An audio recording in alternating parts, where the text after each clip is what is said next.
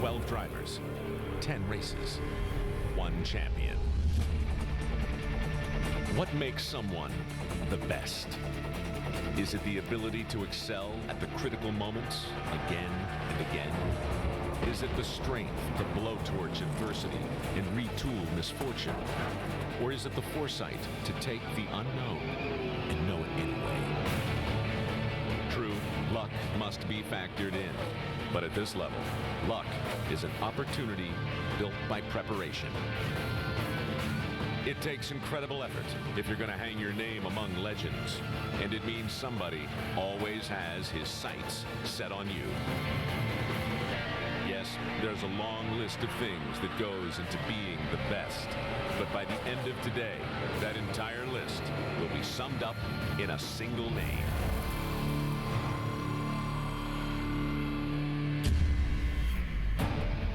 How often do you get to witness history?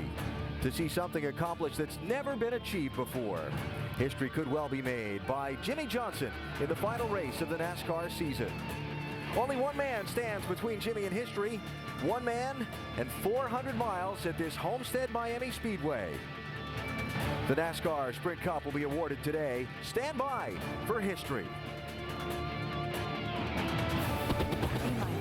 10, 9, 6, 5, 4, 3, 2, ignition.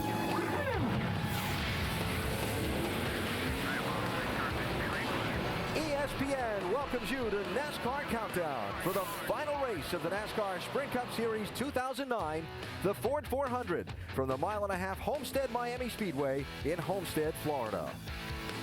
The bottom line on the day where the championship is concerned is this: if Mark Martin earns maximum points, which he could do by winning the race and earning the bonus points for leading the most laps, Jimmie Johnson could still win the title by finishing 25th or better, something he's done in 29 of 35 races so far this year. It's likely, but not guaranteed, for Jimmie. Johnson's history-deciding weekend began in the best possible fashion. In qualifying on Friday, the three-time defending champ made a statement that speed would not be a problem. Winning the pole position for this race at nearly 174 miles an hour, he'll line up first on the grid and hope to stay in front of the fray all day. In the midst of all that a championship-deciding race brings, the crowded garage area, the packed infield, the palm trees and sunshine that can only be South Florida, you'll find our ESPN pit studio. And inside, you'll find Alan Bestwick, Rusty Wallace, Brad Daugherty, Ray Evernham, and the man of the moment, three-time defending champ Jimmie Johnson. Most people would wonder what you're thinking on this day and right now. So what are you thinking on this day? How much longer do we have until I want to get to work? You know, each time you get in the car through the course of the weekend helps things, and I'm just at that point now where it's time to run this race, and I'm looking forward to it.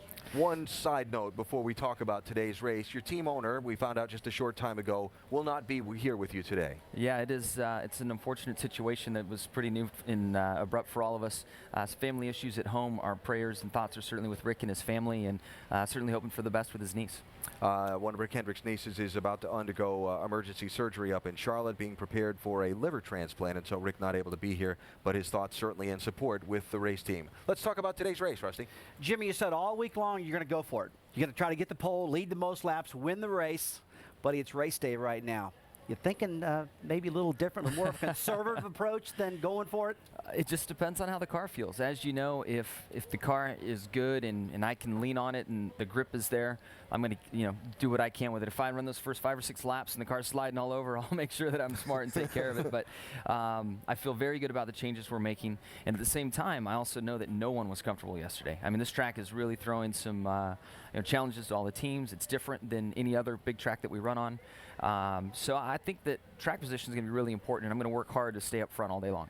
You might find this hard to believe, but we've been watching a lot of shows about you this week, and I heard you say that you have constantly had to reset your goals, to get here, to win and to win a championship. Like, you've won most of the big races we have 2 and 3 times, and now you're hours away from a possible 4th straight championship. What are the goals now? Man, I don't know. I'm trying to keep it simple with today and obviously try to win a 4th championship, but I had no idea things would turn out like this. I grew up racing on 2 wheels on the dirt in Southern California, and to be all the way across the country in a stock car racing on asphalt. Growing up as a kid, anybody that raced on asphalt, we thought were sissies because we grew up on the dirt. We raced off road trucks. So it's just a wild, wild career, and a lot of great things have happened. A lot of great people along the way I've worked with and have, kind of mentored me and worked with me, and all the good times, the bad times, all of it. It's been a very, very amazing ride, and hopefully today we can cap it off and do something that's never been done before. I've got 2 questions. All right, the first one is, your team this year, as it has in the past few seasons, have just shown great resiliency. Did you utilize your past experiences marching towards a championship at this point in time? Are you looking back upon what you've done over those last three years and saying, well, I should be here, these are the watermarks, this is the benchmarks? Does that help relax you during this period of time? Without a doubt. I think there's a lot that goes on subconsciously that I'm not really aware of because I've been here before. That's been very helpful.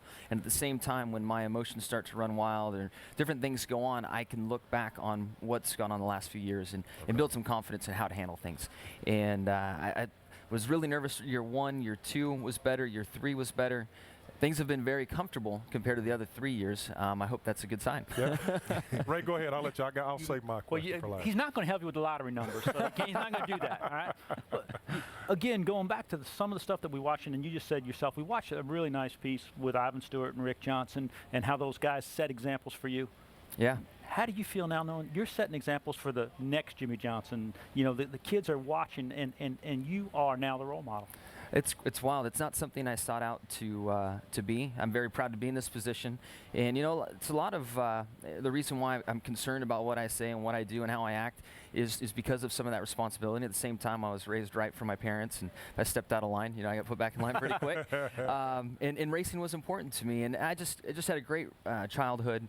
Taught a lot of great values through my motorsports career, working with different owners and crew chiefs and people that really wanted to be in the sport for the right reasons. And if I'm able to pass that along and share that with other kids along the way, this is a great sport. We've all made a great life out of this, and it's anything and everything you want it to be.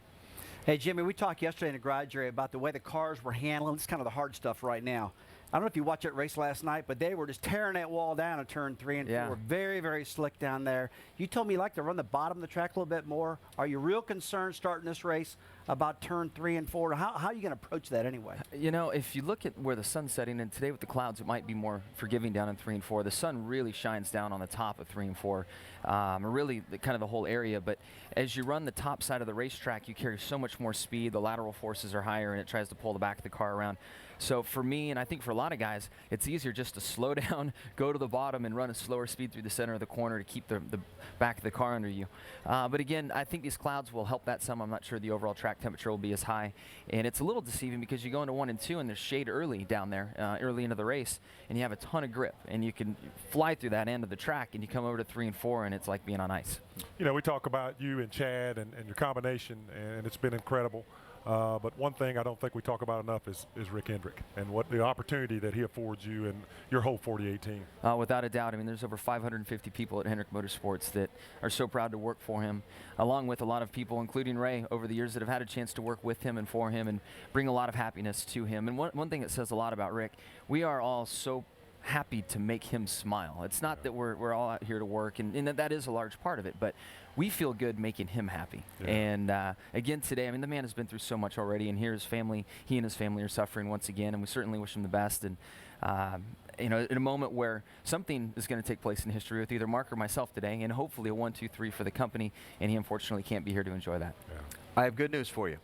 The time of talking about it's just about done, Fantastic. and it's about time to go strap in your race car and set about business. Thank you for the time. We wish you the best of luck today, and thank you. Look forward to seeing you make some history later on today if all goes your way. I look forward to it, and thank you guys for what you do for the sport, and look forward to talking to you hopefully later this afternoon. You got your lucky underwear on? I lost those a while ago.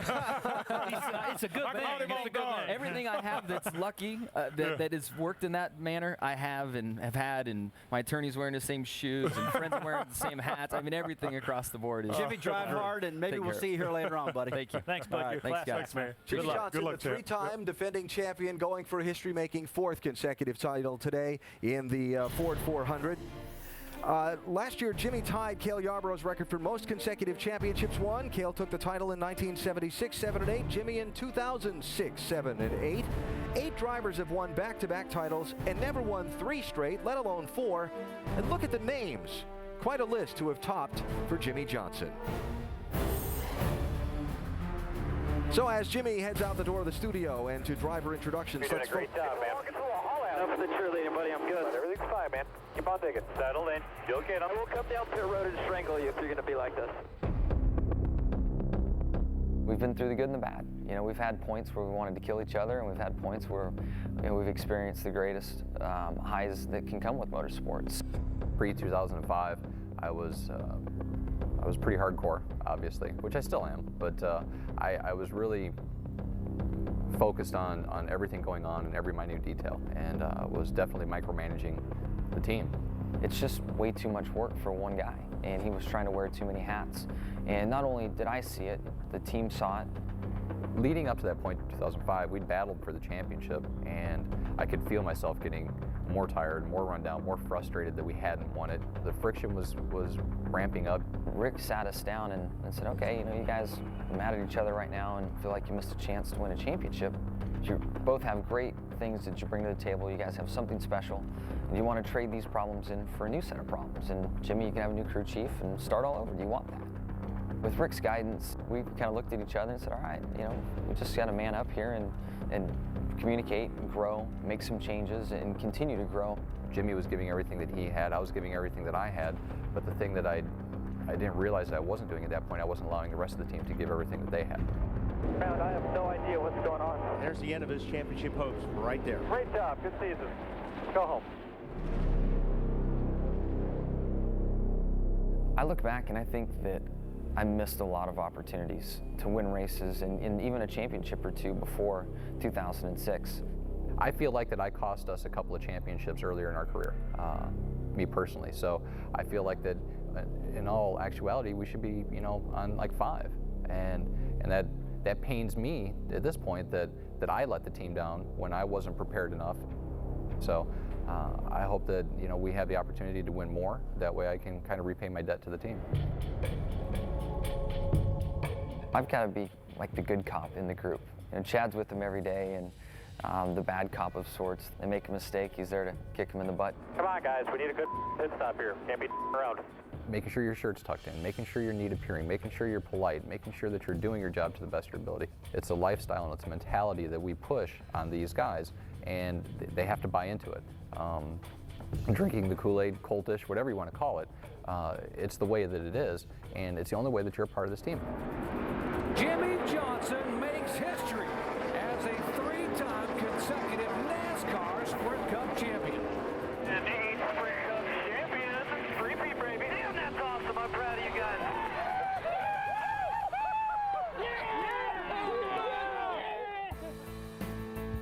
We've got an amazing team, and I don't think people really give the team enough credit. And that's what people have to realize is we've got a team, and that team includes Jimmy. This isn't Jimmy Johnson going to win or battle to win another championship. It's the team battling to do that, because Jimmy couldn't do it if it wasn't for all of the guys. There's that aspect of what we have done together, especially in the last 8 years, that has made this team what it is and capable of having a shot at a 4th championship. Call it greedy, whatever you want it is. We want more. We want to win every race, and you know, people say you can't win them all. I don't believe that. I think you could. The possibility to win every single race is there. You have to have that mentality.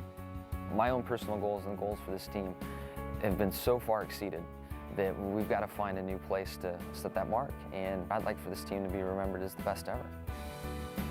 When we are sitting on the porch swings with our grandchildren one day talking about it, people say, you know, they were able to do it, you know, 4 times, you know, hopefully. I hope at that point we can really reflect on it and see what it was all about.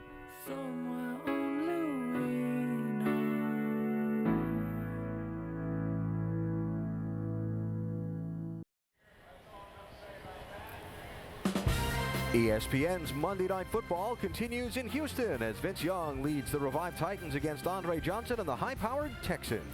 It's Titans-Texans on ESPN's Monday Night Football at 8:30 Eastern. Coverage begins with Monday Night Countdown, served by Applebee's at 7 Eastern. I can't imagine any other sport that can claim this kind of an accomplishment. If that team doesn't implode, they could win 7 in a row. To me, it's more than Tiger Woods or Jack Nicklaus winning 4 majors in a row. You look at his competition. Who has he got to beat? And who's on the horizon that could rise to the occasion, that could go out there and compete with that 48? I don't see anybody. What do you think? The only man who can take the Sprint Cup championship away from Jimmy Johnson today is that man, Mark Martin, the popular veteran, 108 points behind Jimmy starting the race. A tough task the way the NASCAR point system works. Tough, but not impossible. In the times they've raced against each other, Martin has outscored Johnson by that margin or more in a single race 9 times, once here at Homestead-Miami, and the latest being that race in Texas a couple of weeks ago when Jimmy crashed on lap 3. Now, lots been made of the fact that Martin, one of NASCAR's most accomplished and respected drivers, has never won the championship. Mark tells our Dave Burns that he didn't even expect to compete for the title this year because he wasn't planning on entering all the races. Tell me the story of how Rick got you to commit full-time to driving for him. He called me and asked me, come drive that 5 car. And I said no. So he called me again a month later or so and asked me, and I said, no, I won't drive full-time, but I'll drive at partial schedule. The contract shows up on Benny Urtel's desk, you know, my business manager. He says, the contract came, but it's full schedule on mine. You know, he said it real quiet like. And I said, there's no way. There's no way I'll do that. I won't do that to Arlene. She said, well, I already talked to her about it. She said, if you're gonna drive anything, it needs to be that 5 car. They may call him the old man, but he hasn't forgotten how to win a race. Baby, you are unbelievable. Unbelievable how good you are. I'm speechless. I can't talk right now, boys. You know what makes a champion? It isn't the trophy. It's what he does every single day that makes you great. I've earned my place in the sport. No championship trophy or anything else, in my eyes, will really move that position. Anything going forward will be, you know, like icing, which would be okay. I like icing. You hit a landmark in August, your 1,000th start at Bristol. Tell me what that day was like. Man, that was such an incredibly special day.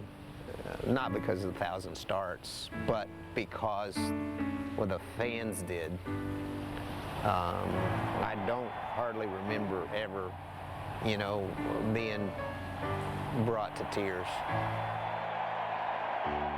What I didn't anticipate was the ovation that I got at intros.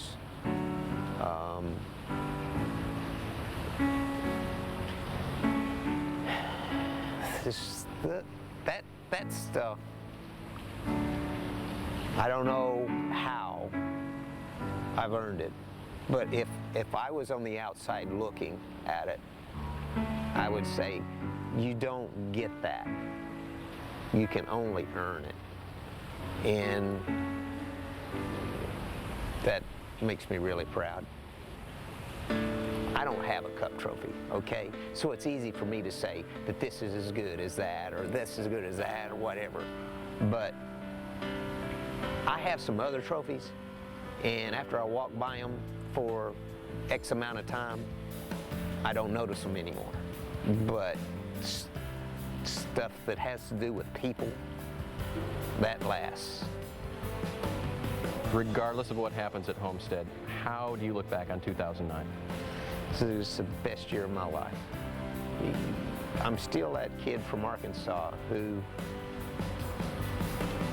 should be really, really grateful to have the honor to work for Hendrick Motorsports and give Jimmy Johnson a run for his money.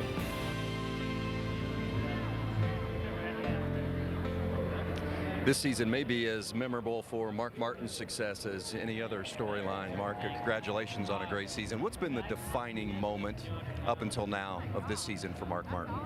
I guess that win in Phoenix, you know, was sort of a breakthrough and a realization of another dream for me. And just, you know, the highlight has just been going to work every day and working with Alan and such an incredible team and group of people.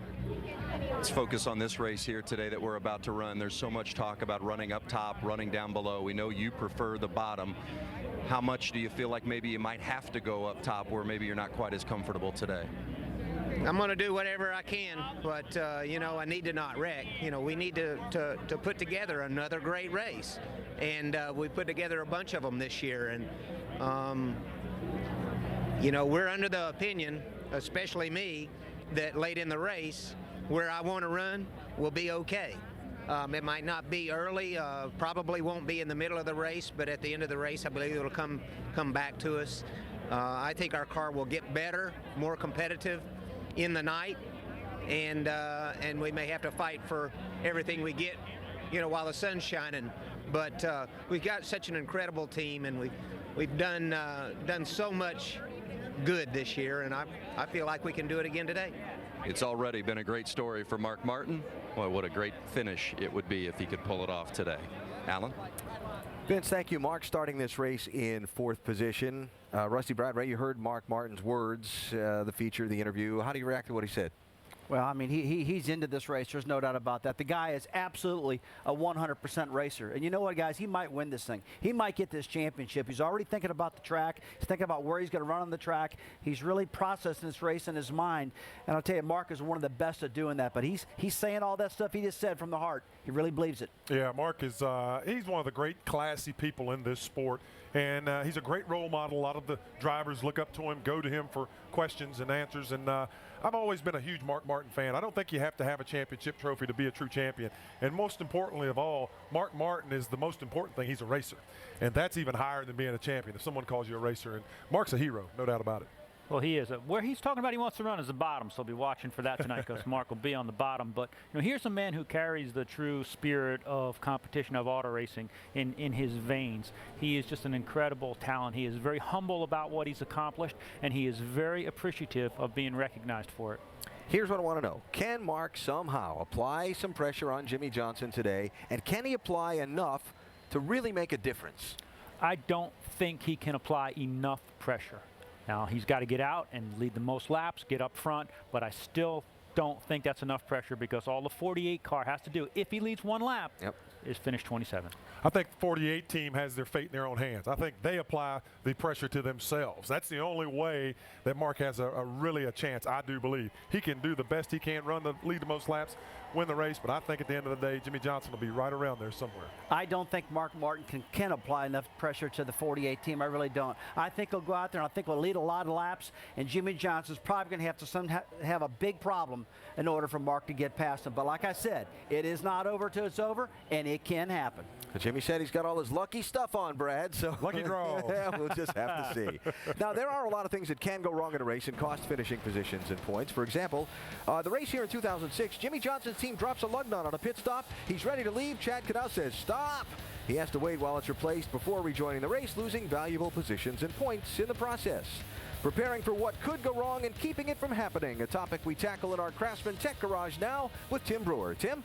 Thanks, Alan. Something as small as a lug nut, but when you're changing a tire and that lug nut falls off, you've got a NASCAR inspector looking right over your shoulder, and if you don't put that nut on there and actually tighten it, he's going to call you. You're going to have to come back in, lose a lot of track position. Another thing, the jack man, he might want to take an extra look, make sure that the lug nuts are on before he lets it go.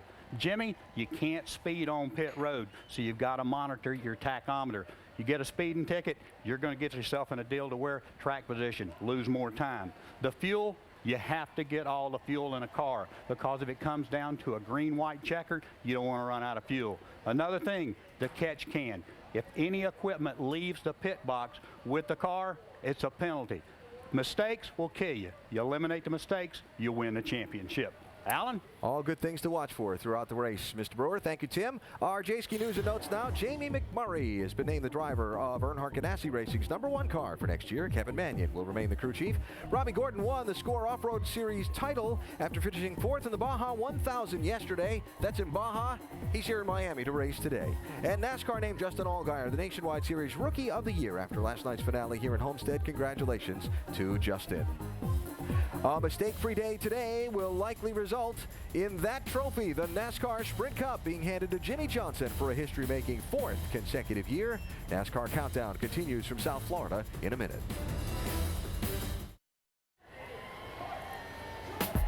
Aerial coverage provided by Goodyear. New Fuel Max tires help you get there on less gas. Calculate your savings at GoodyearTires.com.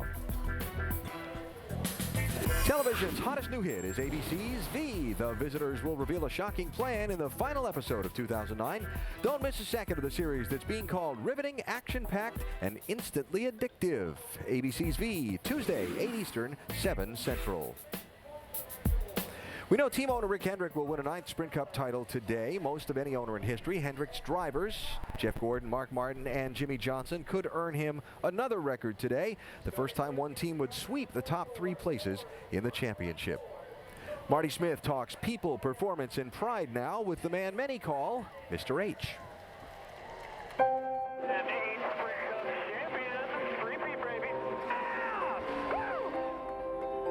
It's hard for me to actually believe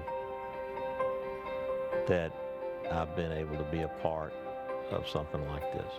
What are you doing better than other teams or owners are? I don't necessarily think I'm doing anything any better. Don't be modest. Well, I'm not being modest. You're going for 4 in a row. I'm fortunate to be on the train with the guys that know how to do it. I think the thing that I'm the proudest of is these guys here have grown up in this organization. I was loaning Jimmy Johnson money to buy cheeseburgers and hauling him back from bush races, so I remember when. And I remember sitting in the first meeting with Lowe's and saying, this kid can win a race. And did you believe it? I did. I had to believe it. But no, I knew Jimmy was going to be a talent. Now, Ricky told me, he said, hey, this guy's going to be a superstar. You mark my word. Never before this year have we had an organization be so dominant, from top to bottom, that it's like, okay, we're taking the top 3 spots. The rest of you guys can fight over what's left. They've been able to take the team concept and really take it to the next level. When you decided to create the multi-car program, people said you were nuts. Oh, yeah. Destined to fail. It would never work. I read that a lot. Why did it work? Boy, it was tough. I mean, that was tough because they lied to me. They lied to each other. When I had Tim Richmond and Jeff Bodine, I would have to, at night, get Jeff Bodine to go over to the other shop, or Gary come on over to Harry's shop. Crew chief didn't want the other guys to see the other crew chief in the shop, so I had to wait for everybody to go home. I thought, how silly this is. But then the crew chief started seeing things on the other cars that would help them. So then it got easier and easier and easier. When we could really see the real benefit of it was when we started the 48 team. When you think you've called Hendrick, they've taken it up another level. And it's like, okay, yeah, we're as good as they were last week, but now they're on page 14, we're on page 13. And it's just a process of trying to catch up with those guys. Makes me feel good. I mean, I've been in a position where Richard Childress and Dale Earnhardt were always the benchmark. I mean, if you're going to win it, you got to look at those guys and say, where can I beat them? And I can remember the days when I thought that just wasn't possible. It makes you feel good because there's a lot of pride here, and you like to be the one that they're shooting at. After the history books on NASCAR are written, there'll probably be 2 great accomplishments. Richard Petty's 200 wins, Jimmy Johnson's, let's fill in the blank for right now. 4, 5, 6 in a row will have to go down as one of the top 2 accomplishments in NASCAR history. When I think about the fact that I've been able to do this for 25 years, and that hopefully we're looking at 9 championships and approaching 200 wins, I can't believe it. I'm going to use one of Mark Martin's words now. I'm living the dream. I mean, I've never thought that that I would be able to even compete in this series. And here you are, 1, 2, 3. How many times do people in life have an opportunity to do something that no one's ever done? The records will be broken, but for a moment in time, if we can be the one that's done something no one else has ever done, then that's pretty neat. As you look at the top 5 in points, the first 3 are Hendrick Motorsports teammates. 4th place Kurt Busch is the first one who could stop the sweep. He trails Jeff Gordon by 42 points.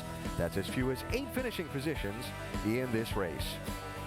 Again, mentioned earlier, Rick Hendrick not going to be able to be at the racetrack today. He's returned back to his Charlotte area home to be with family members as his niece undergoes some emergency surgery. How has this man been able to get people who are competing against each other essentially to work together?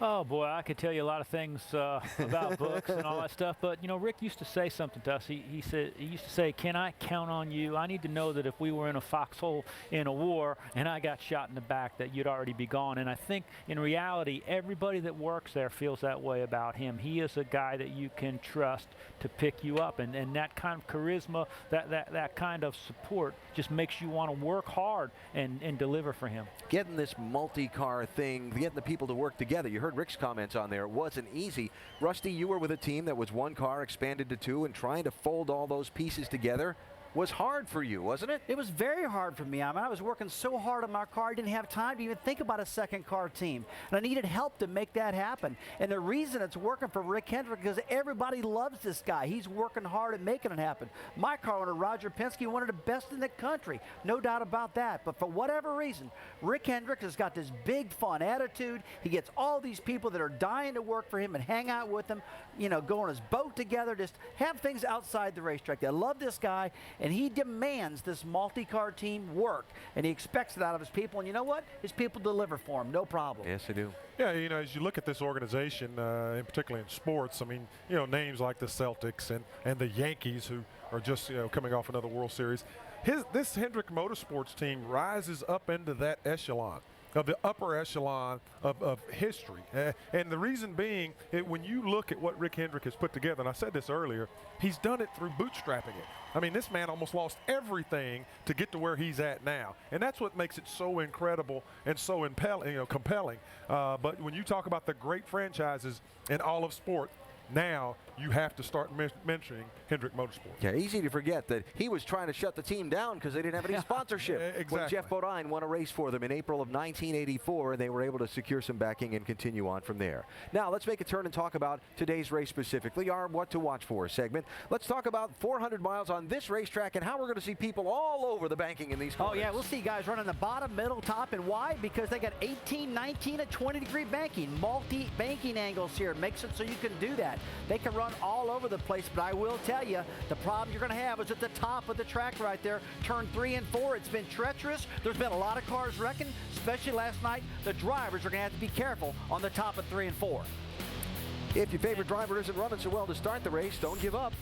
Well, the lines will continue to change. You know, a little bit of cloud cover today, but we're still going from day to night. This track is very, very temperature sensitive, and that changes the line. So if your guy's on the bottom, he might move to the top, and if he's not running good when we start, he'll probably be running good at the end. Yeah. Now, something new for the drivers to deal with in today's race. They haven't had to deal with at this track before. Yeah, and that'll be the access road. But what we'll see is they come off of turn 4, they'll turn directly down onto pit road. And that's a pretty abrupt transition right there as they turn onto pit road. Watch for them breaking splitter braces and those types of things. Really have to protect the nose of that race car because it's such a big transition. You really can't tell on the camera there getting onto it. But as they go down pit road and exit, they'll exit onto the access road. As you see it right there where the sweepers are, they'll swing around that access road all the way around to turn 2 and pick up back on the racetrack. They'll blend back in there. That entry off the pit lane, something a lot of drivers were working with in practice for the pit road speed limit, something a lot of crew chiefs were talking about this morning. Well, like Brad said, they are worried about hitting the splitter. I mean, that's like coming out of your driveway onto the road at 150 miles an hour.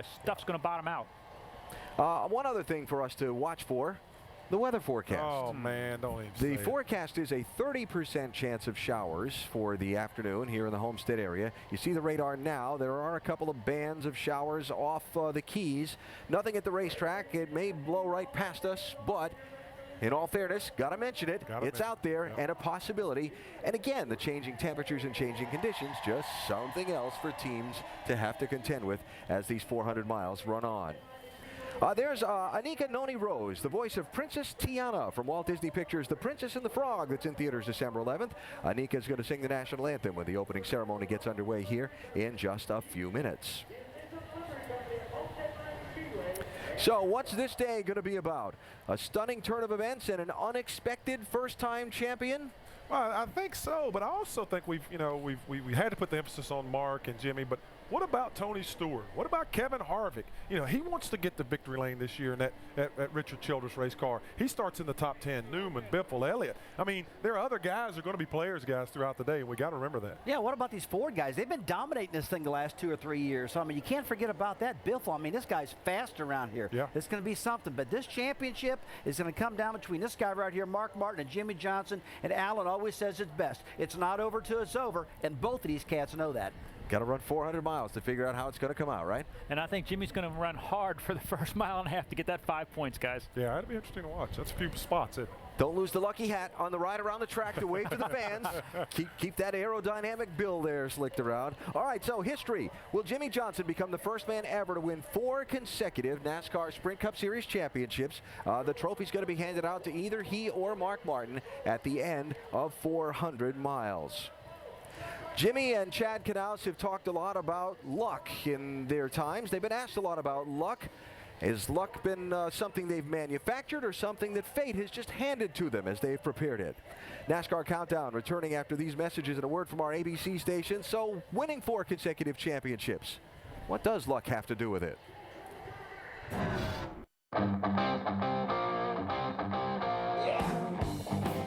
When it's your day, it's your day. We know they're good, and you have a little good fortune on your side, too. we come down, we start changing spark plugs. He's coming like a freight train. When they change those spark plugs, they got some good ones in this time. Well, they did. Behind you. He skirted all the bullets. Oh, nice work, Johnson. Nice work. Thanks for the points. Thank you. There's certain aspects of it that luck, I do believe, comes into play. But luck doesn't last forever, and luck doesn't guarantee success or disaster. I mean, you have to create those opportunities and put yourself in position. If you're running 30th and you get into an accident, more than likely you had a reason why you're running 30th and you got caught up in that accident. So was that a bad pit stop? Was it a bad pit call? Well, that's not luck. That's because something happened. Something led up to that point. Luck works with us sometimes, and we don't have that moment, and we get through and things look good, and there's other times where luck works against us. We got trouble. Jimmy Johnson sliding off turn 2 and pounds the inside wall. Jimmy Johnson's car has been completely destroyed. I'm not going to lie, this right here is a disaster. There is luck to a degree, for sure, but I really feel like that there's not an awful lot of luck in racing.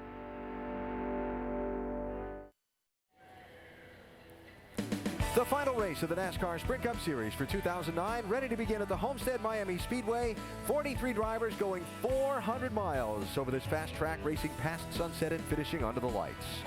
They all want to win, but only one will. They all want to be champion, but only one will. Today, that'll be one of 2 men, Jimmy Johnson, who certainly has the odds stacked in his favor, or Mark Martin, who won't give up right until the very last lap. Time to go trackside for the opening ceremony. Ladies and gentlemen, please rise and remove your hats as the 42nd Fighter Wing Base Honor Guard of Homestead presents our nation's colors. And remain standing as Pastor Fidel Gomez of Calvary Chapel, Kendall offers today's invocation. Our God, we thank you today for the freedom that we have, the freedom that has been obtained by every man and woman in the armed services. We pray today for the safety of the fans in the stands and all throughout this place. Lord, help the officials today. May they be safe. May they use wisdom and discernment. Lord, we pray for everybody in the pits, that they would be protected, that they would be safe. And Lord, of course, for the drivers, may you have them be highly competitive and yet fair and safe. Thank you for this time, and we pray this, Lord, in the name that is above every name, the King that is above every king, that at the name of Jesus, whoever turns to him would have everlasting life, In Jesus' name we pray. Amen.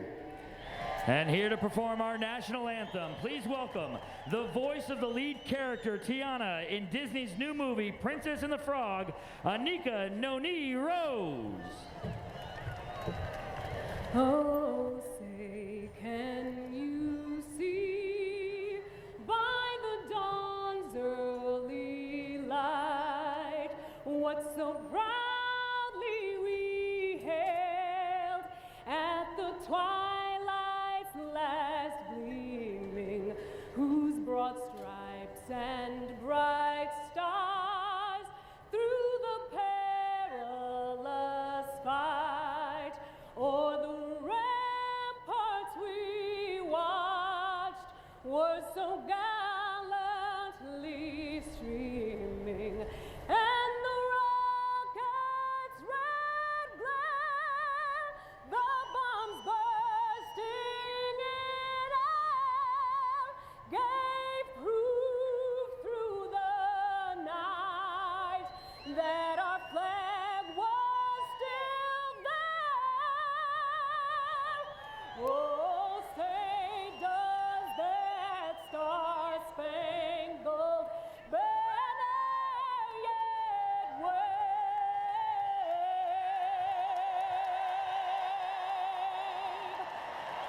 o'er the land of the free and the home of the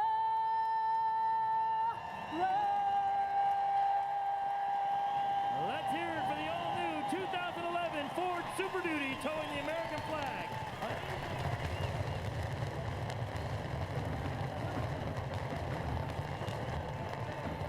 So as the drivers climb aboard and buckle in, we think for a moment about yesterday's NASCAR Nationwide Series race here. Kyle Busch clinched that championship in the finest style possible by winning the season's last race.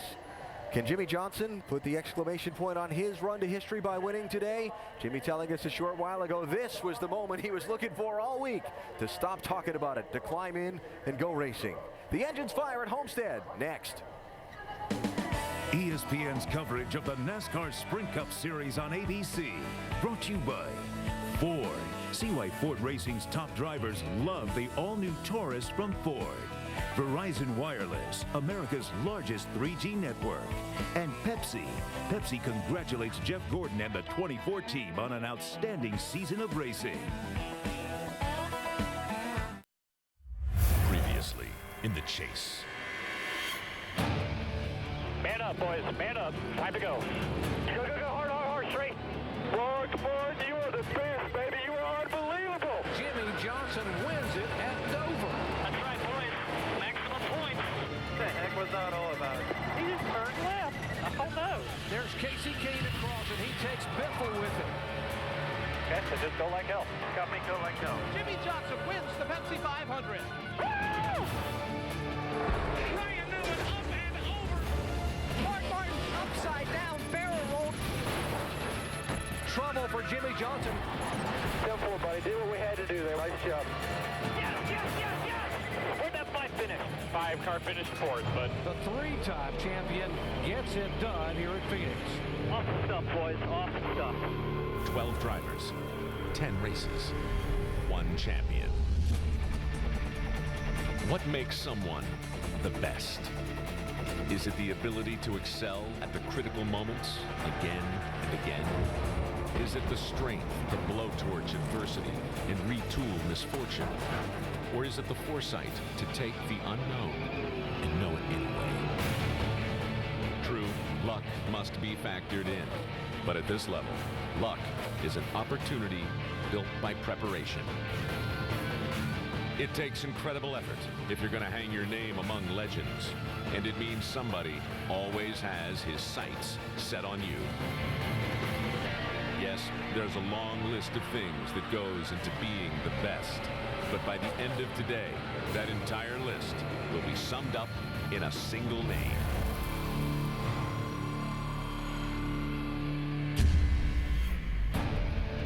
The best, a fitting description for Jimmy Johnson and his team the last 3 years. The title they're ready to claim again in the final race of the season, the Ford 400 at the Homestead-Miami Speedway. There are plenty of obstacles in the way, a tough field of competitors, and the perils of racing at high speeds in tight traffic over 400 miles. Make no mistakes, the title is theirs. But what do Lady Luck and her partner Fate have in mind?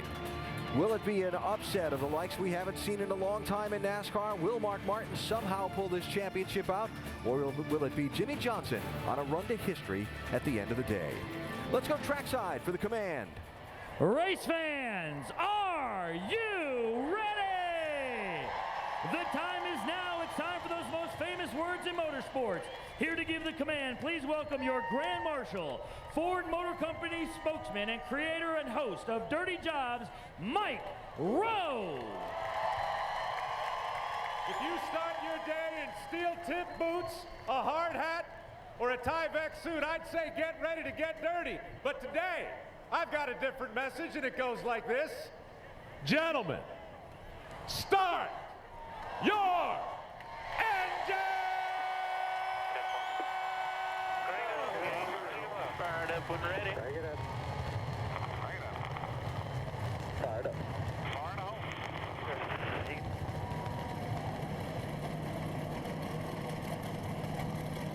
Yes, sir. 1, 2, 3. All right, Curtis, he's on the air. As soon as you. Now that is the way to get a race started. As we get ready to begin the final race of the year, let's go up to the booth to three men who have seen a lot of NASCAR history and know all about the ups and downs of Championship Sunday. They've been there and done that. Dale Jarrett, Andy Petrie, and Dr. Jerry Punch. Gentlemen. Thank you very much, Alan. Hello, everyone. Glad to have you folks with us. I want to get my engine started, too, now. Mike Rowe's got me all fired up. Folks, it is just this simple today. No matter what happens in this race, we will make NASCAR history when the checkered flag waves tonight. Either Jimmy Johnson will become the first driver in the 61-year history of NASCAR to win 4 consecutive titles, or we will crown NASCAR's first 50-year-old champion in Mark Martin. Now, guys, break it down for me. How do you see this championship unfolding here tonight? Well, I'm kind of like Jimmy Johnson said earlier. I'm tired of talking about it. I'm ready for it to happen. And far be it from me to tell Jimmy Johnson how to run this race. He knows how to win this championship. But I think that Jimmy's going to lead this first lap. He's going to get those 5 bonus points, buy him a couple of more spots if something should go wrong. This is going to be, though, the longest 3 hours of Jimmy Johnson's life. He has everything right there in front of him, but he can't let his guard down for 1 second. I think we see him be a little bit aggressive at times, but he's just going to do what he has to do.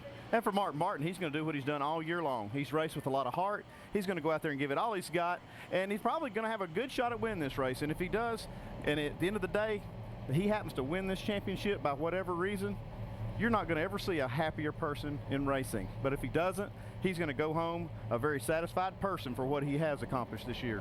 You know, aside from the championship chase, there's a lot at stake for a lot of hard luck drivers and teams that have one final chance tonight to make a statement for 2009.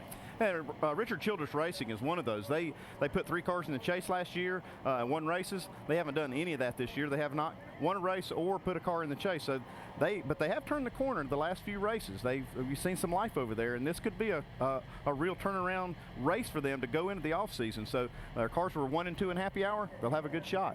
Yeah, and you know, as much as we've talked about Hendrick Motorsports, 1, 2, 3 in the points, there's a 4th guy over there. Oh yeah, he happens to be the sport's most popular driver, Dale Earnhardt Jr. Been showing a lot of promise lately. He would dearly like to finish this year in victory lane. And I got to believe the flagship team for Ford, Roush Fenway, has got to be a little bit disappointed with their performance thus far in 2009. 5 teams, and yet they have just 3 wins. Yeah, and of course this is Ford Championship weekend. These guys would like to be in victory lane whenever this day is over. They've won 3 races this year, but the 2 guys that won their 11 races last year, Greg Biffle and Carl Edwards, have yet to go to victory lane. They would like to change that here today. Well, let's see if Carl Edwards can indeed change it tonight. His last win came here a year ago. Carl is our in-race reporter and starts 24th in his Aflac Ford. Let's visit with him. Hey Carl, Dale Jarrett, the ESPN. You have a copy? I got you, Dale. Hey man, thanks for talking with us. Let's get right to the mailbag. And Riley from Tallahassee, Florida asked, you won the Cup race at Homestead last year, and Roush Fenway runs really well there. Can you explain the magic that the Roush cars have at Homestead? I don't know. I hope the magic's still there, though. That's a good question. You know, yesterday we had a great run in the Ortho Fusion. This Aflac Ford Fusion I just love this racetrack. We have a blast here sliding around. It's real slippery. You can race anywhere, and hopefully it works the same way it's been working past history. Yeah, Carl, speaking of last night, we saw you have a great run there, a chance at winning that race. And we saw the racing get very exciting as the sun went down last night. Does the track get that much more grip, and can we expect some of that tonight? Yeah, I hope so. There was one point last night where I was racing with Burton and Joey and Kyle, and man, we were having an amazing battle. And I think you're going to see a lot of that tonight, and that just comes from that track being so wide, and the banking here is perfect for that kind of racing. Okay, Carl, we appreciate you talking with us as always. Have a great day. We'll talk to you later on. Now Andy's going to talk to your crew chief, Bob Osborne. Thanks a lot, guys. Hello, Bob Osborne. Andy Petrie in the booth. You got us? Yeah, I got you, Andy. Pretty low, but I got you. Okay, Bob, we've seen before what Carl Edwards is willing to do to win a race. We saw it at Kansas last year, and we saw it last night. I mean, he was rolling the dice to try to get a win. What are you willing to do down in the pit box to get a win here in this last race? Well, I'm willing to do just about anything to get a win here. I think the key here is, trying something different. I think like trying left side tires on the right or something like that, might win the race. You never know. Well, good luck with that one, Bob, and if you get away with it, it'll be great. But anyway, all kidding aside, good luck today, and thanks for talking to us. Great year. Sandy, I appreciate it. Okay, joining Carl, we'll have onboard cameras in 8 other cars, including both of our championship contenders, Mark Martin, who starts 4th, and Jimmy Johnson on the pole. Back after this message and a word from our ABC stations. Here at Homestead-Miami Speedway, the cars have rolled off, and we are just moments away from the start of the Ford 400 NASCAR Sprint Cup Series season finale. This broadcast is available in Spanish by activating your SAP button presented by ESPN Deportes. As today's starting grid's being revealed to you across the top of your screen, let's revisit some of the key storylines we'll be following today. Here's Dave. And Doc, even the numbers could be on Jimmy Johnson's side today. If he clinches his 4th trophy by winning his 8th race of the season, it will be his 48th career victory. Vince Welch? Well, if Mark Martin is to achieve victory today and challenge for this championship, his team needs to have a perfect day in the pits, earn some positions on pit lane, and maybe at the end of the day, he'll be in victory lane. Doc? Thank you, guys. 43 drivers have visions of victory. 2 of those are chasing history. The points leader has never won the season finale. In the last 2 years, a driver starting 4th has won the race today. That would be Mark Martin starting outside of row 2. Folks, it is time to make history here in Homestead, so buckle up as we turn them loose for the final time in 2009.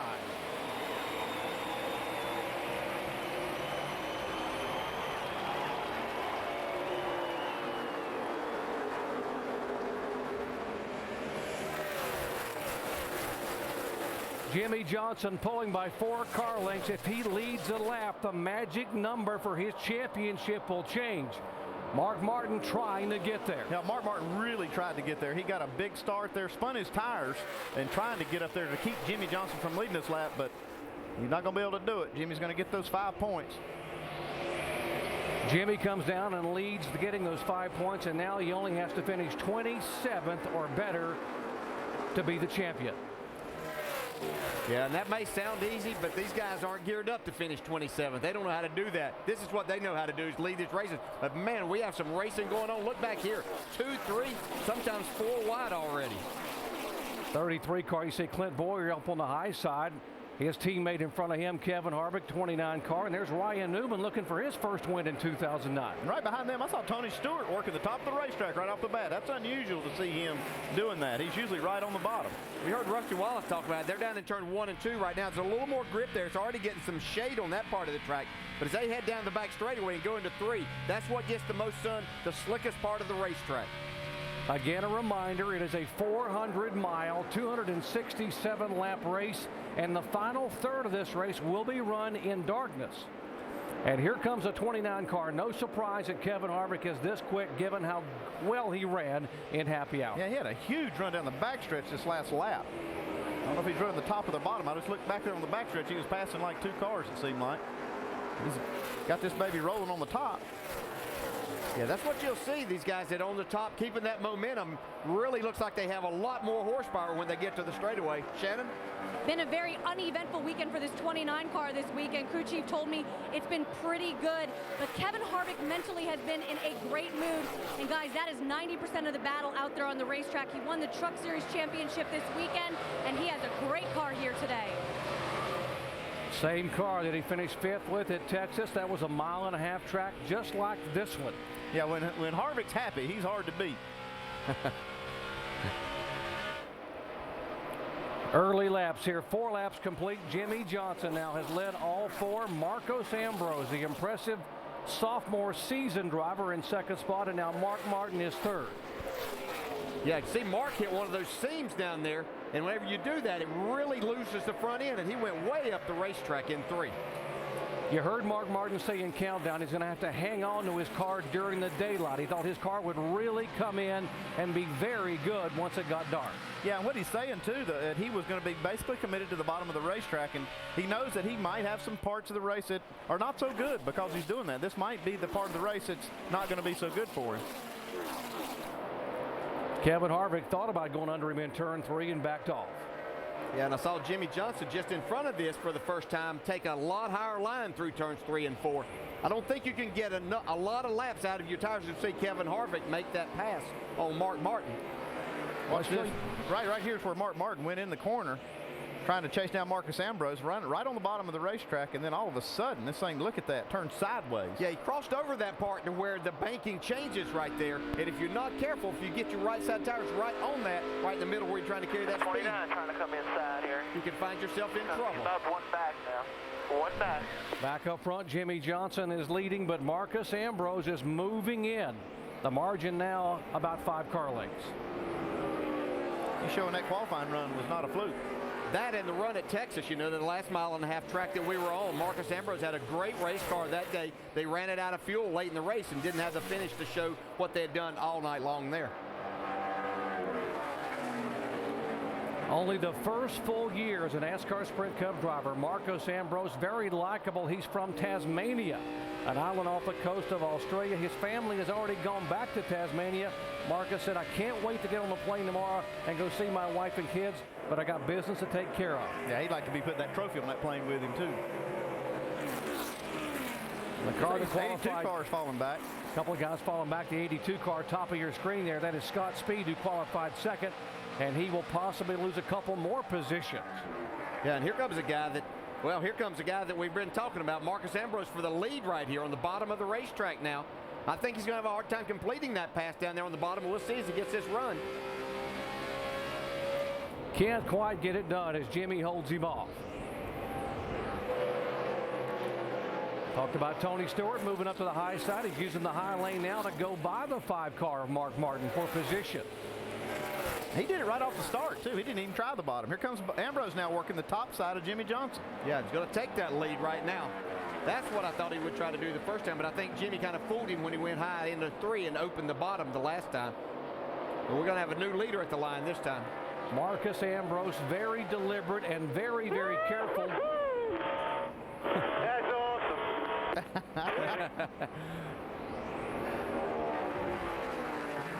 When he passed Jimmie Johnson in Bristol, Tennessee, folks, back in August, he did the same thing. He said, Jimmy who? As he went by. And now Marcus Ambrose, one of the most colorful characters in the garage area, is our leader here at Homestead.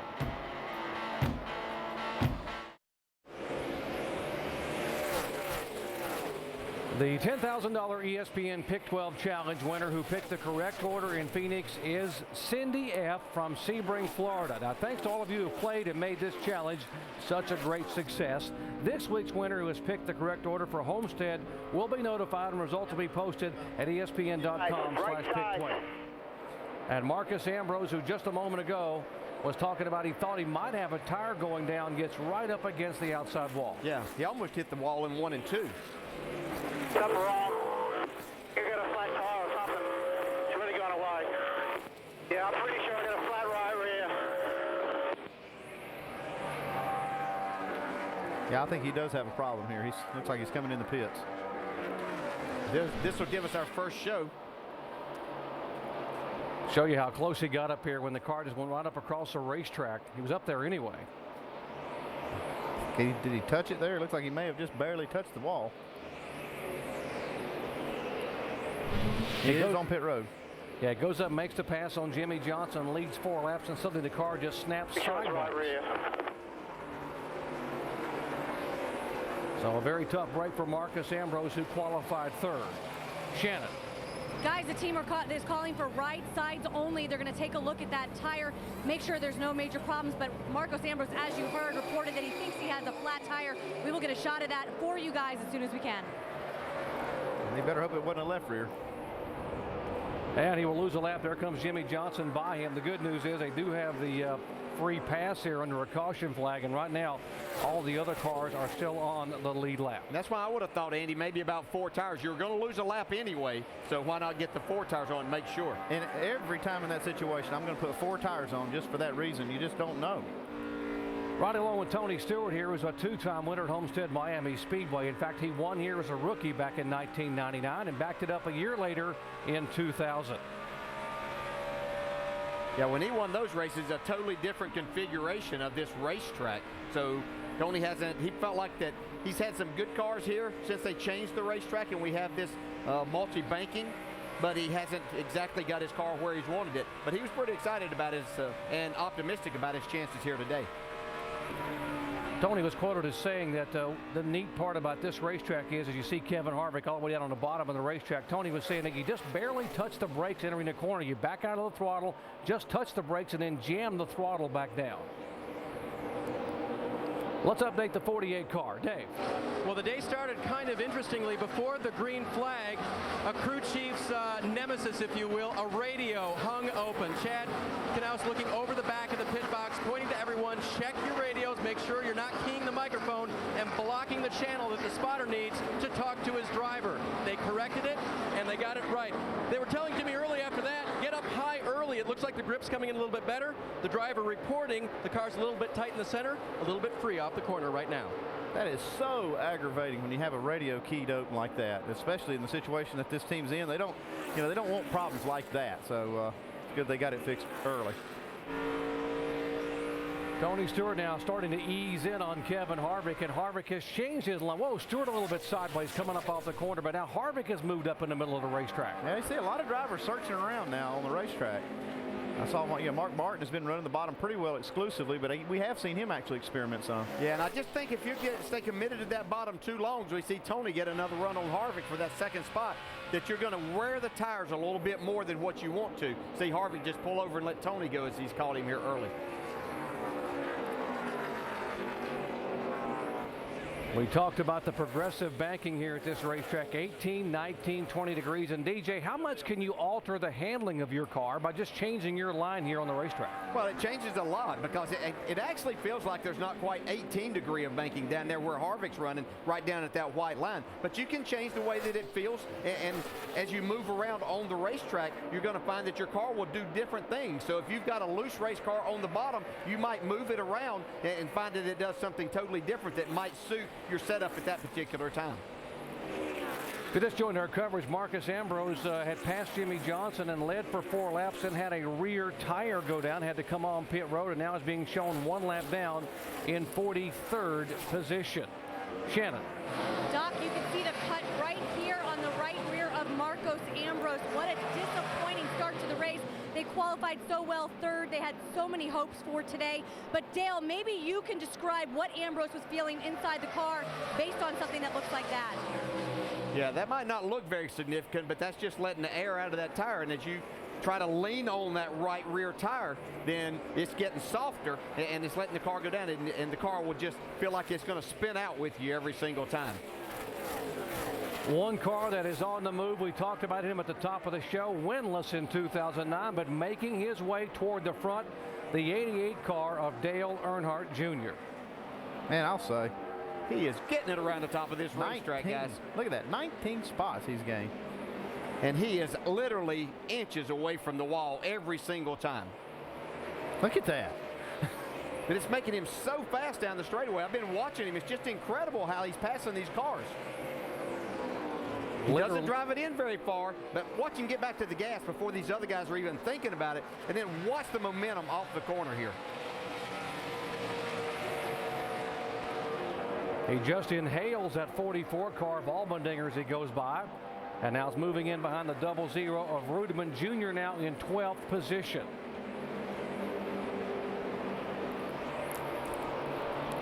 Well, the man who's chasing history here, trying to win his 4th consecutive championship, Jimmie Johnson, won the pole on Friday, was very good in happy hour on Saturday, and right now he is being shown as our leader here. He has led twice for 21 laps. The differential point-wise, 143 points back to Mark Martin, who's being shown in 4th spot.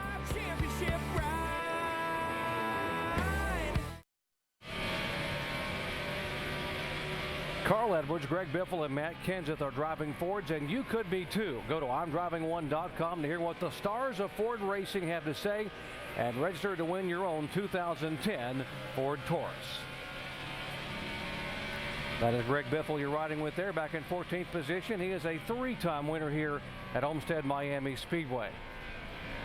And the 47 car now back on pit road. Yeah, that thing just laid down all of a sudden, like the motor messed up or something. Don't know what they're working on down there. What is it, Shannon? Well, right now the guys are working on changing the battery. They're looking under the hood. You can see that, just trying to diagnose it. Marcos Ambrose really didn't have a clear-cut explanation. He said one time he thought he was blowing up, and then he said it might be electrical, but they are changing the battery and just taking a look at everything they can right now. Well, that's heartbreaking for that team. They had such a good car. Talking about good cars, how about Jimmie Johnson now? Got to be a little bit of a surprise that they know they talked about being good early on, but I thought Jimmie would lead a couple laps and then find a place to ride. I guess he has got a place to ride. That's the best place to ride. There's no traffic. Yeah, you're gonna. We talked about how Hendrick Motorsports wanted to finish 1, 2, 3, and the first ever trifecta finish for a single team, and Kurt Busch is trying to be the spoiler here because he is trying to move in now on Jeff Gordon for 3rd position. When the day began, it was just 42 points. Kurt Busch in 4th spot behind Jeff Gordon. And right now, Kurt Busch running 7th on the racetrack. Jeff Gordon running back in 9th position. Up front, here comes Tony Stewart. And I don't know if you heard the story in NASCAR Countdown that Marty Smith was talking about. When Jimmie Johnson qualified on the pole, you're the leader. It was Tony Stewart he went to get advice from on where to run. Stewart helped him, and Jimmie got out of the car when he won the pole, went back to thank Tony, and now Tony takes the lead away. Dave Burns. Tony Stewart's report on the car so far, just a little bit tight in the center of the corner. They will make a wedge adjustment on their first stop to help that. As for Jimmie Johnson, he reported about 6 or 8 laps ago that the tires seemed to have lost all the grip that they had initially. Vince? Mark Martin, you recall in the pre-race show, the countdown show, he said, I much prefer the bottom. Well, as crew chief Alan Gustafson knows, they're going to have to run around the top at some parts of this race today. But right now, Mark says, in 1 and 2, I'm not too bad, but I am awful loose in turn 3. Either way he goes, he says, you cannot make me any looser, but somehow you got to figure out a way to make me turn a little better in the center. He's holding steady in the top 5, but not an ideal car here in the early stages for Mark Martin. Doc? And again, as you said, he said that when it gets dark, our car's going to get better and better. Right now, he's just trying to hang on. He doesn't look too far in the rearview mirror because the guy behind him that's coming is Clint Boyer in this 33 car there.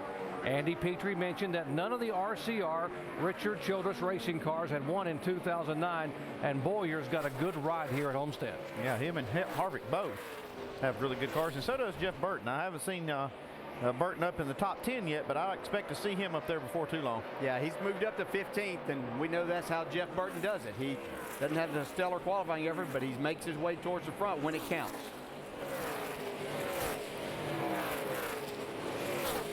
Talked about Burton's performance last week at Phoenix. He came from 36th starting spot to finish 2nd and was driving the car sideways. Another brand new race car and another car that's really hooked up to the racetrack here for him. Yeah, I talked to him last night after the Nationwide race. He had such a good car, really had a winning car if the circumstances had worked out for him. And just talk about how just all the cars, everything, Nationwide Series and Cup cars over at Richard Childress Racing are running better. Hey, watch these guys battle. Let you know that Dale Jr. has moved just into the top 10 now. He scraped the wall a minute ago, but it hadn't slowed him down. Well, it was just a matter of time before that was going to happen because he was only an inch away from it from the start. There's Juan Pablo Montoya in the 42 car. You have no idea how loose this is. He thinks it's funny. My car Looks was scary loose. to I me. never was laughing too much about it personally, so it's nice he can have a sense of humor about it. Well, he scraped the wall on Friday, spun out on Friday, scraped it on Saturday. Thus far, he's missed it today, but obviously the car is a handful. Here comes Bill Elliott back on the backside of Montoya trying to make the move. Bill Elliott had a great qualifying effort up in the top 10, the 8th spot. Hanging on pretty well here. That's the 17th spot. He's battling Montoya for the 16th spot. So a good run for these guys early. Yeah, the Wood brothers spent 2 months building this brand new race car, and Elliott said it was worth the wait. He said it is the best car he has been in, they have built in a year and a half. And look at Boyer, how high he's running. Yeah, watch the run he gets right here down the straightaway. Looks like he'll probably be able to clear him this next corner. Probably so. Although the turn 1 and 2, you can still get a good run down the bottom, but I think Mark's going to give him that spot right now. Or Clint's going to take it whether Mark wanted to give it to him or not. Clint Boyer, 4 top 10 finishes the last 6 starts, including a 7th last week at Phoenix. Well, the guy they're chasing in the points right now and the guy they're chasing on the racetrack is one and the same. It is Jimmy Johnson, or pardon me, there is the 14 car of Tony Stewart, and who has gone by Jimmy Johnson, who is in 2nd position. Stewart's now opened up a 9/10 of a second lead over Johnson. 39 laps in the books. Back after this message and a word from our ABC stations. Riding along with the leader, Tony Stewart, as we remind you that Sunday in the comeback story of the year, Whitney Houston performs live. With 5 nominations, will Michael Jackson be the night's biggest winner? Plus performances by the Black Eyed Peas, Carrie Underwood, Lady Gaga, Rihanna, and more. It's the American Music Awards tonight at 8 Eastern, 7 Central on ABC. And our aerial coverage today is provided by Goodyear. New Fuel Max tires help you get there on less gas. Calculate your savings at GoodyearTires.com. Tony Stewart has opened up a 1.1 second lead over the would-be history maker, Jimmy Johnson, running in 2nd after 45 of 267 laps. Johnson leading earlier, making Mark Martin's challenge now Jimmy's goal, if Mark wins the race, 27th or better in this season finale. Now, besides Jimmy and Tony, the headline maker in the early going is Dale Earnhardt Jr., who started 32nd. He needed just 35 laps to enter the top 10, running an extreme high line that's got him up there scraping the wall, Rusty. He is flat flying around the top of the racetrack, but he's getting too close to it. Right here, he scrapes into the wall. He's taking another shot, smoke pouring out of the car, but he's still going. He's still using the top side of the track. He's just going to have to be a little bit careful. And we all know that's the line that he loves the very most, and it's working for him now. But hey, hold on a little bit, Junior. Don't get too crazy out there on us.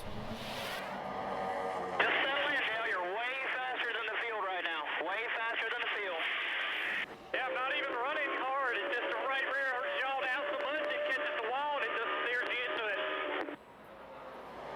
it. Dale Earnhardt Jr. not even running hard?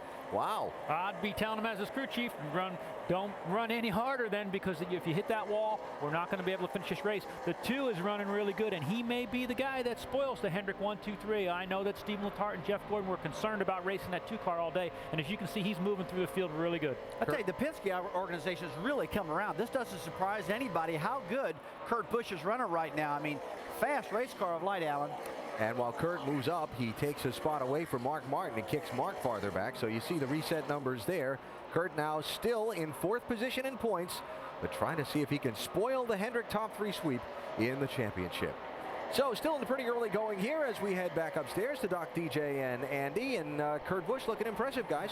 Very much so, and driving the same car, Alan, that he won with at Texas. He named the car Patriot. He had the Operation Homefront paint scheme on it when he won the last time on a 1.5-mile racetrack. Now here's Jimmy Johnson running in 2nd spot, mired in some traffic. Yeah, that's good. Good race for 2nd developing right here. You see Kevin Harvick in the 29 car and his teammate Clint Boyer right there in that 33. Well, it's a tight spot right here for Jimmy. Yeah, he does the right thing. Yeah, and that's kind of why Harvick caught him, because he's been extremely careful around this traffic. Whoa. You can't blame him. Look at this. Boyer just almost gets into the back of Elliott Sadler, dodges the back of Sadler's Dodge. No pun intended. He said, man, they call this a race, right? I'm going. Clint doesn't have anything to hold back for. Heck no. He needs to get to victory lane.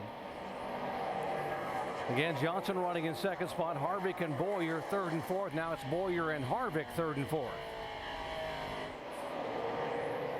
71 cars, Bobby Labonte driving the Chevy that he's owned by Kevin Buckler, that he signed to drive for the entire 2010 season. Here's a 17 car, former winner here in the pits, Vince.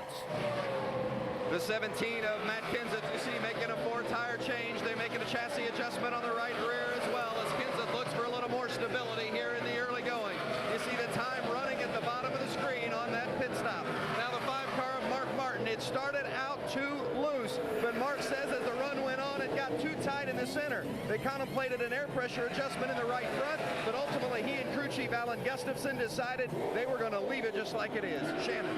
Dale Earnhardt Jr. in the 88 car, great run going for these guys. It's a little bit snug for Dale Jr. He said, free me up. They're going to try with air pressure. It's going to be 4 tires for Dale Jr. These are scheduled pit stops. We've seen the guys come on around lap 50. Others coming down pit road. You see Tony Stewart right side of your screen. He is the leader. Let's go down to the Harvick pits. Shannon. Kevin Harvick says the front end is sliding, but there was a change. The rear tire changer, he has sick with the flu, so he's gone to the infield care center. They took someone from the 07 on the rear tire. Dave. Jimmie Johnson slides to a stop. They will change 4 tires. Mike Nauer, the catch can man, has already made a track bar adjustment for Jimmie Johnson. He said the nose was getting tighter and giving up on him. It's a clean stop for Jimmy. That is the key for Jimmie Johnson. Be clean, be deliberate, have no mistakes on pit road with lug nuts. 33 car, Clint Boyer coming down toward you, Shannon. Clint Boyer, another RCR driver, having a great run here today. Says the car is getting looser and looser, so they are going to make a track bar adjustment. You see that wrench in the back window there. It is a great run so far for the 33 and all the RCR camp. 4 tires for Clint Boyer. Vince. 31 of Jeff Burton coming off that great run last week at Phoenix, but he says it's a little loose on the throttle, tight in the middle. They made 4-tire change, and of course filled it up with Sunoco fuel. Dave. Tony Stewart has given up the lead. He comes slowly down pit road to the attention of his office depot crew. They will make a wedge and an air pressure adjustment for the leader. He was talking most lately about the car being just a little bit tight in the first center third of the corner. You see big Jeff Patterson making a wedge adjustment there. He is the gas man. He will fill it full of Sunoco fuel. Jeff Gordon is finished with his pit stop work. You see him coming to the left there. It is whoa, it's tight for them coming off pit road. There goes Stewart. The 2 car was the leader. You see Newman and Gordon now finishing. That car, Kurt Busch, got credited with leading a lap, got 5 bonus points, and now he makes his first scheduled stop of the day, coming down at 45 miles an hour. Let's go back down to Dave. And Doc, that was exactly the plan. Crew Chief Pat Tryson told him, stay out there, we'll see if we can get 5, and then come down pit road. The wrench going in will be a track bar adjustment for Kurt. It is track bar for a loose race car. Also air pressure adjustments to help him. But we know loose is fast, and Kurt has been moving through the field. Before this round of pit stops started, Kurt was running in the 7th position after starting in the 12th spot. Let's go over the wall with Mark Armstrong on the 7 car, Robbie Gordon.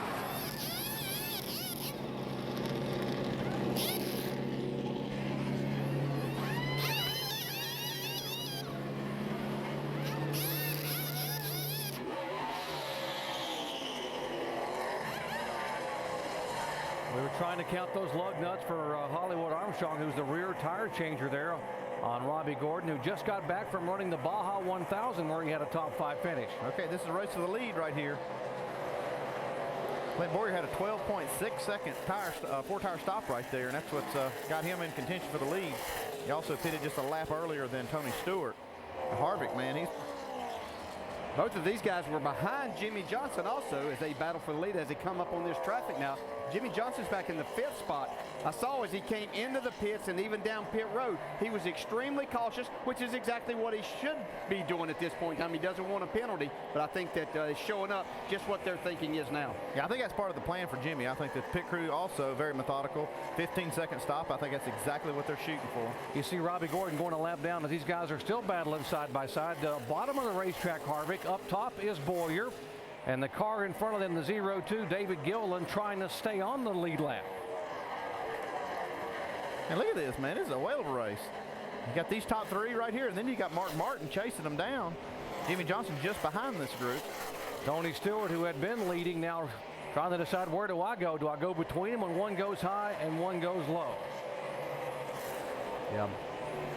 Now Mark Martin being shown in 4th position. Jimmy Johnson back in 5th. That means that Mark Martin would gain something. Of course, now Jimmy Johnson has led a lap. He has the 5 bonus points. Mark is yet to lead today. And Mark would love to get up there and battle for this lead and get those 5 points. Yeah, he did a great job getting on and off of pit road even to have these guys in sight, because he had lost touch with the leaders for a little bit there at the end of that first run. Here comes Tony Stewart on the inside.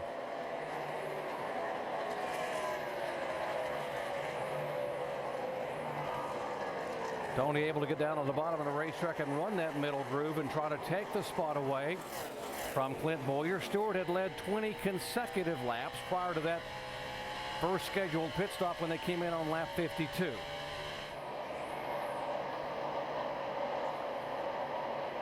Well, it has to be pleasing for Richard Childress and this entire organization to see these cars up here battling for the lead.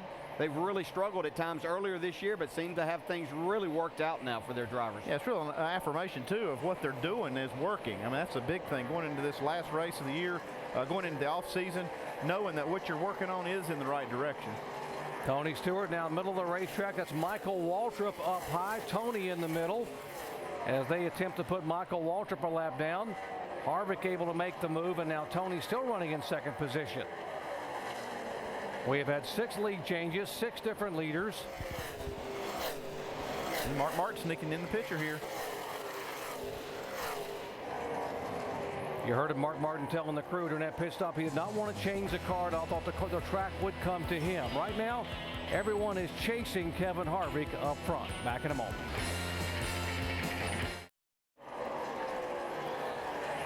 Lap 64 here at Homestead-Miami Speedway, and the 2 championship contenders battling on the racetrack. Mark Martin in the 5 car being shown 4th. Jimmy Johnson is 5th and trying to make the pass to go back by Mark Martin. The point differential was 113 points, and now with Jimmy making that pass, with 123 there, of course, Jimmy Johnson now has led and has gotten the 5 bonus points for leading a lap.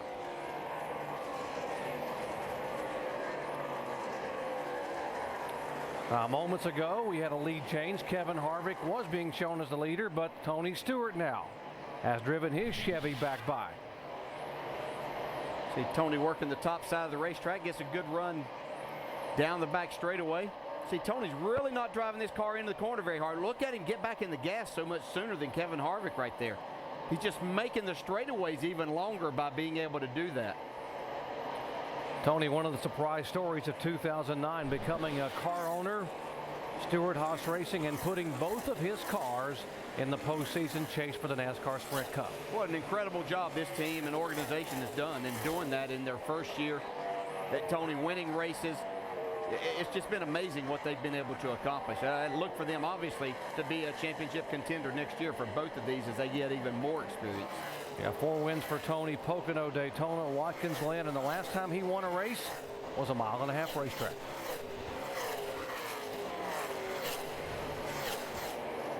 Let's update the 48 car. Dave. Good pit stop for them. Jimmy said, I definitely got the grip back that I was looking for.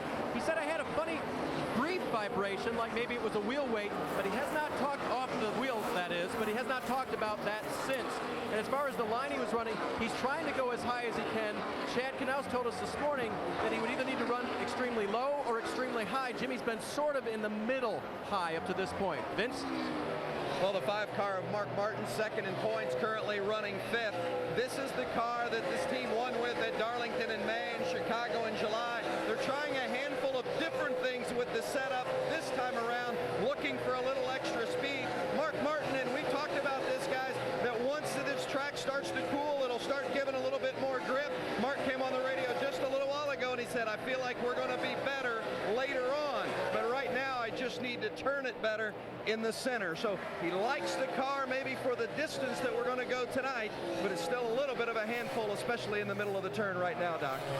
And as the sun goes down, that car will get better and better and better. Right now, the guy 3rd in points is running in 6th position, the 4-time champion, Jeff Gordon. By the way, this is the only track that Jeff Gordon has never won a race on. And Kurt Busch in the 2 car, well, Remember, he's the one that wants to get up there and spoil the Hendrick trifecta, the first 1, 2, 3 finish, and you see the differential there. Kurt Busch running in 10th position has actually lost some points. He was 42 back when the day began. Well, the AT&T fastest pit crew of the year has been decided, and points were accumulated by the team who won each race by fan votes and by an ESPN pick, and it came down to a 1-point difference, and the winner is the 24 team of Jeff Gordon, with Earnhardt Jr., Stewart, and Johnson finishing in that order. Now, on behalf of Jeff Gordon and his team, $20,000 is being donated to the Victory Junction camp. And there is Kyle Petty on the stage for the presentation of the check from AT&T. 70 laps in here, the season finale, the Ford 400 at Homestead-Miami Speedway. It is Stewart, Harvick, Boyer, Johnson, and Martin.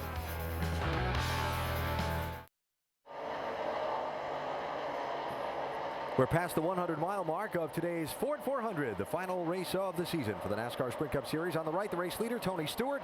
Up on second place, Kevin Harvick by 2.3 seconds. On the left, the top two in the championship, Jimmy Johnson and Mark Martin, racing for 4th and 5th positions on the track from the pit studio with Rusty, Brad, and Ray. So far, all Tony Stewart's way. What about the two championship guys? What have you seen from them so far? Right now, they're being patient out there, Alan. They know that when darkness comes, these cars are going to handle it completely different. I've talked to Johnson and Mark Martin. They're going to try to primarily stay on the bottom of the track. They feel uncomfortable up top. You see them get loose right there, just kind of guarding these cars right now until the track gets hooked up with the darkness. Yeah, it's going to be interesting to watch. They both seem to be pretty equal, and Mark has actually tracked down Jimmy, and Jimmy's just being very, very patient, like Rusty said. Find himself a good open space to ride and take advantage of not being in traffic right now. So it's going to be a shootout. These two guys are going to be duking it out as it gets darker. Well, don't forget about the guy that's third in points. It looks like they made some adjustments on that pit stop, and his car is running better because he's closing the gap on those two guys. So those three Hendrick cars seem to be pretty matched, and with the way Junior's running, I think he's going to be up there too. Looks like Hendrick has found something along with the RCR cars for today. One of the things that goes along with the last race of the year is drivers' last drives with people they've been with or rides they've had for the year before they go separate ways. Martin Truex Jr., his last ride for the Earnhardt Ganassi team in this one car before he moves on for next year, and it started off awfully well. So far it's okay. And next year, Truex Jr. is one of the guys I'll be looking at. He'll be teamed up with Pat Tryson. Kurt Busch's crew chief should have a great run next year. But this guy right here, this veteran, Jeff Burton, he's been on fire of late. He's running real well. Yeah, the RCR guys have found something. All of them are up in the front there. And Richard Childress said they've been building some new cars, and he attributes that to what they found to moving Scott Miller into a different engineering position, overseeing the building of all those cars. And you can see the results on track today. This young man, I'm expecting, though, to have a tremendous year yet next year. And I'm talking about old Junebug up there near the wall now, where he does it best. I mean, I think he and Lance McGrew are going to go forward in a big way, especially for next season. They built some good race cars down the last part of the year. They didn't have good finishes to show for it. He's got a good race going today, but I think next year, old Junebug bounces back, baby. Martin Truex working on Jeff Gordon for 6th place. Here's a guy moving on from a group of people that he's been with basically since the start of his career. A lot of the guys at Earnhardt Ganassi Racing were with Dale Earnhardt Incorporated. The man who brought Martin Truex Jr. into his fold and made a Nationwide Series champion out of him and so on. And here he is at his final ride for them, and he would love to find a way to put that car into victory lane tonight as Gordon looks back on him a little bit for that 6th spot. Yeah, he and Kevin Mannion have done a great job and good opportunity to move forward. Caution on the racetrack.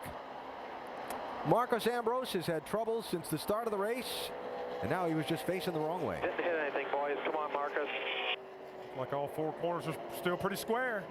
Line it back up and go get it again. Ambrose 14 laps down in the 41st position after spending time on the pit road earlier, having the carburetor changed on that car, a cut tire, then some problems under the hood, and it has been a very tough day for Ambrose after starting in 3rd position and passing Jimmy Johnson for the lead in the early part of this race. Let's see what happened to Marcos. Like he's up there in the high stuff, gets into the marbles up near the wall. I tell you, it's really difficult. As we see, you got to really have a talent for doing that as Junior, and those guys do it. And he just got up there, got loose, turned it sideways, didn't hit anything, but boy, he's having a tough day thus far. Not the day he was hoping for with that great qualifying run and great starting position. So after 100 miles already, and we just get to the first caution flag of this race. Now, this is one of the key pit stops, guys. These guys need right now to start keeping up with this racetrack, making adjustments, maybe loosening the cars up a little bit, tighten them up, whatever your car needs. But the temperature's changing, Ray. It is changing, Rusty, but you don't want to take too big a swing out of it because the sun is still out, and guys like Mark Martin, Jeff Gordon, Jimmy Johnson, they know this race is going to finish with the lights on, so they're not going to take a big swing at it. They've got a comfortable spot, and they want to make sure they ride on it without over-adjusting. That signal you saw the NASCAR officials giving to some of the pit crews a minute ago is allowing them the extra man to go over the wall to clean the windshield for the drivers. So here they come to the pit road for stops. These will be at lap 82, Vince. That's right, and Mark Martin, the only issue he's having with the car right now, he just doesn't feel like it's got the grip. Turned a little better in the center that time. They're going to put around a wedge in the right rear. It's interesting and important that he's got a clean entry to his pit box and a clean exit. That makes a difference. Shannon? Loose into the turns is what Kevin Harvick is saying. They're going to put some wedge in the left rear, and they're going to make 4 tires on the 29. Dave? Entry and exit of the corner is okay for Tony Stewart. It's the center that's tight. He'll get a wedge and air pressure adjustment. Jimmy Johnson will get a wedge adjustment for his race car and an air pressure adjustment. He said, I can make it turn with the back end of the car, but I'd rather have it roll through the center. Tony Stewart's going to win the race off pit road.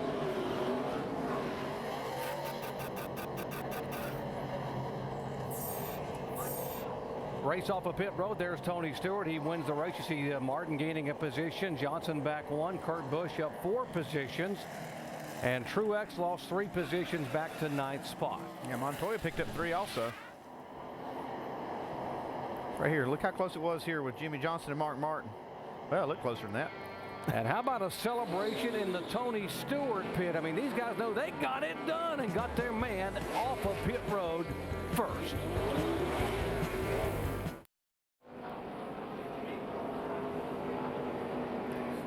Under caution for the first time today, the Ford Taurus pace car leads the field around here. 84 laps of 267 are in the books in the season finale.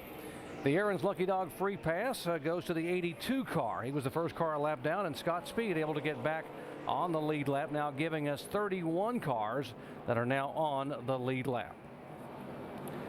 Let's compare some pit stops. We talk about some of these guys being conservative, particularly Jimmy Johnson, and is it costing him a little bit in the pits? Yeah, they're just being very methodical about how they're doing this and going about the race. But Mark Martin, on the other hand, his team's pulling out all the stops, and they've made up 5 spots so far.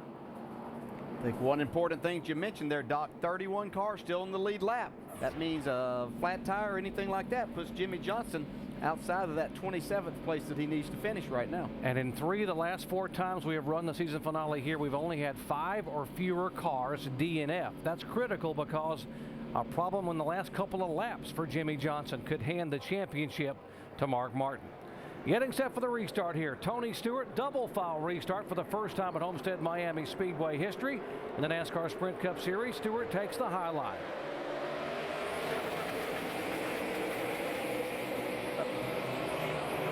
Like Kevin Harvick spun his tires maybe just a little bit, had to protect that inside, but didn't spin it long.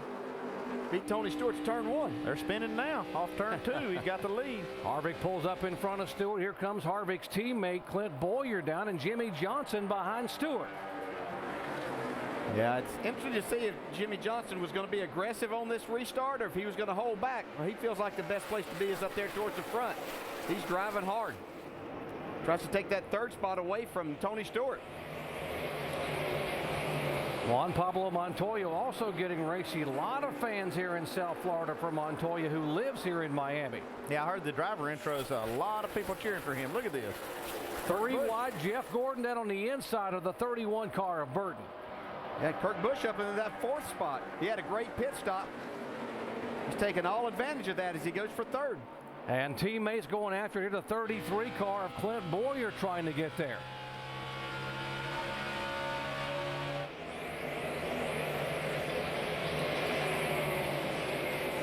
Hey, see Montoya making the move on Stewart. Wasn't Stewart leading this race on the restart? Juan Pablo Montoya has to be the surprise of the chase. 5 top 5 finishes in 9 chase races. And now he's working on the 2 car for position. That would be for 4th spot. No wonder he was laughing when he said his car was loose. He knew it was going to come to him. Jimmy Johnson now hugging the bottom of the racetrack. Will try to slide up and take a spot away from Boyer. That would be 2nd position. I don't know if Jeff Gordon had a problem there, if it's just in that corner, but he's really slowed up.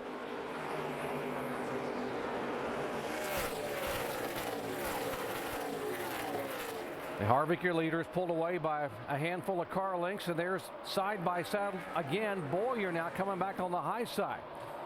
You see on the left side there, Jeff Gordon, you see him backing off the gas, getting in the corner. He's definitely holding this group up. Don't know whether he's got a problem or just this set of tires is not agreeing with him. The Allmendinger slide up in front of. Take us a flag. Let's come on a pit. We'll get the wave by. Don't wreck the thing. That was Steve Letarte. Guys, for the first time in this race, Jeff Gordon is going backwards. He just came on the radio and told his crew, I think I might have a flat. Be ready. They are watching him closely. As you guys said, he does have an issue. Well, the last thing he wants to do is pit without a flat tire, but you don't want to wreck the car. Yeah, sometimes you get yourself up there, as we see Montoya and Jimmy Johnson still battling for that third spot here. Montoya's come on like he was shot out of a cannon here. Juan Pablo Montoya knows that I know you want to win a championship, but I want to win a race on an oval. I've only got one win in Cup, and that came at Infineon on the road course. Man, I know Jimmy wants to be aggressive, but this is not a guy to be messing with this part of the race. Let's update Montoya. Shannon. The team is also keeping their eye on Tony Stewart in the 14 car. They want to finish in the top 5, mainly because, guys, there's a bonus for the guys back at the shop if they do finish in the top 5, and the team really wants to be rewarded for this season. But Juan Pablo Montoya, a little under the weather this weekend, despite being home and having so many family and friends here. He actually received an IV last night. But you know what they say? Sometimes we see drivers actually have better races when they're not feeling good. Indeed, Shannon, you sort of find something extra when you're not feeling that well, and just make it happen as now Montoya goes sailing by the 33 car of Boyer for second position. Yeah, look, right behind Boyer's Jeff Burton. That gives Richard Childress Racing 3 of the top 4 spots right now.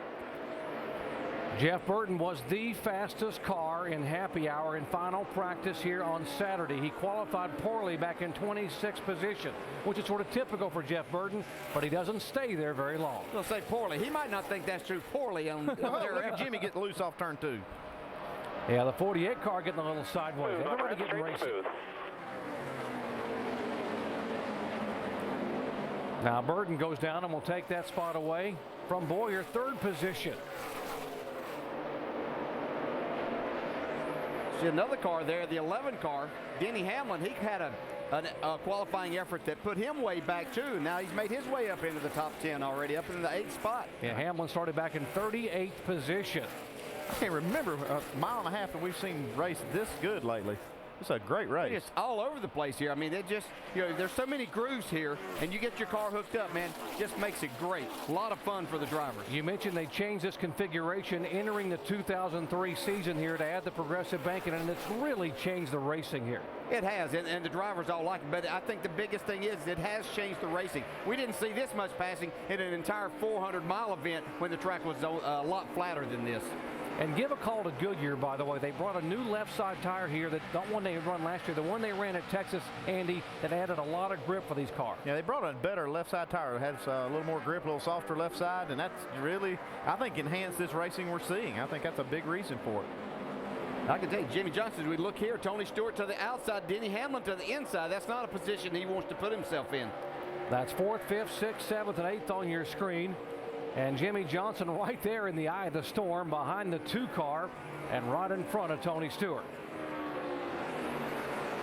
Again, if you just joined our coverage, Jimmy Johnson did lead early, so he's gotten the bonus points for leading a lap. He only has to finish 27th or better to win the championship.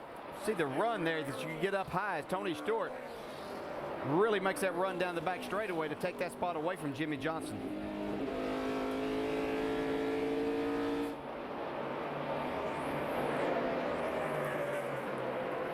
We might mention Jeff Burton now starting to ease in on the second place car of Juan Pablo Montoya.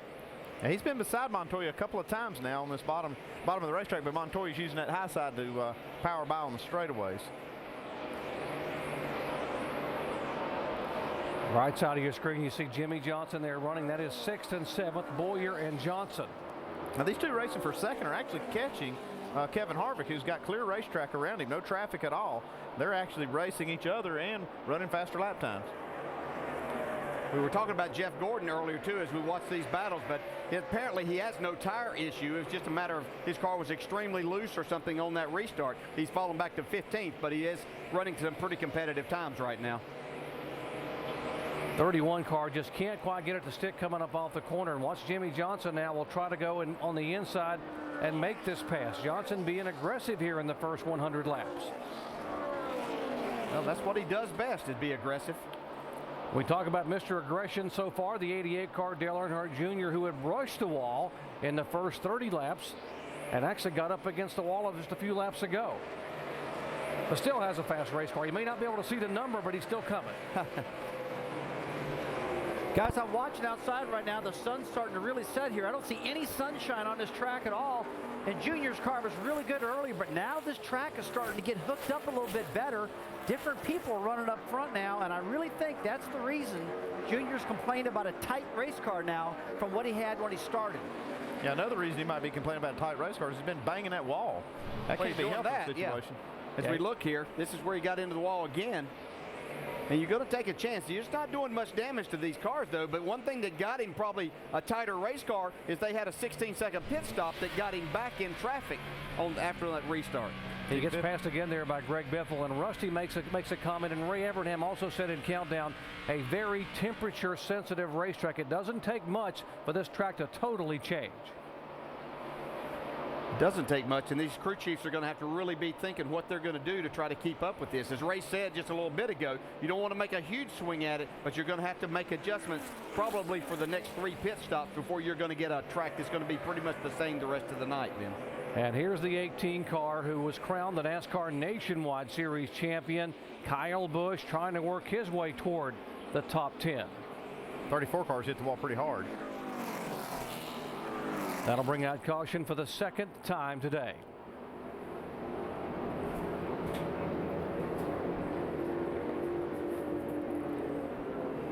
Now that contact there could be devastating for Brad Jenkins, who owns this car, because you got to be in the top 35 in owner points to be guaranteed to start the first 5 races for 2010. And this car right here was sitting on the bubble 35th in owner points. Yeah, he's got a lot of damage. You see now he's getting more. That tire right front explodes now, makes a big mess. But he had a good cushion on that 35th coming in here, so it's going to take Scott Speed's team. That's the only one that can pass him. They'll have to have a stellar race today to take advantage of this. He was still on the lead lap at that time, but that's why he was trying to stay out there that time, as you see the tire come apart and blow the right front fender off this thing. This is a big break for Jeff Gordon also. He was really struggling that run. Come here, get a reset, get some more tires.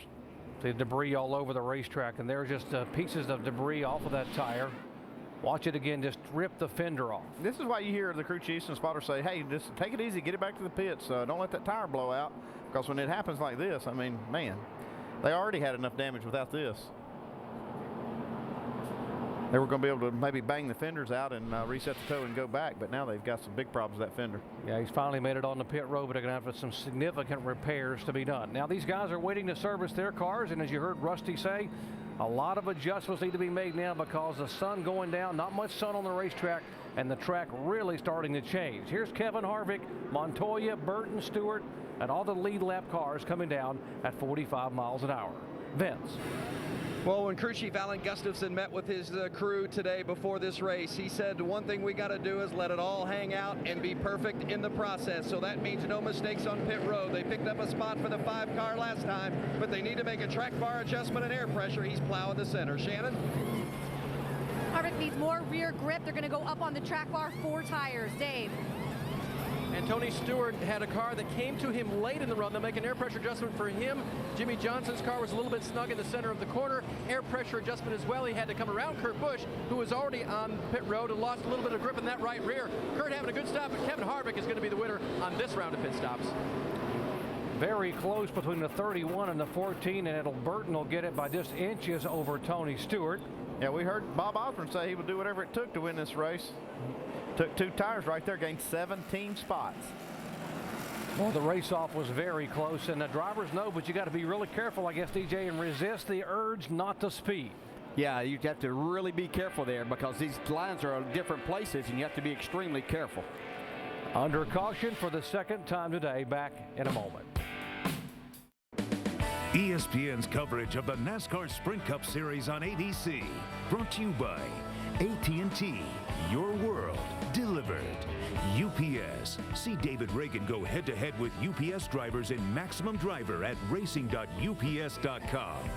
Aflac. We've got you under our wing. And Frost Brewed Coors Light, the world's most refreshing beer. Just 30 laps away from halfway here in the season finale of the Ford 400, and the would-be champion a little rattled here. Listen to Jimmy Johnson. You wander down to Boyer's spotter and ask him why? Yes, sir. On my way. Don't worry about it, Earl. We don't need to be starting that right now. I'm starting anything. I mean, these are guys that, come up and shake my hand and say they want to work with me, and I'm so much faster, and I end up being disrespected like this. One thing if you ran the same line the whole time, but to come down and get on my door through the center of the corner through 3 and 4 3 times when I was inside of them, that's just uncalled for. Talking about the 33 car, Clint Boyer, and Jimmy a little bit frustrated about how close the 33 running to him. Yeah, I can kind of understand that a little bit from Jimmy's side, but coming from Clint Boyer's side, he really doesn't care a whole lot. He just wants to go forward. If he can take advantage of Jimmy, he's going to do it. First time we really hear our champ a little bit aggravated by things happening, but you're going to have that. Maybe some of the pressure. How about some of these pit stops? The two tires by Edwards. Look at these teams getting it done. Under 13-second stops for 4 tires, but you see Carl Edwards getting 2. Brad Keselowski's team right up there in the top 5. Both of the Penske cars there in the top 5. But will Edwards pay the price for 2 tires only? Can he hang with the rest of these guys? I'll say he's going to pay dearly. Yeah, I think they'll think that's a bad idea after they run a little bit here. Well, this time Jimmy Johnson able to beat the 5 car off of pit road. Johnson restarts in 7th position. Harvick, our leader. Jeff Burton, his teammate, beside him.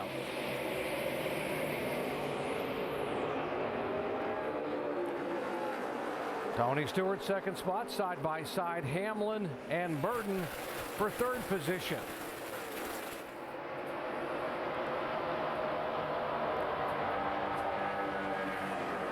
Jimmy Johnson now on the bottom of the racetrack falls in behind Denny Hamlin. There's the 2 car middle groove, and Montoya. Again, Montoya aggressive, looking to the inside of Jimmy. I'm just saying, I would not mess with Montoya if I was Jimmy. I don't think Jimmy wants to. He's just in that position right there, so can't just back out or you get run over from behind. It was just a little bit of a tap at Texas 2 weeks ago to totally change Jimmy Johnson's day and change the complexion of the chase. And Jimmy can ill afford to get bumped here in the finale at Homestead. Right now, we still have 37 cars on the lead lap. See Boyer, oh man, he's just about slides up into Jimmy off the corner. Yeah, we had 6 cars to take that wave around. That put more guys on the lead lap once again.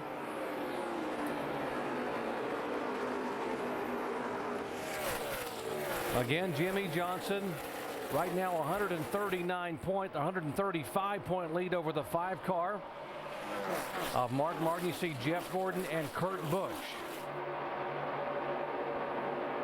Look at the margin between Gordon and Busch there.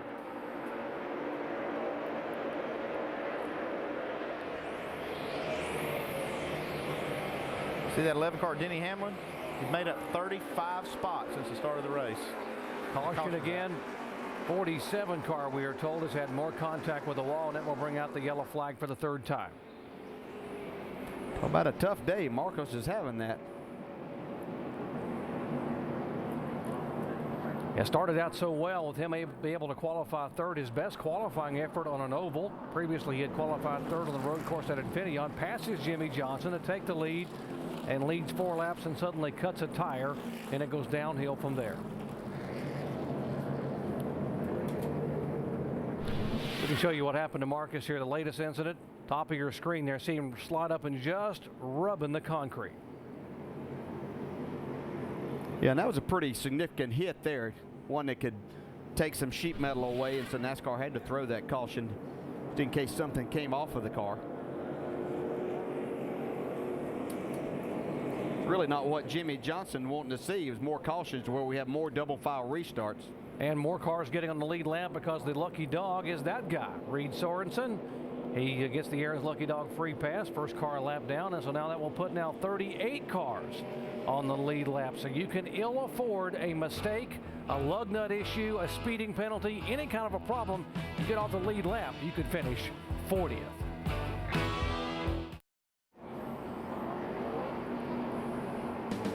Welcome back to Homestead-Miami Speedway. Under caution for the third time today, and 18 cars have been on pit road, including the 99 car of Carl Edwards, the Ford 400 here under caution. Let's visit with Carl. Hey, Carl, Dale Jarrett, you have a copy? I got you, Dale. Okay, saw you come back down. Saw you take 2 tires last time. Did that not work too good for your car? No, that was working pretty terribly. So we got fortunate to have the that caution there and get some tires. Looked like a lot of guys came behind us. So now I feel like we're back in the game here. Track starting to change as the sun's going down? I sure hope so, because what's been happening has not been good for us. So we need it to change a little bit, and maybe it will. And I'm pretty certain that it's gonna. I just don't know what it's gonna do. Okay, hopefully you got it better. Good luck, man. 4. We'll talk to you later, maybe. Carl Edwards, who won this race a year ago, won 9 races last year, has been shut out of the win column here in 2009. Seen this 88 car on pit road. They've been working on it. Sat down there for a good while. Let's update this with Shannon. Junior really complaining about some tight conditions on the 88 car. So Lance McGrew believes they may have knocked the toe in or the toe settings off when he hit the wall. So they came down one time, they took some tires, brought him down a second time to check those toe settings, to also make a chassis adjustment, trying to get this car fixed up for Dale Jr., who's just really struggling with the 88.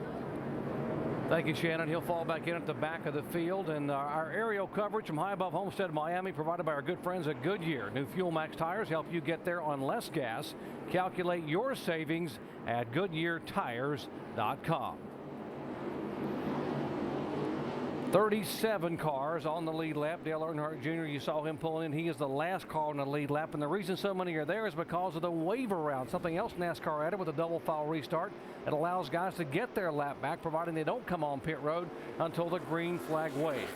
Kevin Harvick and Jeff Burton, teammates side by side, first and second. Yeah, Jeff Burton really spinning the tires. Tony Stewart gets in the back of him right there. Montoya pulls to the high side of Stewart. Now we'll try to challenge Stewart. A lot of valuable time lost. See Tony Stewart now sliding back, driving back by the 48 car. You can see Jimmy, he wants to get clear and get himself in a good position, but these double file restarts got a lot of guys that have an agenda. They want to get to the front. And he's finding himself 2 and 3 wide almost every lap on these restarts.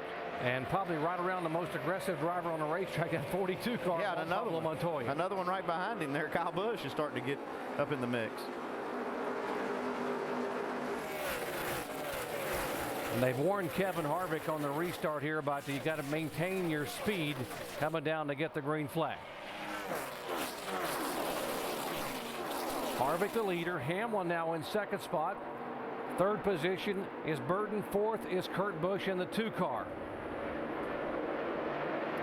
And we talked about Kyle Busch there in the 18 car. Won his 9th nationwide race last night. Double trophies for Kyle. Won the race and the championship here at Homestead-Miami. Yeah, great job there. And his pit crew did a great job last pit stop. He was one of those top 5 under 13-second pit stop. Got him a good spot.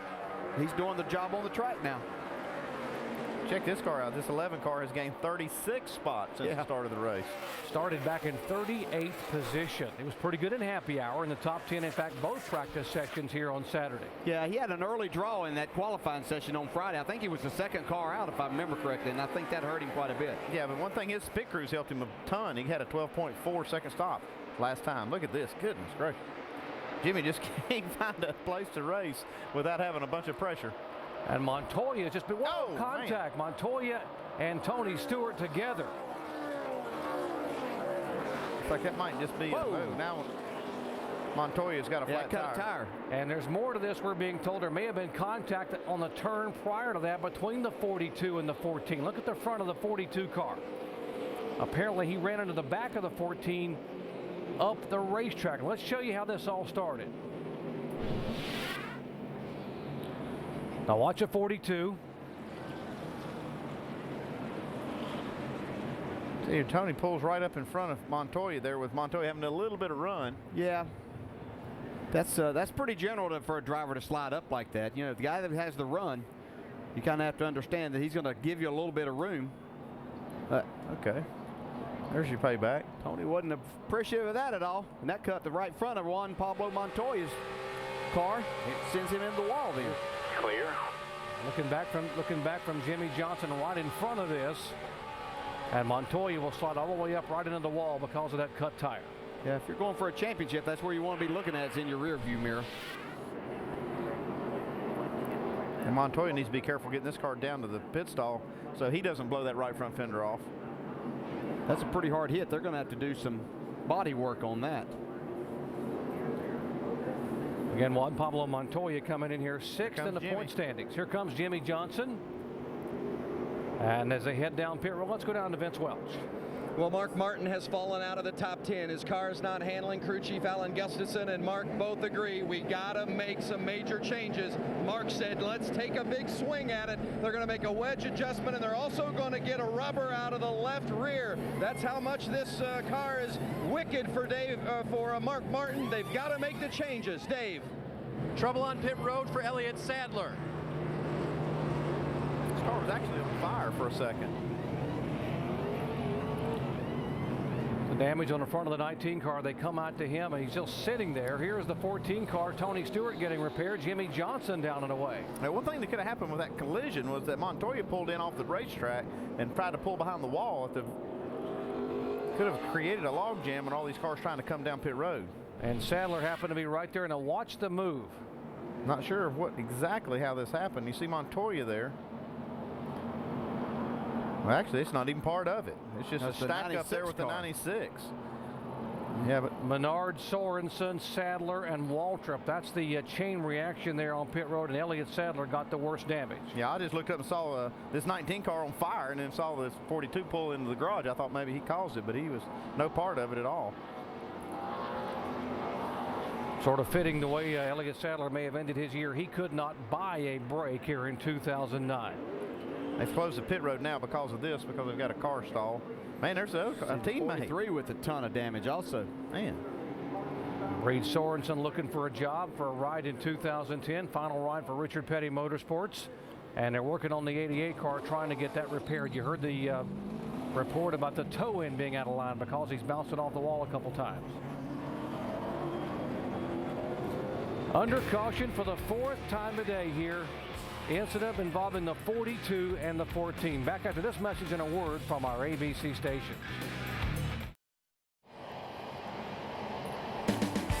Under caution here, the Ford 400 at Miami Homestead Speedway. Caution for the fourth time a day. An incident on the racetrack and in a chain reaction incident on pit road involving Menard, Sorensen, and Sadler. There's the heavily damaged car of Elliott Sadler. Let's show you what happened. Now watch this accident on pit road.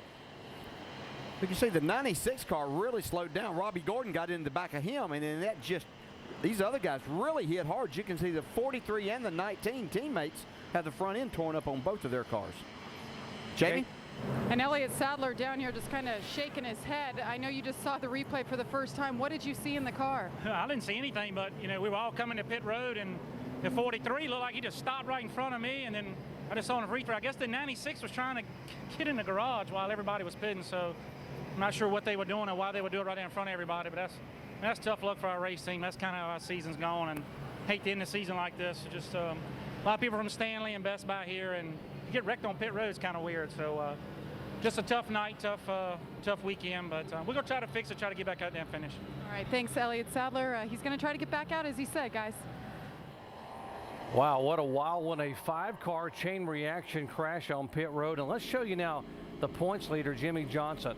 Under this caution flag a moment ago, he led a group of cars down pit road. Now watch, there's actually going to be 20 cars that stay on the racetrack. The bad news is all these guys stayed out and Jimmy came in. The good news is that Mark Martin also came down with Jimmy as a part of these guys that came on to get tires. Yeah, he led a group. It just wasn't as big a group as he thought was going to follow him down pit road. But the bad news is when Jimmy restarts now back in 23rd position, he's going to be back there in the eye of the storm. Remember what happened 2 races ago when Jimmy was back in traffic on turn 2 at Texas. It didn't take much trying to go to the outside by some other cars. The 00 and 77 get together, and Jimmy becomes a victim. Yeah, this is just outside the top 10 Jimmy was running at Texas. He's going to be starting in about 20th on this restart. That slamming of the inside wall produced an over an hour stay in the garage area and a 38th place finish, which cost them 111 points.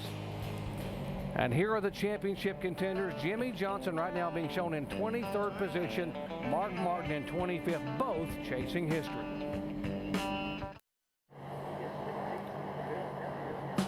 ESPN's Monday Night Football. Mike Tirico and the gang will be in Houston as Vince Young leads the revived Titans against Andre Johnson and the high-powered Texans. It's Titans-Texans on ESPN's Monday Night Football at 8:30 Eastern. Coverage begins with Monday Night Countdown, served by Applebee's at 7 o'clock Eastern Time. Let's update Tony Stewart's situation, Dave. Well, I went down to check with Darian Grubb, the crew chief, just to make sure that the 14 was okay. Darian said we worked on the fenders a little bit, and they are okay. They did not make any chassis adjustments to the 14 car. They did put 4 fresh tires on. Shannon? As you can see, the 42 car right now under repair in the garage. Brian Patty leaning in. They have no brakes.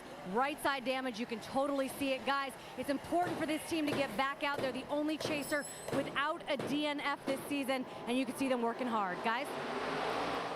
Montoya didn't want to talk, headed back to the hauler to cool off a little bit here. Pace car is off. Kevin Harvick leads him down. Denny Hamlin trying to get there. And Jeff Burton's going to have to get something figured out. That's his 3 restarts in a row that he's really struggled on. Yeah, he's just spinning the tires as he tries to go to the throttle, and he loses 2 spots there. Kevin Harvick has led 45 laps today. The 11 car, Denny Hamlin, has yet to lead a lap. These are a lot of guys here that stayed out there that pitted the previous caution, didn't have a lot of laps on their tires. You can see they're battling hard. And again, Jimmy Johnson mired back in traffic right now in 26th position, I should say. There's Johnson right there in the middle of this mess. Mark Martin on the inside of him there. Johnson trying to slide up behind McMurray, and Martin trying to make the pass. They are 26th and 27th. You can see Jimmy up on that high side. That hasn't been his preference when he's on new tires. He makes it work right there to get back by Mark Martin. Comes Tony Stewart down on the inside. See Mark pulling down on the bottom of the racetrack, trying to take that bottom line in behind Scott Speed.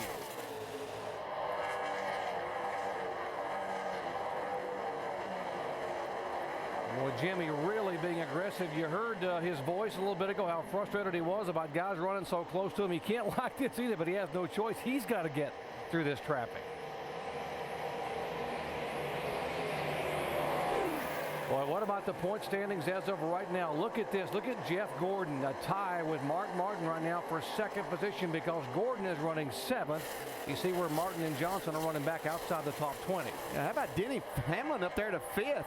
3 DNFs in the chase and still being able to do that.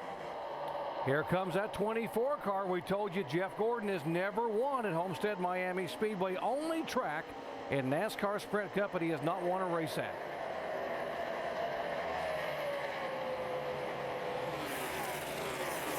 Gordon trying to take the spot away. That's 6th, 7th, and 8th right there on the screen.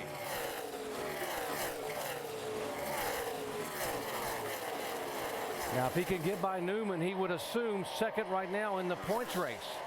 He would go by his teammate Mark Martin because Martin mired back in 26th. Yeah, and Jimmy Johnson looking at a 3-wide battle right in front of him. It's going to be a matter of time before Denny Hamlin has the lead, though. He's really working on Harvick.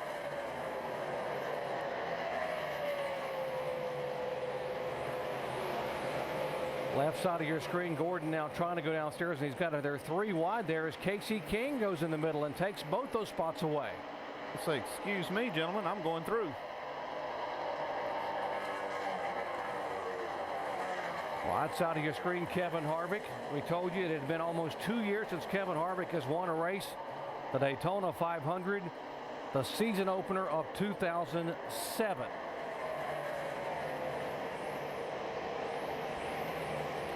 Where is our points leader, Jimmie Johnson? There he comes. 48 car being shown way back outside the top 20 right now in 22nd spot. Dave. That's basically, he hasn't moved since that restart where he started 23rd, Doc. And believe me, they were 3 wide from that first lap into turn 1. Nervous moments for his crew right now as they wait. And Chad Knaus, his crew chief, apologized to Jimmie, saying, man, I didn't know so many guys were going to stay out, but we'll be all right. Jimmie said, it is what it is. We'll make it work. Jimmie makes the call. You make good calls. Sometimes they work for you, sometimes they don't. That's just the way it is, and that was just one of those calls right there at that cutoff when most people would kind of decide to pit, but if they'd run a few more laps, but a lot of cars did stay out there and kind of puts them in a bad spot. See, Jeff Gordon had been battling Ryan Newman there and trying to make that inside work, but Sam Hornish actually goes around Gordon now as he wants to get back to the top side of the track. Keep an eye on the 2 car now. Harvick is your leader. Hamlin is second. Kurt Busch is third. Remember, that 2 car would like to move up and finish maybe third. And right now he's only 6 points back of the 24 car.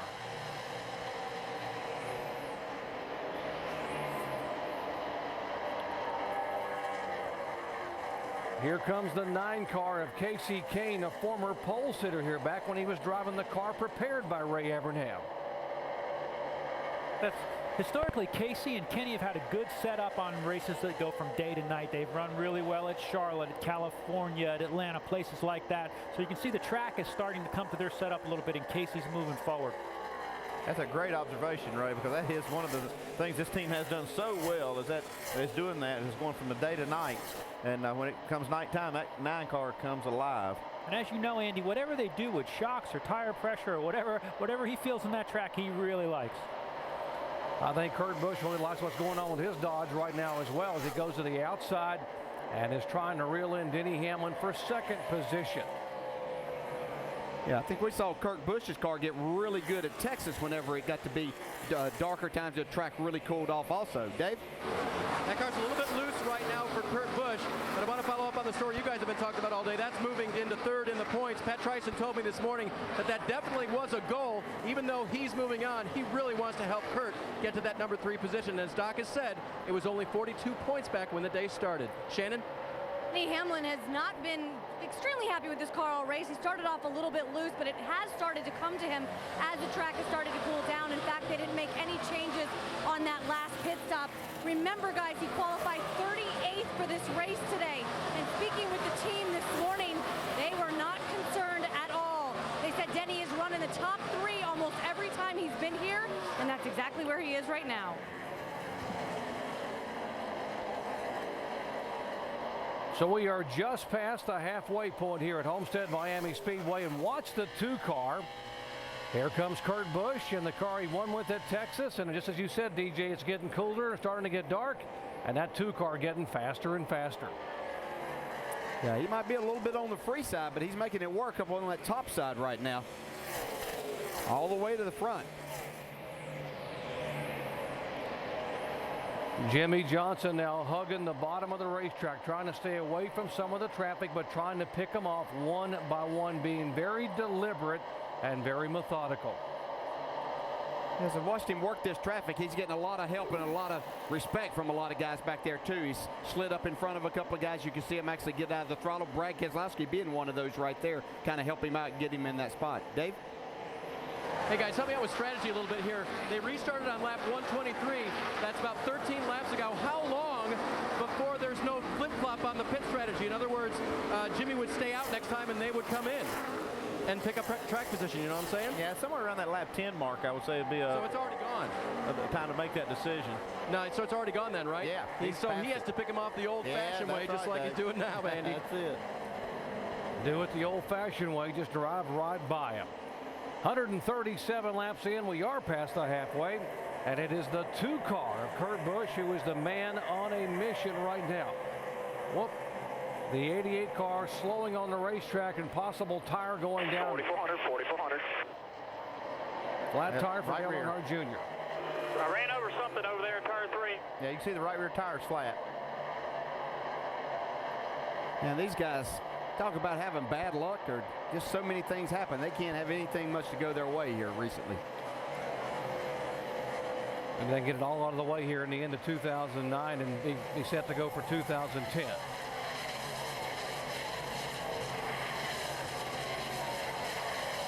Dale Earnhardt Jr. will get 4 tires and lose some valuable laps here under green. Up front it is Kurt Busch, former winner at Homestead-Miami Speedway. He won a championship here back in 2004. He won't win a title today, but leading these laps, he may move up in the final chase standings. You're watching ESPN on ABC.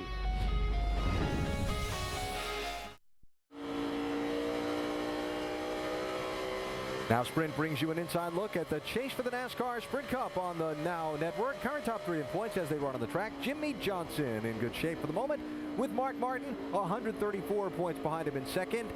And Kurt Busch, as he leads this race, in third place, 141 points off the lead, kicking Jeff Gordon back to fourth. And Denny Hamlin, the biggest mover in the race so far, up 35 positions from 38th to 3rd. For more NASCAR stats, in-car audio, and live race radio, check out NASCAR Sprint Cup Mobile at sprint.com/speed. So Kurt Busch took the lead in this race just as it crossed its halfway point, and he is up now by 1.7 seconds on Kevin Harvick, with Denny Hamlin running 2.1 seconds behind in third. As we come to you from the pit studio, we take a look back from the leader to this race for second spot with Rusty, Brad, and Ray. Denny Hamlin is on the move right now. Watch his lap times. He's about 0.2 of a second faster than anybody in the field right now. And we talked about this change in track. It's definitely changed a ton, and it's right there to Denny Hamlin's liking right now. His car is looking good on the top of that racetrack. Good battle for second place right now with Denny Hamlin, Kevin Harvick. RCR cars, once again, we've talked about how they've made a resurgence. You got Kevin Harvick and Jeff Burton both in third and fourth right now. Both of those race cars look good, and old Denny Hamlin is flat toting the mail. Now let's check into the championship contenders, Jimmie Johnson and Mark Martin. Remember that they came down pit road under the caution at lap 117 when most of the front runners didn't. Came out 23rd and 25th respectively. Johnson 23rd, Martin 25th. Jimmie has moved up since the restart to 16th. Mark Martin has only moved up to 22nd, Ray. Yeah, and that normally means just a better handling car. The cars, when you get back in traffic, having a fast car is one thing, having a good handling car. Jimmie has shown consistently the ability to maneuver through traffic. When other people get back there in dirty air, they don't seem to be able to come forward. The 48 team consistently brings that car forward, and Jimmie drives it forward in dirty air. Might have a little bit better car than Mark Martin right now. Running in 16th, while Mark Martin again is only back in the 22nd spot. I heard Mark say on his radio a minute ago, just too much traffic for me back here, Vince. And that's exactly right, Alan, but they have also been struggling with this car. Wow, did you see that? He had to save that one big time. They have been really loose in and off and not rolling through the middle the way Mark would prefer. So they've been fighting the balance of the car. They anticipated being a lot better once the sun went down and the track started to cool. But as you said, Alan, the traffic has been hindering his move up through the field. And boy, when you got to save it like that, no wonder that Mark's not feeling quite so comfortable. Yeah, no kidding. So Mark Martin kind of hanging on. But again, a long way to go in this race. We're just past halfway. And one other quick note, Juan Pablo Montoya back on the racetrack, 39th position, 28 laps down after repairs. Remember, he and Tony Stewart tangled back at lap 116. So Jimmie Johnson doing what he has to do right now. He's up to 16th position while his rival for the title is behind him. We've got 119 laps to go to possible history if Johnson can clinch his 4th consecutive Sprint Cup Series championship. We'll return to Homestead after this message and a word from our ABC stations. Faith is a powerful thing. The 2-car of Kurt Busch currently leading the Ford 400 here at the season finale at Homestead-Miami Speedway. By the way, Kurt is the only driver to win twice on a 1.5-mile racetrack here in 2009. He won at Atlanta, and he won in this very same car at Texas 2 weeks ago. A lot of things to be decided today. How about a championship? How about a Rookie of the Year award? And it's got to believe it's going to go to this young man right here, 19-year-old Joey Logano, who became the youngest winner in NASCAR history at 19 years, 1 month, and 4 days. Let's take a look at our Aflac trivia question. Who is the only NASCAR Sprint Cup Series rookie to ever win a race here at Homestead-Miami Speedway? Well, the guy spinning sideways, Tony Stewart. Back in 1999 did it, and he spins it down, comes down across the racetrack and nudges the pit wall. He's a good driver. Could have had a little help right there. I say he had a lot of help. I saw that one coming for about 5 laps. Now NASCAR had just warned both of these teams, the 42 and the 14. And as far as they was concerned, it should be over. And I guess someone didn't get the message. I think now, as far as Montoya, well, they warned the crew chiefs. It might be over. I think it might be over now. Oh, yeah. Looks like Montoya was on a mission to settle the score.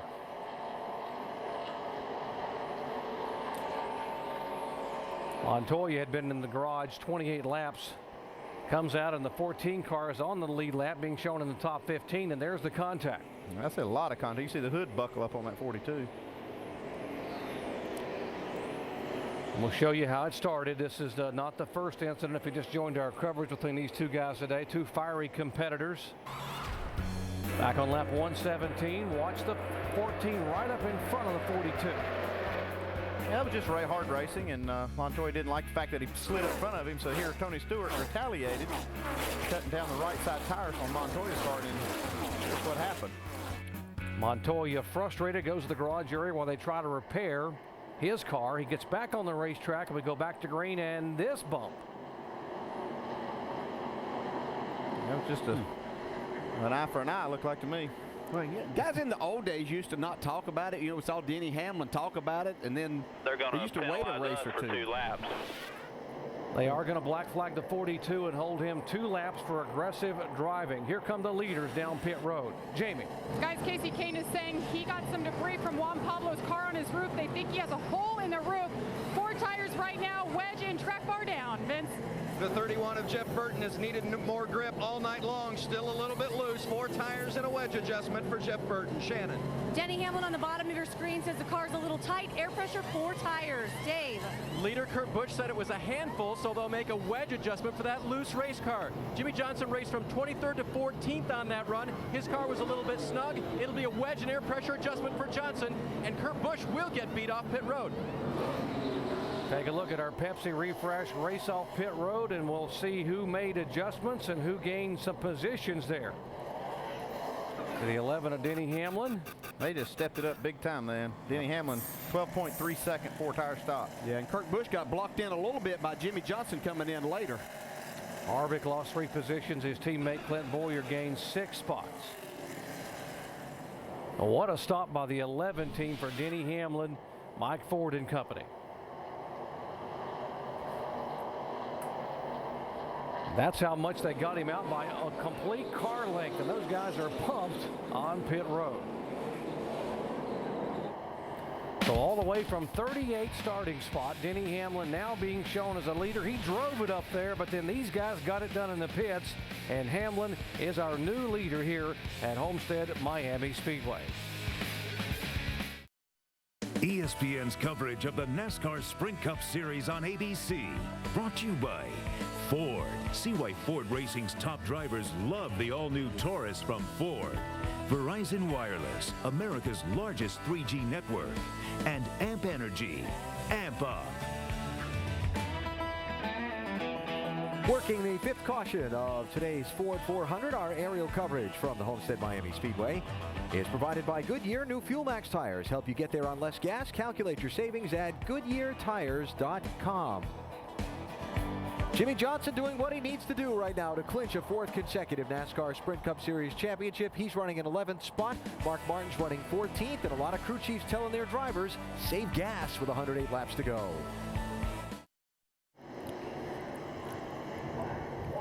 Getting set for the restart here in the Ford 400 at Homestead-Miami Speedway. We might mention Dale Earnhardt Jr., the 88 car, was a wave around. Now he is back on the lead lap. And the 20 car of Joey Logano has been on and off pit road to repair an end plate on the wing of his car. He is still on the lead lap. Denny Hamlin, our leader, Kurt Busch in 2nd spot.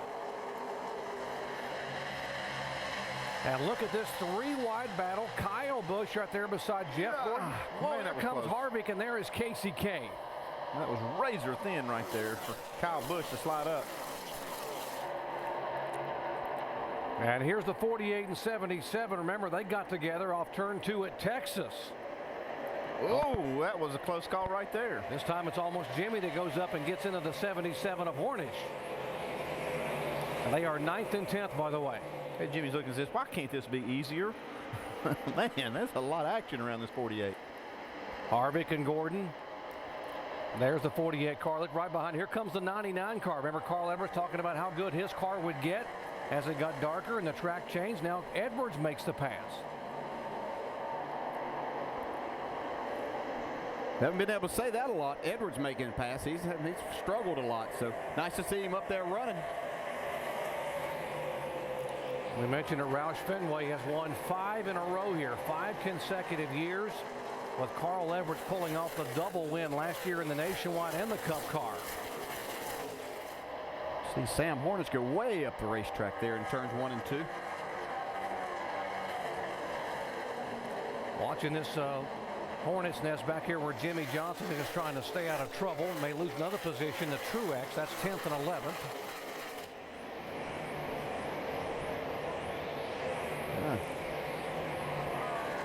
Jimmy able to make a nice run off the bottom of the racetrack there.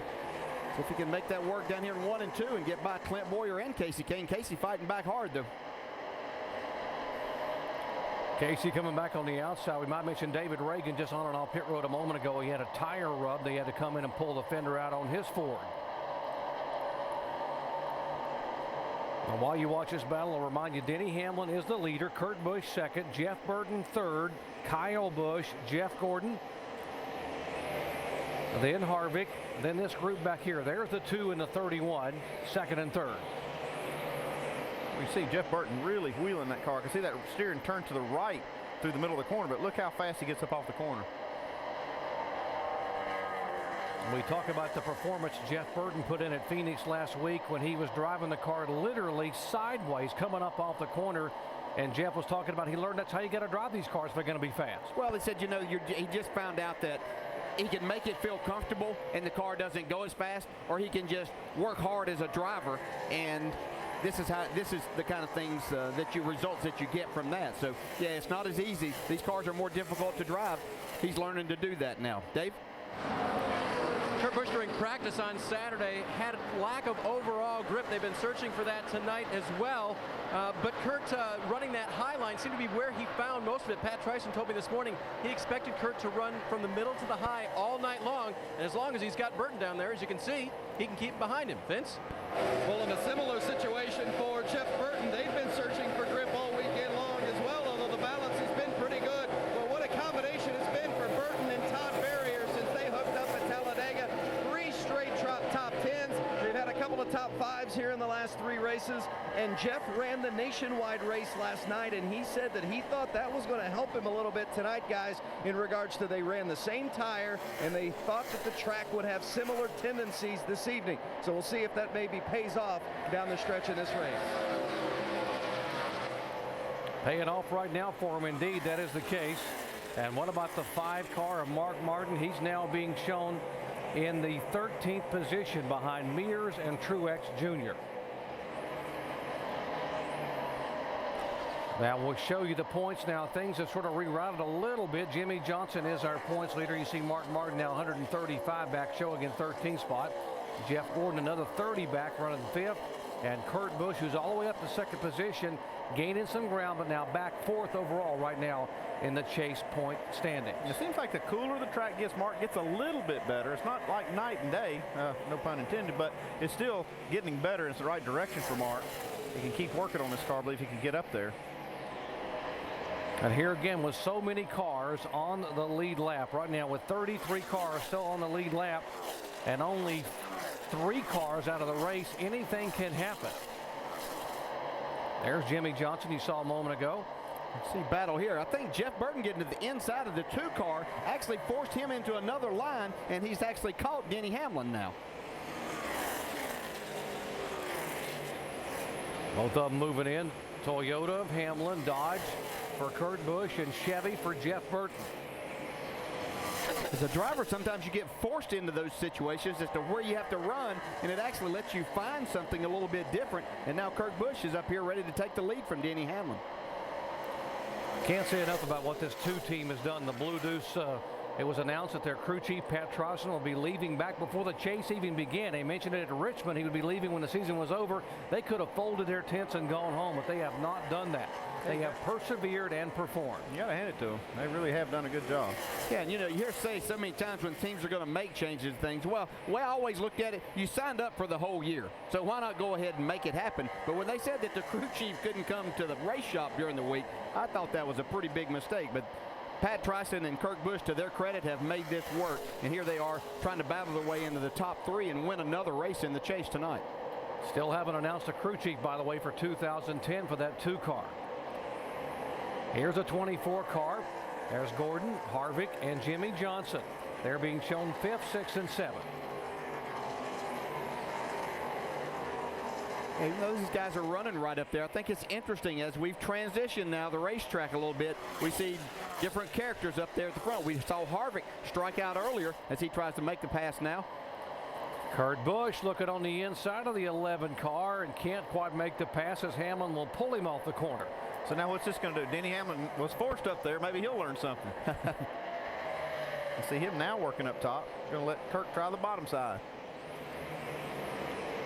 Well, Hamlin just motors off that top groove and pulls him by another car length. Yeah, although we say the top, they're not right against the wall like we saw some guys making time really early in the race. I don't think we're going to see that be the groove, but I think you're going to have to be middle to the upper portion of the track. It's what we saw Kyle Busch do last night when he won the nationwide race. 7 championships represented in that battle on the left side of your screen. The 4-time champ Jeff Gordon and the maybe soon to be 4-time champion Jimmy Johnson on the inside, taking the spot away. I think you do a fine job of passing, my man. And that's Earl Barvin, the spotter for Jimmy Johnson. Let's update Jeff Gordon. Jamie. Well, one of the goals for Jeff Gordon coming into this race was to protect the points position for Hendrick Motorsports. That was one of our big stories going into this race. They want to finish 1, 2, and 3. Well, when he was flustered back there, his car wasn't running so well. Kurt Busch had taken over that 3rd spot. Well, now Jeff Gordon's car is coming to life. The changes they made on the last stop paid off. His car was a little loose, but it's tightening up, getting better, and he's back in 3rd position. Indeed he is, and back up front, the 2 car continuing to try to work on Denny Hamlin to make the pass. Now just follow up a little bit on Jeff Gordon. As I've watched him around here, though, it looks like he's struggling a little bit getting his car into the corner. I don't know if that's a loose situation or he just won't turn quite as good as he wants to, but they're probably going to have to make one more adjustment before they get it where Jeff really likes it. Well, you saw Denny Hamlin go all the way down to the bottom of the racetrack in that turn and actually pull away by about 3 car lengths over Kurt Busch. Back after this message and a word from our ABC stations. Kurt Busch just taking over the lead here in the Ford 400, lap 181 of 267 in the books.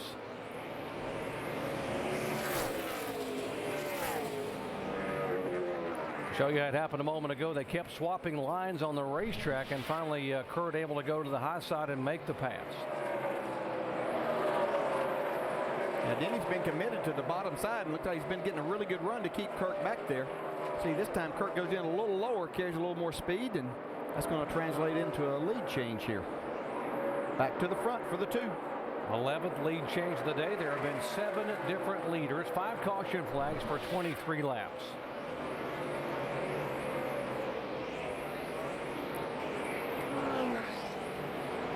Now, you heard earlier Ray Evernham talking about he saw a hole in the top of the 9 car of Casey Kane.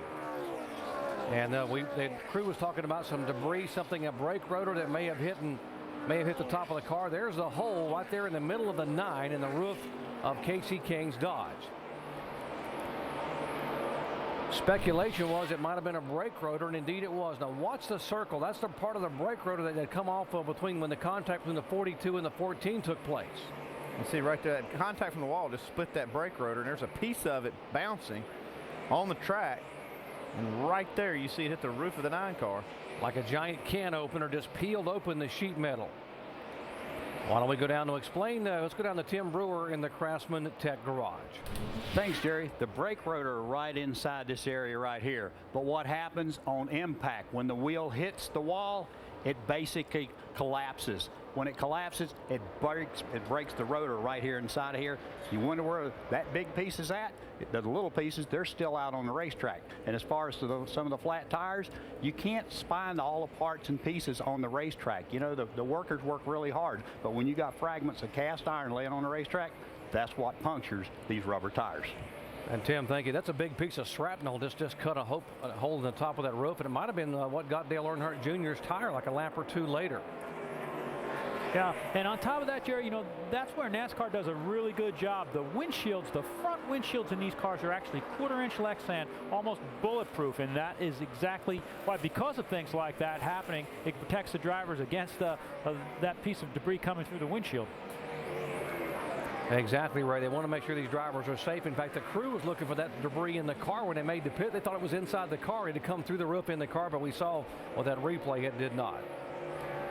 Jeff Burton now taking the second spot away from Denny Hamlin as he will now get up there and see if he can run down Kurt Busch. So it is Busch the leader, Burton in second, Hamlin third, Kyle Busch fourth, and Jimmy Johnson is fifth.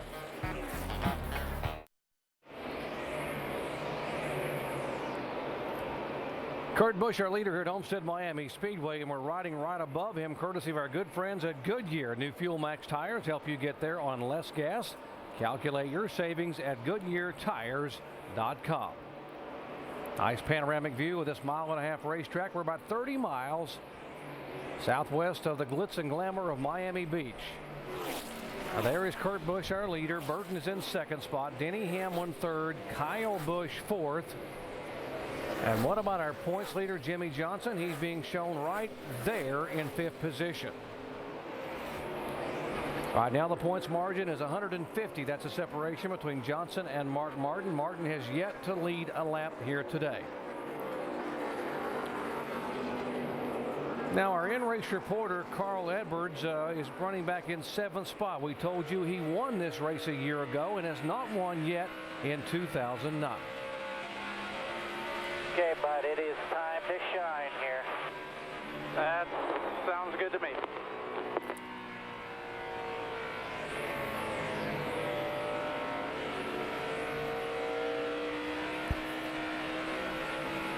See, he's sawing that wheel.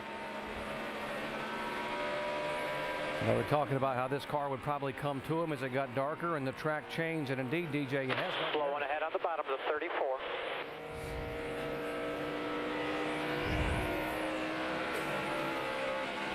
You can see Carl's really having to work the wheel. The car's still not exactly what he's looking for, but this is the best this car's been throughout this race. They took that gamble there early in the race to try to get two tires. It did not work out at all.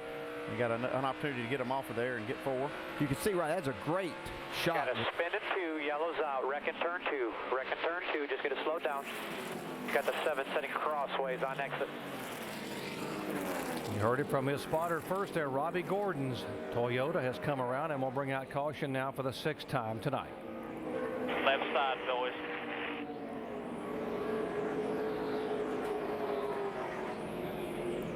Yeah, he's rolling here.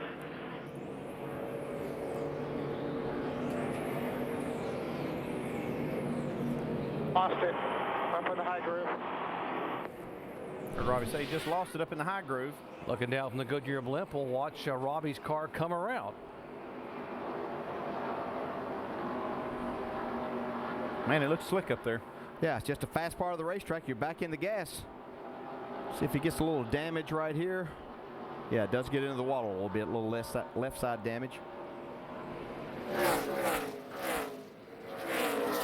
Tried to keep it off the wall, and it just turned right back up, and Eric Darnell just gets by, and he smacks the outside wall. Robbie Gordon just fresh back from running the Baja 1000. He did not practice or qualify the car. They had Matt Crafton in the car. Now, how close are the owner points? We saw the 34 car wreck earlier. That was John Andretti. There's how close they are. You want to be in the top 35 to be guaranteed a starting spot for the first 5 races in 2010. It looks like that 34 car, Bob Jenkins, is pretty well secured in that spot right now. Robbie Gordon on pit road, and you see the pace car out picking up Kurt Busch. as our leader. Jeff Burton in second spot. Burton has yet to lead a lap today, running second. Hamlin third. Kyle Busch and Jimmy Johnson is being shown in 5th position. By the way, Mark Martin is back in 15th spot. He has not led a lap today yet either.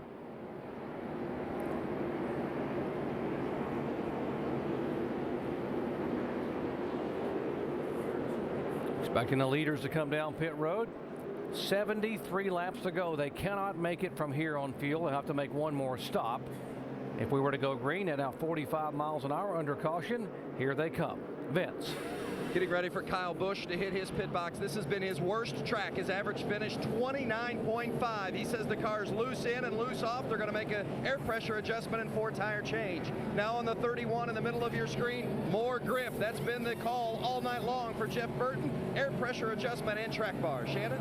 Denny Hamlin is tight in the center. They're going to put some tape on the nose, air pressure. They have also told him to start saving fuel. Dave. Leader Kurt Busch, air pressure adjustment. Hopefully get that vibration out with a new set of tires. He gets a little bit of a break from Jimmy Johnson, who pulls farther forward this time with a tight race car. Wedge and track bar for Johnson. Our Pepsi Refresh race off pit road. You see Hamlin gains a couple of spots. Boyer up 4 positions. I tell you, Denny Hamlin's crew's really getting it done. So is Clint Boyer's. You see Johnson lost 4 spots. Yeah, I think those guys just been extremely careful there. So one thing that could really bite them. We heard Ray Evernham talk about that earlier. And again, the guys in the 11 team really getting it done, and they know when they've got a good stop going because they can see no one else coming, and their guy is headed off of pit road. Working caution for the 6th time out here in the Ford 400 at Homestead-Miami Speedway. The season finale for the NASCAR Sprint Cup Series.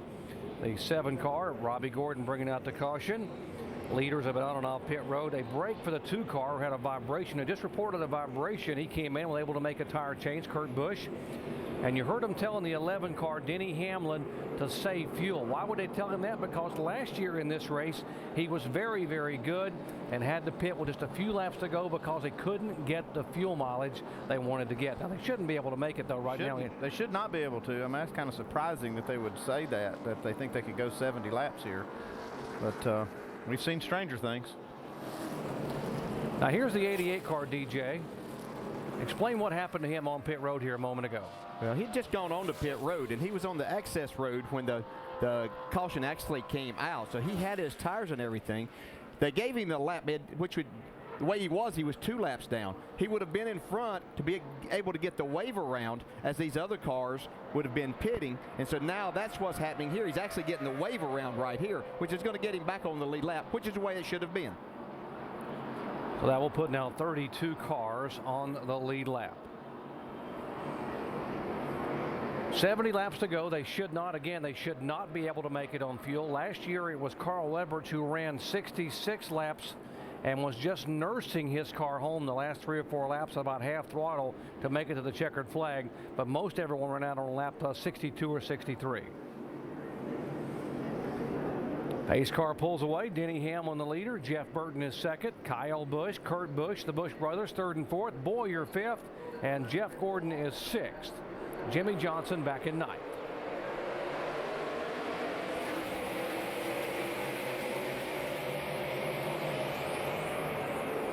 And Jeff Burton gets a lot better start this time. And he's got the lead off turn 2. Wow. It's like he kind of laid back there and got a nice little run up there to Denny Hamlin.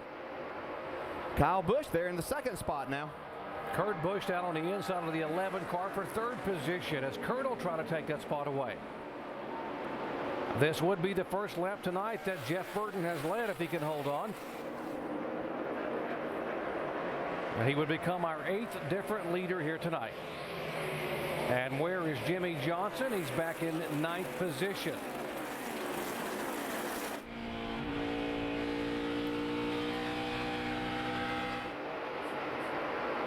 Johnson moving by. Whoa, gaggle of cars. There's a 99 of Carl Edwards. The 07 of Mears is there.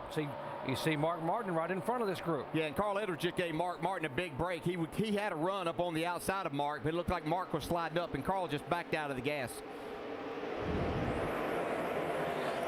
And 3 wide there. Brian Vickers inside of Sam Hornish and outside of Greg Biffle. So far, Mark Martin's plan is not coming together.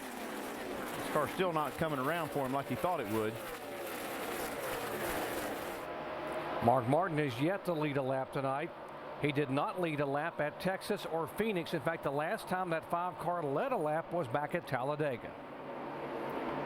Yeah, as we talk, we look, there's still 32 cars on the lead lap, and obviously if something should happen to Jimmy, just a flat tire or something, but Mark's not doing his part to take advantage if that scenario should take place.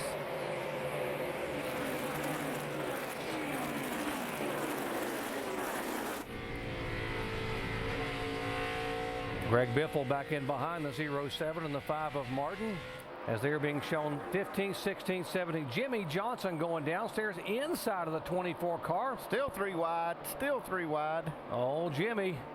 And the 29 car now moving right in on the back of Jimmy Johnson. Yeah, Kevin Harvick.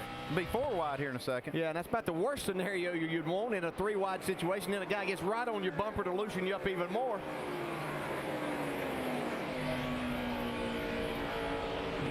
That's why he's a champ. Look at him go. Jimmy Johnson trying to drive that 48 car into NASCAR history, trying to become the first driver in the 61-year history of the sport to win 4 consecutive NASCAR Sprint Cup titles.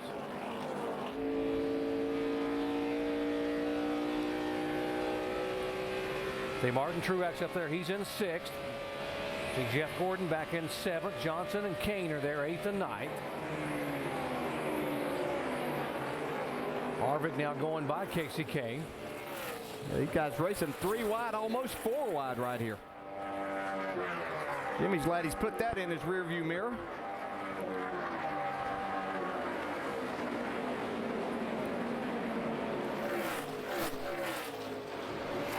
Just 64 laps to go when the day began. Jimmy Johnson had a 108-point lead. Right now it is 141 points over Mark Martin, who's being shown back in 15th position. Jimmy Johnson chasing NASCAR history. No one has ever done it. Jimmy could go where no driver has ever gone before in NASCAR by winning 4 consecutive titles. Right now he's trying to go where there's no traffic and having a tough time because the 1 car is right behind him, Truex. Jeff Gordon had to get out of the gas right there before he got into the 1 car. That was close.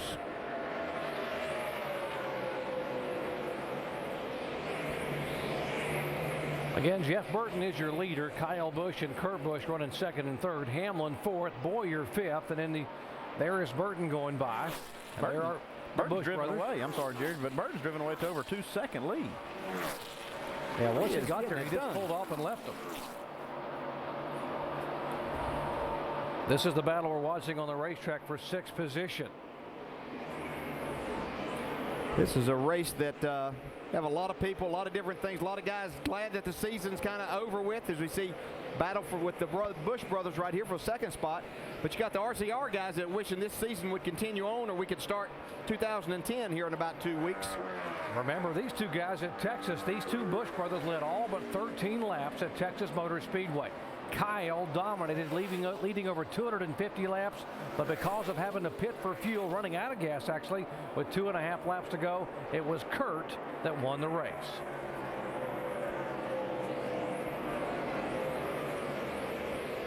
Kurt Busch has found a groove where his car is really working. I think we said earlier, he kind of got forced into that position as he was battling Jeff Burton after that last restart, and that's something that's really working for him. I think he and Burton right now, running 1st and 2nd, are the 2 cars that look like they're going to try to settle this win between themselves. And Andy, you're exactly right. Look at the margin that Jeff Burton said. I have run so poorly all year long. When I finally get one of these brand new RCR race cars, I'm going to show it off. He's doing it right now. 2.5-second margin for Jeff Burton over Kurt Busch. Kyle Busch is 2nd, Denny Hamlin 3rd, and Clint Boyer in 5th position. Jimmy Johnson and Chad Knaus, what a team trying to make NASCAR history tonight.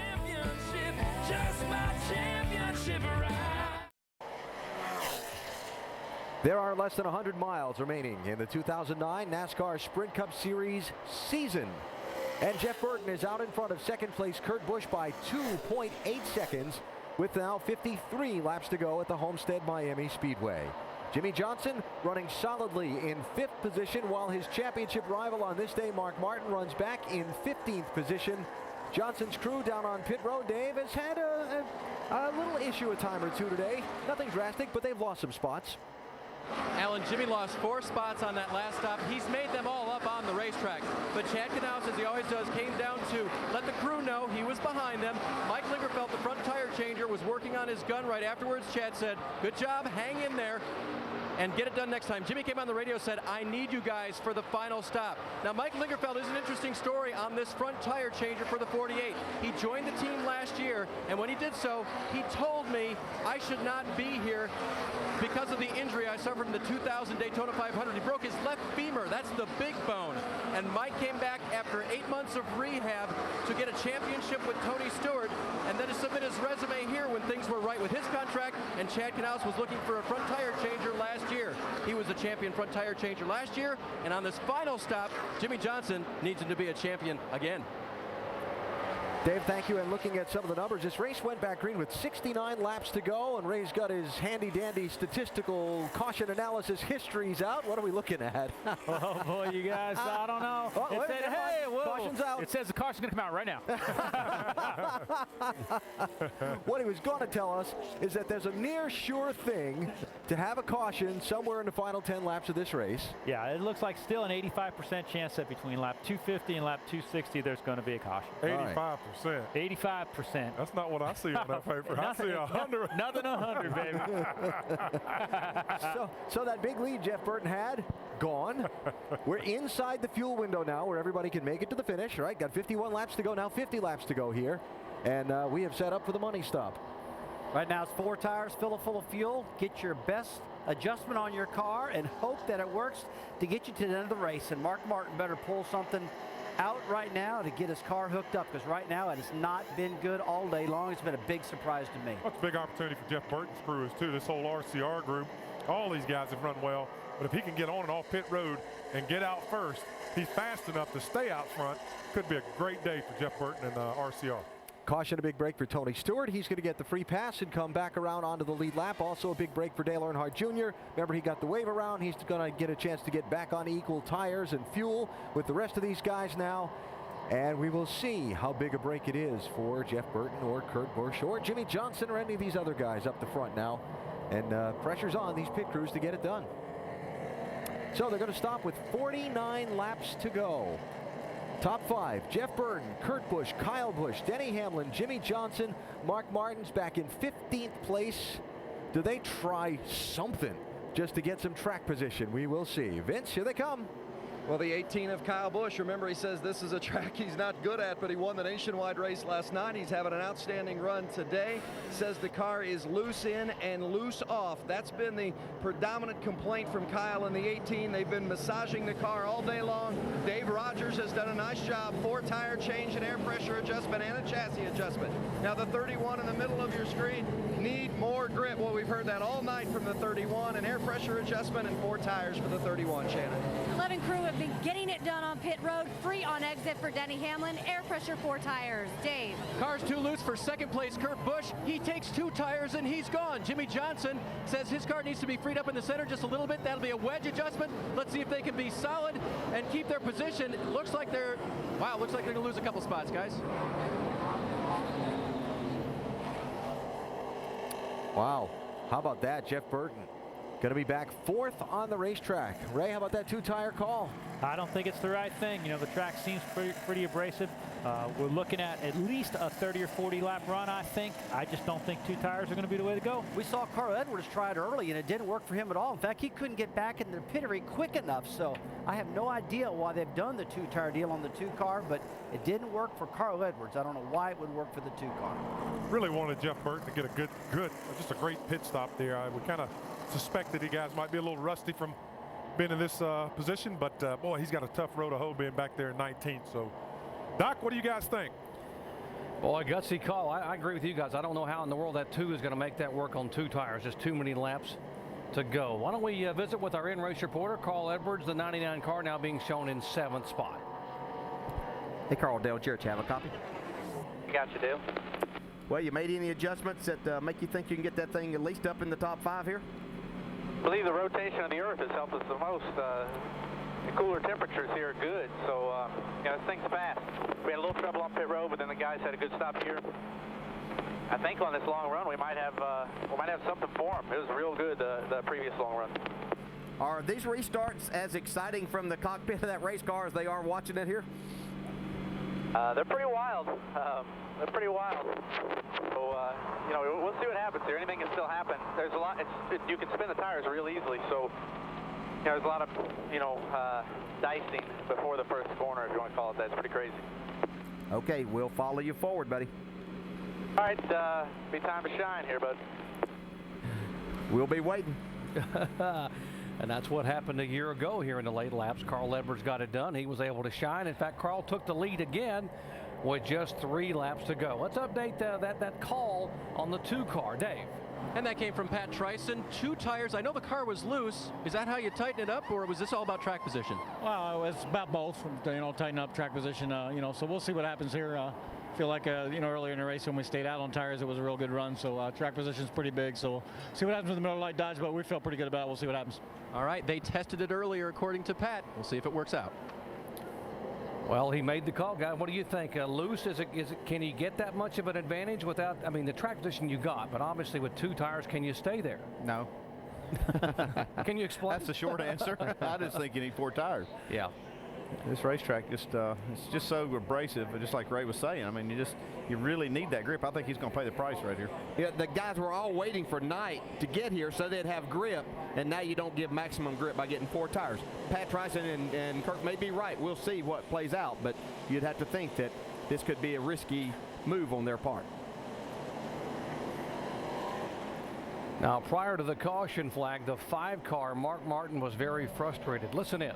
Okay, it don't turn with this crap here. Set 4. Okay, I'm fighting harder than you realize. I know it's hard to encourage me, but I need some kind of encouragement. This is really hard. I know, buddy. It's hard for us, too. All we do is the best we can. Yeah, it's just not been the night they were looking for at all. They can't make this car do what they want to. And they had such high expectations coming here with the car that they won with at Darlington, dominated at Chicagoland, and they knew Mark Martin was and fully anticipated he could lead the most laps and win the race, and he has yet to lead a lap tonight. And because of that, he has lost ground to Jimmy Johnson, 155 points now, and he's back in 21st position. And look at Kurt Busch, just 13 more points back. That's why the pressure's there. You can hear it in their voices. Yeah, it's been frustrating for them, and you can see that right now Kurt Busch has kind of broke up that Hendrick domination there. He's moved up into that 3rd spot, but he's got a lot of work ahead of him here these next 47 laps. Let's see if the 2 tires pays off or becomes a liability for the Dodge, the Blue Deuce. Here they go. Kyle Busch gets the advantage, and now he's under attack from his teammate Denny Hamlin. 3 wide right in front of Jimmy Johnson. Jeff Burton getting by, talking about teammates battling. There's a 33 of Boyer. And Hamlin now trying to go back on the inside. Here's Kyle Busch jumping back in the throttle. I saw it was almost the same thing last night with Kyle Busch. He really wasn't that good till it came time to really race for the win, and here he is. He's the best he's been all night. Look at they 4 wide back up there, and back to 3 wide, and Carl's down on the inside of the racetrack, the inside of McMurray. Denny Hamlin now going by the 18 to retake the lead. 45 laps to go. The way they're racing, you'd think there were 5 laps to go. Look at the right side, 3 wide Carl there. back to the inside. Oh, contact right there with Matt Kenseth and Sam Hornish, and into Brian Vickers. Hornish able to gather it back up right in front of Mark Martin. There's 2 cars behind him. Yeah, Mark's car wiggling a little bit coming out of turn 4.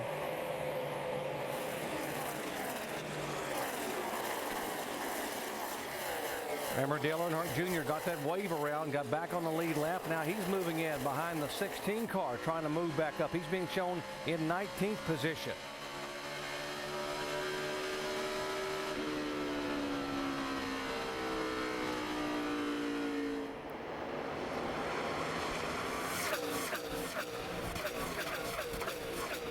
Denny Hamlin, the leader, and Hamlin has to be considered the hard luck driver of the chase. He's had 3 DNFs in the last 6 races and just could not catch a break. Had trouble, an accident in California. Oh, look at Burton get sideways off turn 2. And gathers it back up, and then Hamlin has had 1st, 2nd, and 3rd place finishes in the other 3.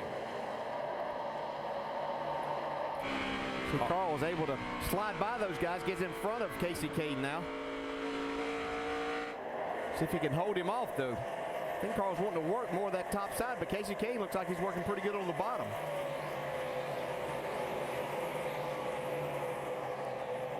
(29.248) right side of your screen. Harvick, Kurt Busch, and Jimmy Johnson. That's 5th, 6th, and 7th.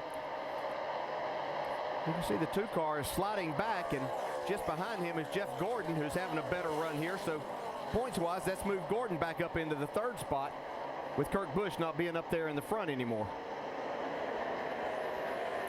Again, the 2-tire call for the 2-car. Kurt Busch, Pat Troston said the car was loose. He thought it would help the car and also give them track position. And obviously right now that 2-car in jeopardy of losing another couple of positions. He's already now slid back to 4th in the standings. I guarantee you that they would hope if they could control things that they'd run about 10, 12 more laps here and have a caution that they weren't involved in, so they could redo that and come get 4 tires. Great battle left side, the Ford and Dodge of Edwards and Kane. Casey Kane, a 2-time winner this year. Carl Edwards still trying to get to victory lane for the first time in 09. And the last time, by the way, in 09.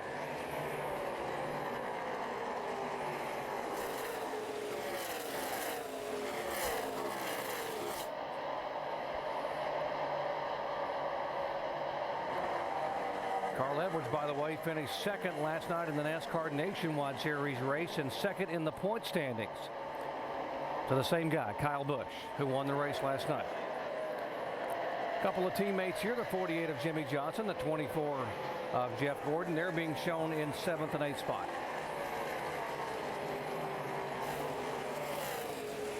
You know, Kurt Busch, he started out the leader there on those 2 tires and dropped back to 5th spot. But now it looks like he's kind of stabilized, and he's really kind of coming back up to Clint Boyer. Kevin Harvick was fighting really hard to try to get by Kurt Busch and not able to do it, and now it looks like it's kind of turned the other way a little bit for Kurt Busch. Looks like Jeff Gordon has got the message, too, that he needs to get up there and be able to stay near that 2-car or pass him to be able to protect his points position. And that's probably a position there that Jimmy Johnson didn't mind giving, knowing that it was benefiting Jeff Gordon there, too, and not hampering his championship efforts at all. Just 28 points now separating Gordon and Kurt Busch and 2 positions on the racetrack.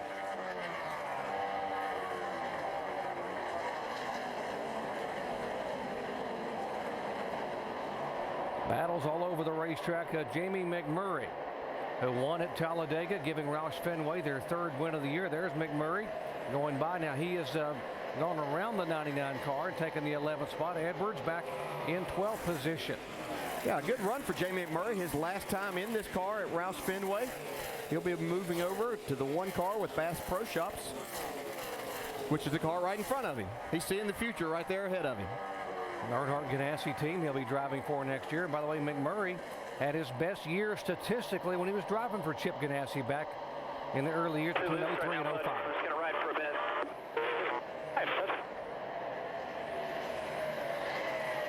Here, Jimmy saying he was just a little bit too loose right now. He's going to ride. Let's update the 24. Jamie. Well, just before that last pit stop, Jeff Gordon was screaming on the radio how horrible his car was. He couldn't run up high. He could only run low. They fixed him up, made a wedge adjustment, and Steve Letarte, crew chief, came on the radio and said, we have to finish top 3 in points, and in order to do that, you must finish 6th, and Jeff Gordon has gone forward. Dave? Hey, Jamie, just to replay a little bit of that radio, Jimmy did say, I'm just riding right now where I am. And his crew chief, Chad, said, that's okay. And certainly that is okay right now. Where they are, they would win this championship. So riding is okay, but it's not over yet. Indeed, it is not over yet. Too many cars still on the lead lap. Still 33 cars on the lead lap. Whoa! Things like that going on, Dwight. Goodness. 3 wide. What a move by Carl Edwards on the high side. And see Mark Martin now coming, digging back on the bottom of the racetrack, trying to get another position. Whoa, the one car back into the car, fishtailing coming out of the corner. It's not a bad run for Mark Martin. I think they adjusted on his cars, made it some better. Mark said he was having a terrible time to get the car to turn in the corners. Up front, it is Denny Hamlin being shown as our leader. Hamlin has never won at Homestead-Miami Speedway. And the 18 car that's chasing him down, Kyle Busch, has run the last 2 laps quicker than the leader, Hamlin. Hard to believe that Kyle Busch has never had a top 10 finish here in a Cup car. His best finish at this track in 4 attempts was 19th a year ago. You know, last night we heard him talk about he just couldn't figure this place out, and then we heard him say after he won the race that he found something with about 40 to go in that race that really helped him go on and win. So it looks like he's taking that information from last night and transferring over here tonight. What a year for Kyle Busch. 20 victories across the 3 series between NASCAR Sprint Cup, the Nationwide car, and the NASCAR Camping World Truck.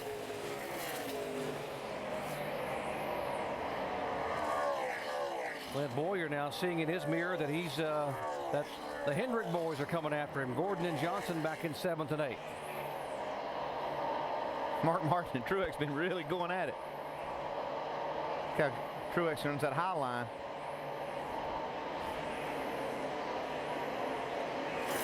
Jeff Gordon now going underneath Boyer to take that spot away, and that would be the 7th or 6th position. See if Jimmy can dig by as well. Got a little wiggle from Jimmy there off the bottom part.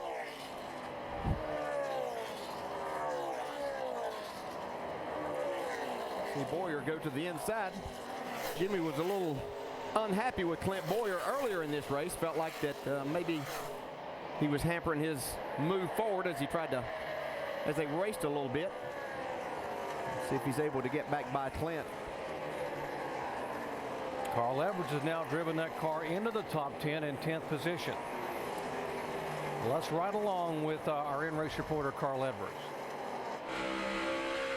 Okay, it's time to shine if you want, buddy. 10-4, 10-4. Well, Dale, we've been talking all year about doing this, so I'm going to give you a lap just like I give Bob here.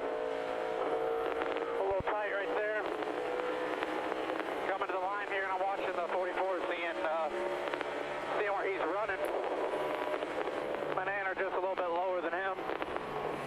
Right here, you got to delicately get back to the gas, and it gets a little bit loose off of turn 2 here. Right out to the wall. We're catching these guys just restarts have been a little poor. This corner is the toughest one. You dive in here, it gets a little bit loose on this seam. Right back to the gas. This is the freest corner right here off of 4. So hope that helps your broadcast there, Dale. How cool is that right there, folks? I hope you understand. This guy's going 190 miles an hour out here trying to catch the guys in front. This is something that Carl Edwards has talked to me a number of times, just wanting to give us a ride with the lap around here and a lot of tracks. So thanks, Carl. That's pretty cool. I hope you enjoyed it, fans. And wanted to bring the fans right in the cockpit. You see how he was working that steering wheel, just hanging on, almost got up in the wall, just cranking that wheel. Look at him. Talk about it, in-race reporter. Yeah.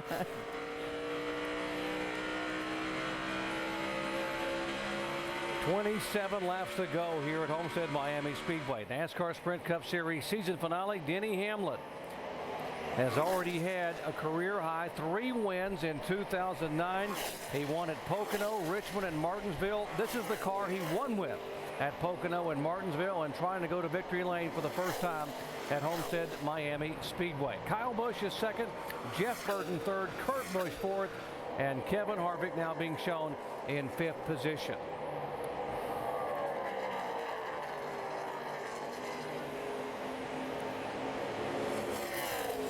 If you're wondering about Jimmy Johnson, our points leader and the man who is chasing history right now, he is back in 7th position.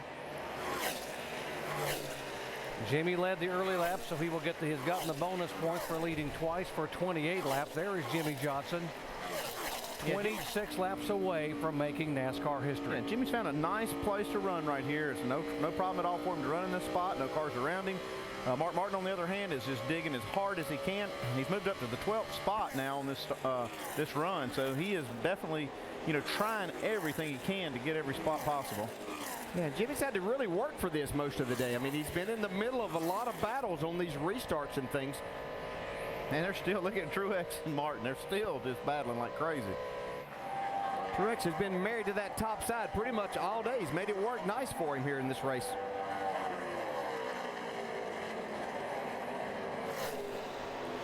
It's like he just the back of his car just inches off that wall.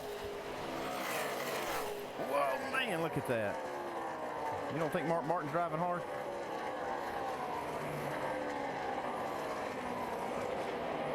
And Mark Martin, a 27-year quest to be a NASCAR champion.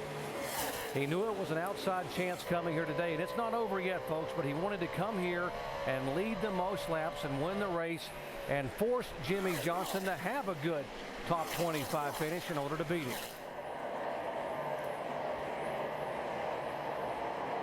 And Mark has not led a lap thus far tonight. Right along with Mark Martin here, and watched Kyle Busch lost a lot of time that last lap. I think he could have possibly gotten into the wall in the middle of 3 and 4. He'd been getting higher and higher on the track trying to chase Denny Hamlin down. We've heard him say last night and tonight that he just can't seem to find what it takes at this track to try to make time. He searches all over and he just never really finds it. He does a great job. He's running second and he won the race last night, but that's just been his comments. Yeah, he lost a good bit of time to Jeff Burton. Check this graphic out. In all 3 series here, he has run enough miles to circle the globe. 24,901.5 miles. That's a lot of racing miles. How about the 44 car, A.J. Allmendinger? You talk about future stardom. Here's the young man who was the highest finishing Ford last week at Phoenix, yet driving a Ford for Richard Petty Motorsports, where they will be next year.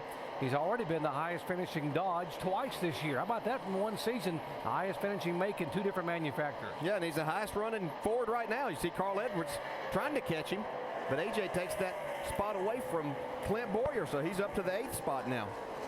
And DJ, this car was actually built by Richard Petty Motorsports people. This is an in-house car they built and put the Ford engine in, so kudos to those guys building this car just fresh out of the box. Yeah, their chassis works, so I'm sure that it's something that as they move over to Roush, they'll take a look and see if they can combine things there, make all the efforts a little bit better. I heard Carl say he was catching this group, and now he's caught Clint Boyer. Saw from the in-car just how hard Carl was having to work with that car.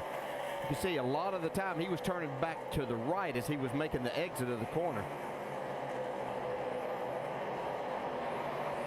See if he can slide right up in front of Clint Boyer here on the exit of turn 4, or turn 2, I'm sorry. Whoa, not quite. Boyer comes roaring back there. Battle for 9th position. We do want to mention, by the way, the 2 car. We were chastising, wondering if that was a good decision for Kurt Busch to take the 2 tires. And Andy, you're right. Even though he lost a couple spots, he has now held his own in 4th position. Yeah, I'm really impressed with what they've done. I actually thought they would lose a lot more spots. I mean, they did have the lead on the restart, and they're 4th now, but their lap times are still just about equal to the leader, Denny Hamlin, right now. I actually thought it might work the reverse, that they might be okay for the first 10 or 12 laps, but then might fall off. But he's really hung on and is actually catching Jeff Burton and Kyle Busch a little bit, who are running 2nd and 3rd. Carl Edwards goes down again, and there's the 48 and 24. Jimmie Johnson being shown in 6th position. Jeff Gordon in 7th spot. Jimmie Johnson's in 6th place right now. I think he's got a car that might be good enough to win the race. If you get down here and have a late caution and they all come down pit road, he might pull out all the stops and try to get a win. What do you think? Well, that's possible. Still a lot of cars on the lead lap, but with Mark Martin not being up there, it kind of does open things up for Jimmie Johnson. Show just what kind of car he does have, maybe. But it's really about the championship tonight. They have a lot of wins, and I think he'd be happy if this thing just went green the rest of the way right now. Yeah, I think he would too. Now we're going to award the Gillette in the clutch move of the night to the over-the-wall crew for this 48 team. They had to have a good pit stop. They had to make sure it was clean getting on and off pit road. And that's the thing they focused on all night long, is just being accurate, not making any mistakes, and they've done a great job tonight. They haven't been the fastest off pit road, although they've had a few good stops. They've been very solid, not making any mistakes. To find out how your favorite athletes prepare for success, go to ESPN.com, search Locker Room Report. Could not have a lug nut, could not have a speeding penalty, could not have an issue with the quick. Replace this ride here to the end of this thing, nice and smooth. Well, there's your answer, Dale. I'm always shooting for the stars. Oh, I'd like to win the race too. Yeah. Yeah, that'd certainly be the perfect ending, but when you're chasing this kind of history, man, you just have to get yourself in the spot that he has. He's done a fantastic job, obviously all year, but in particular under just tremendous pressure here this weekend. We talk about Jimmy, but no one, there's Chad Knaus, no one has ever won 4 consecutive titles as a crew chief. And if you're looking for Rick Hendrick, folks, I'll remind you that Rick Hendrick had to leave earlier today because of a family emergency. He had to go home. He could not be here tonight to celebrate with his teams.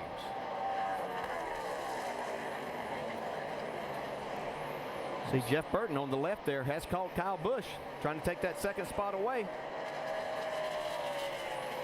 This battle is a little over 2 seconds behind our leader, Denny Hamlin, who's come from 38th starting spot to possibly win this race.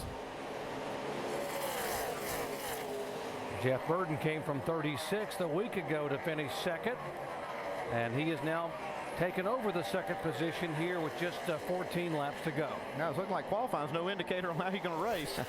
Both of these cars starting so far back. Yeah, especially when you get to tracks that are this wide, where you have opportunities to pass. Handling really comes into play.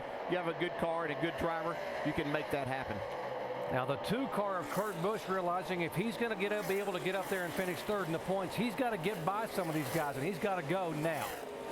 Yeah, he's looking in his mirror too, and he sees that 29 car of Harvick. He's been inching in closer and closer to these guys.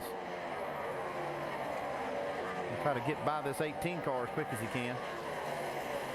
It's less than 20 points now separating Kurt Busch from Jeff Gordon, 3rd and 4th in the chase points with 13 to go.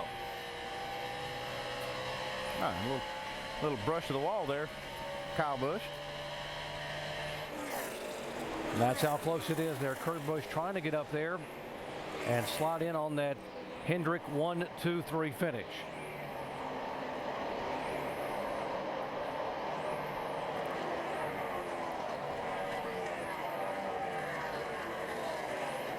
Kevin Harvick and the RCR guys may not pick up the win tonight, but they've got to be awfully pleased at how far this whole team has come just in the last month or month and a half, Andy. Well, I think they need to be just pleased as they can be, because this is a great performance tonight for RCR. Jeff Burton sitting there in second spot, still has a shot at it, only 3 seconds behind the leader. And there's Harvick and right behind him in 4th.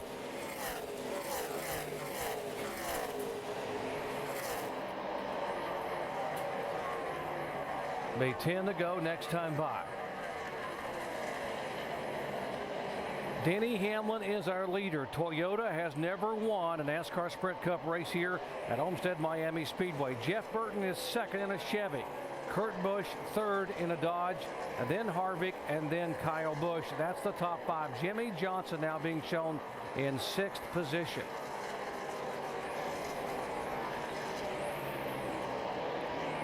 Hey, you think about those 3 races. Denny Hamlin had DNFs. What a factor he could have been in this championship. And I know all of that, happens, but this is a team that when we start talking about 2010, we certainly have to give a lot of consideration. Mike Ford and Denny Hamlin definitely be a factor in trying to stop Jimmy Johnson's streak. Yeah, they absolutely had the performance to do it. They just didn't have the luck and the durability they needed. Oh, and he's still 6.5 seconds ahead of us, so no, you cannot. Just nice and smooth. Not a dare? No, that is not a dare. That is a fact.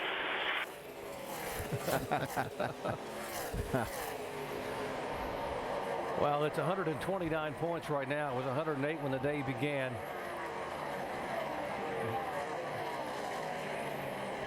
Right now, the Hendrick 1, 2, 3 is going to happen unless Kurt Busch can do something or something happens with Jeff Gordon. That has never happened before. Never has one owner had his cars finish first, second, and third in the NASCAR Sprint Cup points. And the one car again just sliding off the corner right in front of the 5 of Mark Martin. They are 10th and 11th.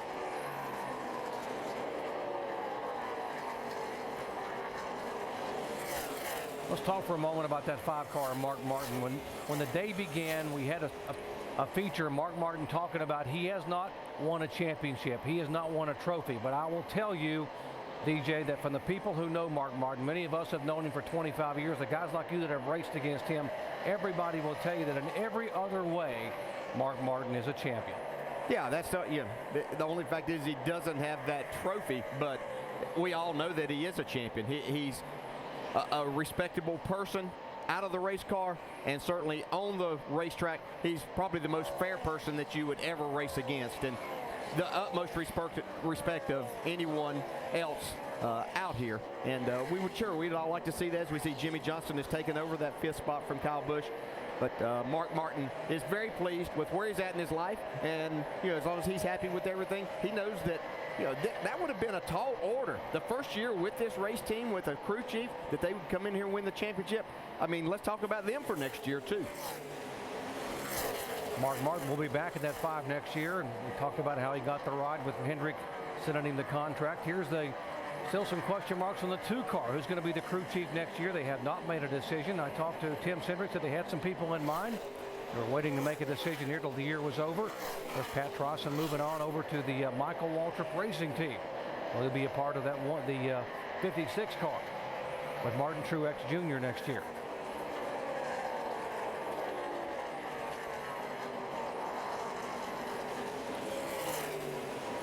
Denny Hamlin is our leader, and Hamlin has now led 3 times for 66 laps.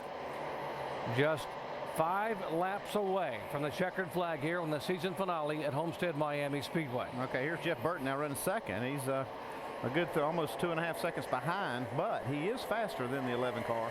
And there's only 4 laps to go right here, or 5 laps to go. So right now 4 laps to go, but have a caution or something like that. Jeff Burton's got a fast enough car.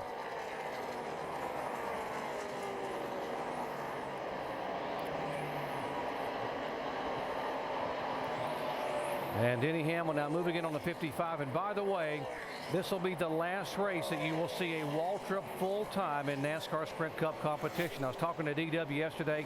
Going back to 1973, there has been a Waltrip racing full-time. Michael will not be a full-time Cup driver next year, only part-time and maybe full-time in the Nationwide Series. But the end of an era, 36 years we've had a Waltrip full-time in Cup.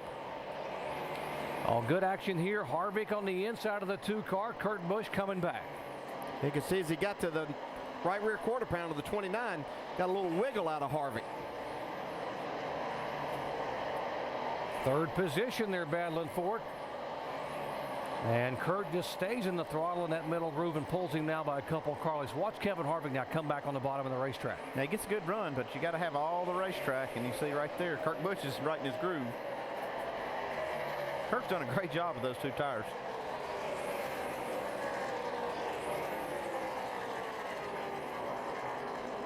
The white flag next time by for Denny Hamlin. Hamlin trying to pick up his 4th win of 2009. He's already had a career high 3 wins on the year.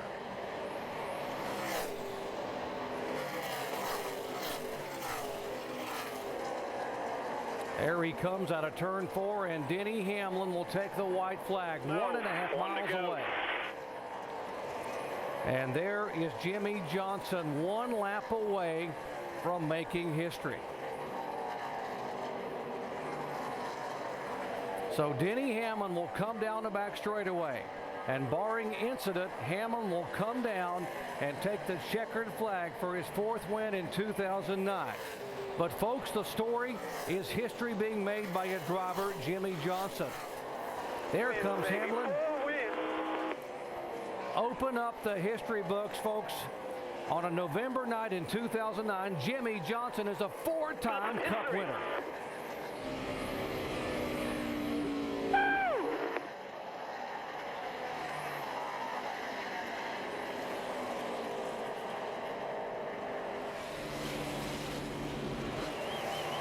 My God, I can't believe it.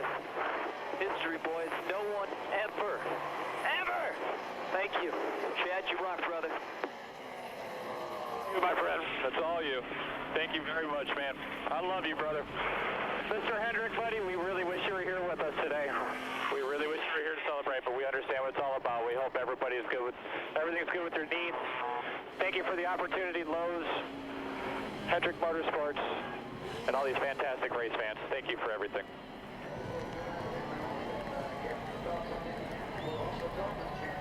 There's his father. See all the emotion there from Gary, his dad, knowing that his son has just made NASCAR history. As Jimmie Johnson has won his 4th consecutive NASCAR Sprint Cup title.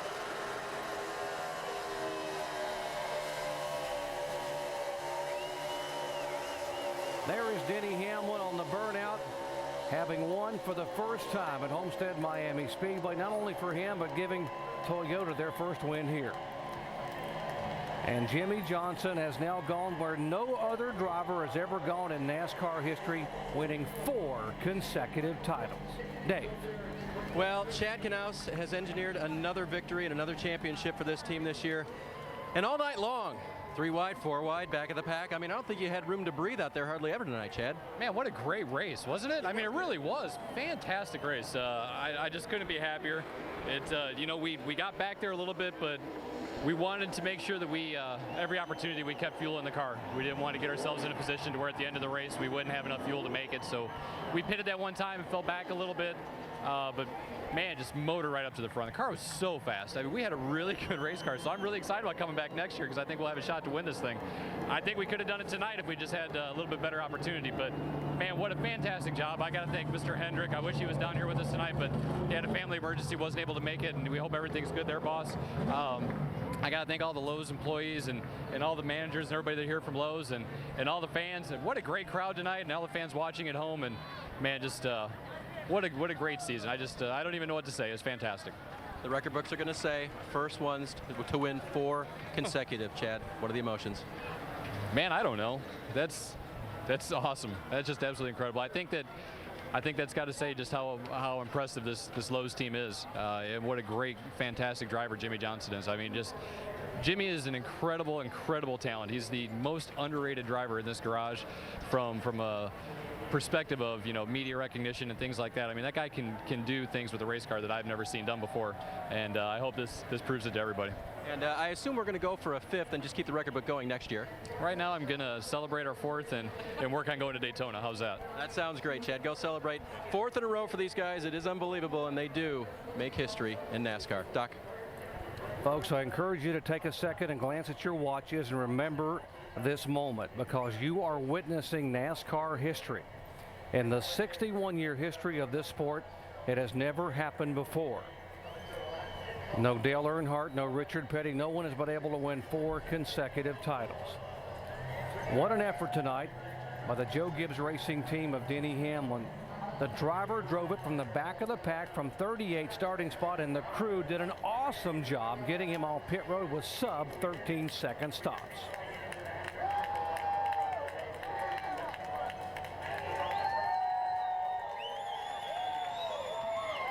Denny Hamlin celebrated his 29th birthday on Wednesday, and what a way to indeed blow out the candles on the 2009 season. How about that? Started 38th, came all the way back through the field to win it. And this car has won every time you've raced it, so job well done. What's it mean to finish out the chase, a feast or famine chase for you with a victory? I tell you, it's we're going to be there, I promise you. I promise you in the next couple of years we're going to win a championship. Just got to thank everyone. I got to thank Sprint. I got to thank FedEx. The fans, you know, they've really they stuck it out this year. They you know, supported our sport. Coke, Wiley X, Toyota, everyone, JGR. And congratulations to Michael Waltrip on a great career. I was trying to keep him close that last couple laps so I can show some dignity and give him his lap back, but he's done a lot for our sport, and got to say congratulations on a great career for him. You beat Jimmie Johnson in 5 of the 10 chase races. What does that say about Denny Hamlin, Mike Ford, and this 11 team? With 3 DNFs, you know, you look at the final point standings and call a DNF 100 points, and we're right there. But those guys have been the standard. They haven't made mistakes, and you know, that's who we ultimately want to be. is the guys that are dominating force like them, and I think we're showing that we have that strength to compete with those guys. It's just they've done a phenomenal job. 4 in a row for them. Couldn't be happier for them. I mean, there's no more deserving champion than them. Jimmy Johnson wins the championship. Denny Hamlin wins the season finale at Homestead. Shannon? Well, Jeff Burton down here, second place finish, second week in a row. Jeff, how alive has this team come in the past weeks with Todd Berria coming on board? Well, obviously it's been a really good 4 weeks, and I'm real proud of everybody's effort. I mean, that's one thing. Even though we haven't been running like we need to, our guys have been working really hard and putting a lot of effort out there. And you know, that's all I can ask for. And even early in the year when we weren't running well, everybody was still working hard. That's why you never heard me get down on a group of people, because their effort's there. And Todd's done an incredible job. Again, we put ourselves in position. We just got a little bit off on that last run, and I think that's me, you know, just not knowing what to tell Todd just yet. You know what I mean? He gave me a car fast enough to win a race, and I needed to be screaming a little bit more about what I thought I needed, and that'll come, you know what I mean, with communication. But you know, everybody did their part, and I came up a little short. You can bet the fans were screaming tonight. We saw some great racing. What was it like for you guys out there? It was a lot of. I really thought after last night's race you'd see a really good race here, and Denny got away from us a little bit there at the end. But you know, there was a lot of good racing. When they changed this racetrack, I thought they were crazy. I thought they'd kill it, but they've made this racetrack so much better, and it's a great racetrack, put on great events, and it's a cool place to come to finish the year. 4th straight top 10 finish for Jeff Burton and this team. Doc? Back-to-back second place finishes for Burton. And there is the champion, the man who made history over in turn 2. Now he is waiting there because they are getting the championship stage all set up for the NASCAR Sprint Cup Awards. And the man who has done it 4 years in a row, Jimmy Johnson, has stood on that stage. Now this will be the 4th year as a NASCAR champion. And it was not easy. When you talk to Jimmy Johnson and some of the guys in the garage here this week, they had a lot of concerns and a lot of worry about what could happen here tonight. Well, you never know. I mean, when you get in a machine like that, anything can happen. You're in a race. Things can happen, unexpected thing. But as Chad Canal said, as Denny Hamlin said, this is a tremendous race team with the best driver out there getting the job done. And, you know, sometimes he doesn't get all the credit that he deserves. I think people think because he's with the best organization and everything, he should do this, but he goes and gets it done. We talk about NASCAR history. Jimmy Johnson becomes the first one to win 4 consecutive titles. And look at the guys that have won 2 in a row. Look at those names: Earnhardt, Gordon, Waltrip, some of the all-time greats, Lee Petty and Richard Pearson. How about 3 consecutive NASCAR titles? You see Cale there. Jimmy Johnson tied him a year ago, but only one man in the 61-year history has been where Jimmy Johnson is right now. 4 consecutive championships against some of the stiffest competition in the history of the sport. I know I heard Chad Canal say he didn't know how to feel about 4 in a row, but I'll tell you what, I'll never look at these guys the same again. I'll look at them with reverence. They're the only ones to ever do this, and it means a lot.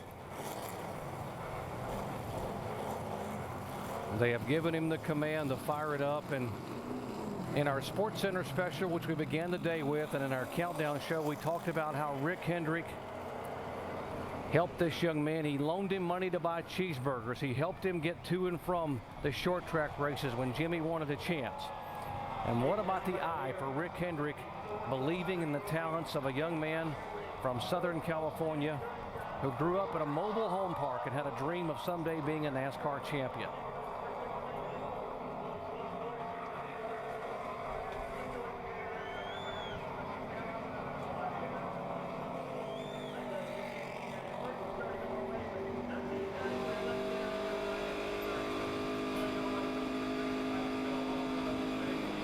You can just hope that the fans now, as they wave to Jimmy Johnson as he comes around, really understands and appreciates and respects what this team has done.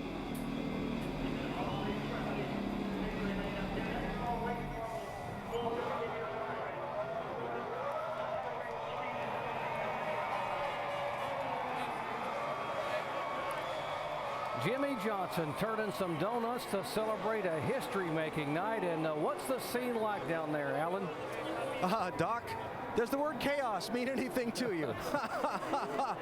There are all kind of team members here wearing those uniforms, and the photographers and the officials trying to keep track of the car because it still does have to go through tech inspection when he gets it here. And of course, watching Jimmy celebrate and eventually pull that car in here by the stage.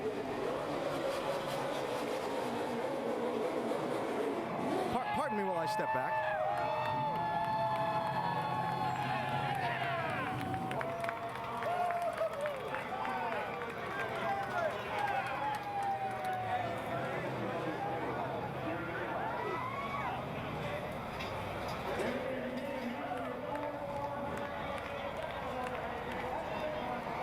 The champ looking around at the scene. And he is ready to come out and make his entrance as a 4-time consecutive champion. Here he comes.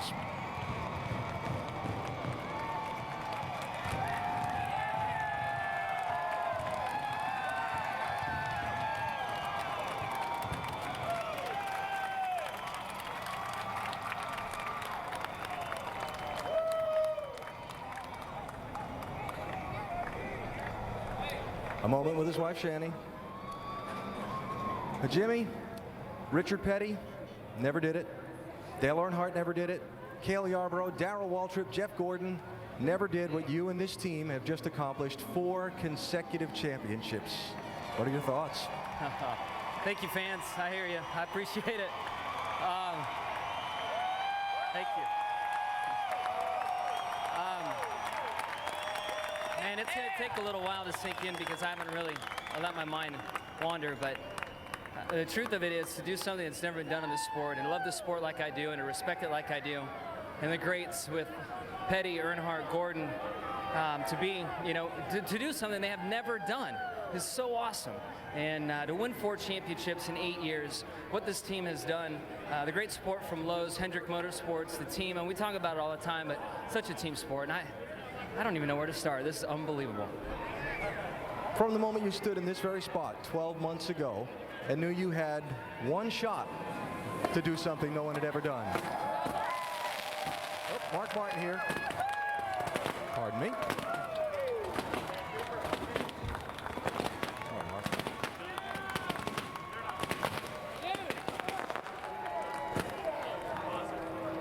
Brian Vickers, former teammate, good friend.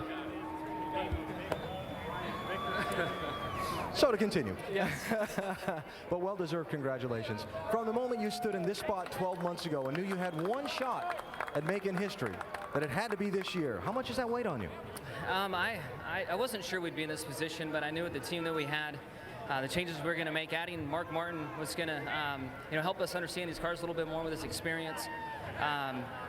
I felt like we'd have a shot. Late in the summer, I wasn't sure where we needed to be, but when the chase started, we all buckled down and got it right. I could have said, yeah, I knew that we were going to be here, but I didn't know. And until we got through Martinsville, and there's a couple other wins in there that went our way, I wasn't sure how it was going to go. And then after Texas, man, I was devastated after Texas. I wasn't sure how Phoenix was going to go with it being such a good track for Mark, and there's no telling here. It hasn't been a great track for us, but I'm very proud of the effort we had here today with the Lowe's car. That was a very competitive car, and I think we had a shot at winning that thing. Let's talk about your race. It's never easy. What was it like out there? We saw you in the middle of some 3 wides a couple times. Yeah, it was hair-raising at times. I mean, everybody's trying to get their best finish for the end of the year, and I got trapped in a couple positions I didn't really find enjoyable, but I made it through it, and I don't even know where we finished, but hopefully in the top 5, and I think we were coming there at the end. You were 5th at the end of the night. For people like Mark Martin, Brian Vickers, your peers, to come in and congratulate you on your accomplishments, what's that mean to you? It means the world to me, and I have to say how much I appreciate Mark Martin and what he's done for the team and the friendship and the respect and the competition that he's brought. He's made me step my game up, be a better race car driver. I got to thank Rick Hendrick and his support. I wish that Rick was here, buddy. We miss you. Jeff Gordon for believing in me and giving me a shot. The great people at Lowe's for believing in me. We had no clue it was going to turn out like this. And I also have to go through, I've got to thank my loving wife and all of her support, my family, our extended family, friends. And there's been so many people over the years that have helped and groomed me to who I am today.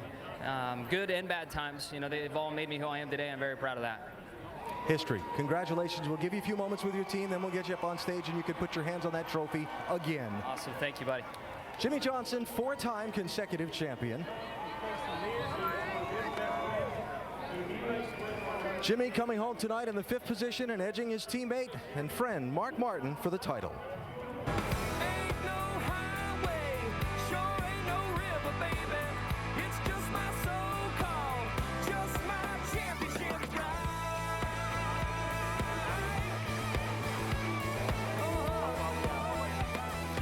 a season it was for Mark Martin. 5 wins this season. Remember, he talked about before the race, a defining moment of his year, the big win at Phoenix that got he and his partnership with his Hendrick Motorsports team off and on a roll.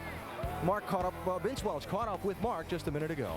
Actually sitting here live with Mark Martin. And Mark, congratulations on a fantastic season. I know it didn't end the way you had hoped it would for you and the entire team. Maybe update us on the struggles you faced during the course of the night. Well, first of all, heavy hearts and prayers with the boss man and the family.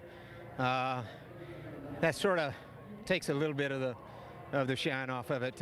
But congratulations to Hendrick Motorsports, to Jimmy Johnson, Superman, and to my team.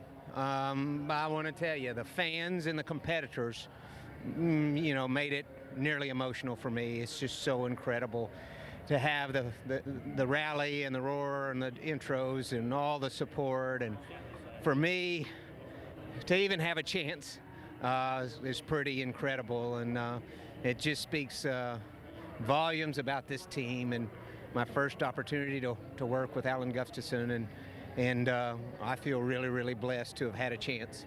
Beyond even being a race car driver, how has this season and this opportunity blessed you, Mark Martin, as a person in your life? Well, you know, it doesn't matter what you want out of life. I got a lot of it this year. I got trophies. I'm not sure that's the most important thing. I got great people, great relationships in my life, quality time with my family and friends, and made great new friends at Hendrick Motorsports, and incredible support from the fans. And I was happy.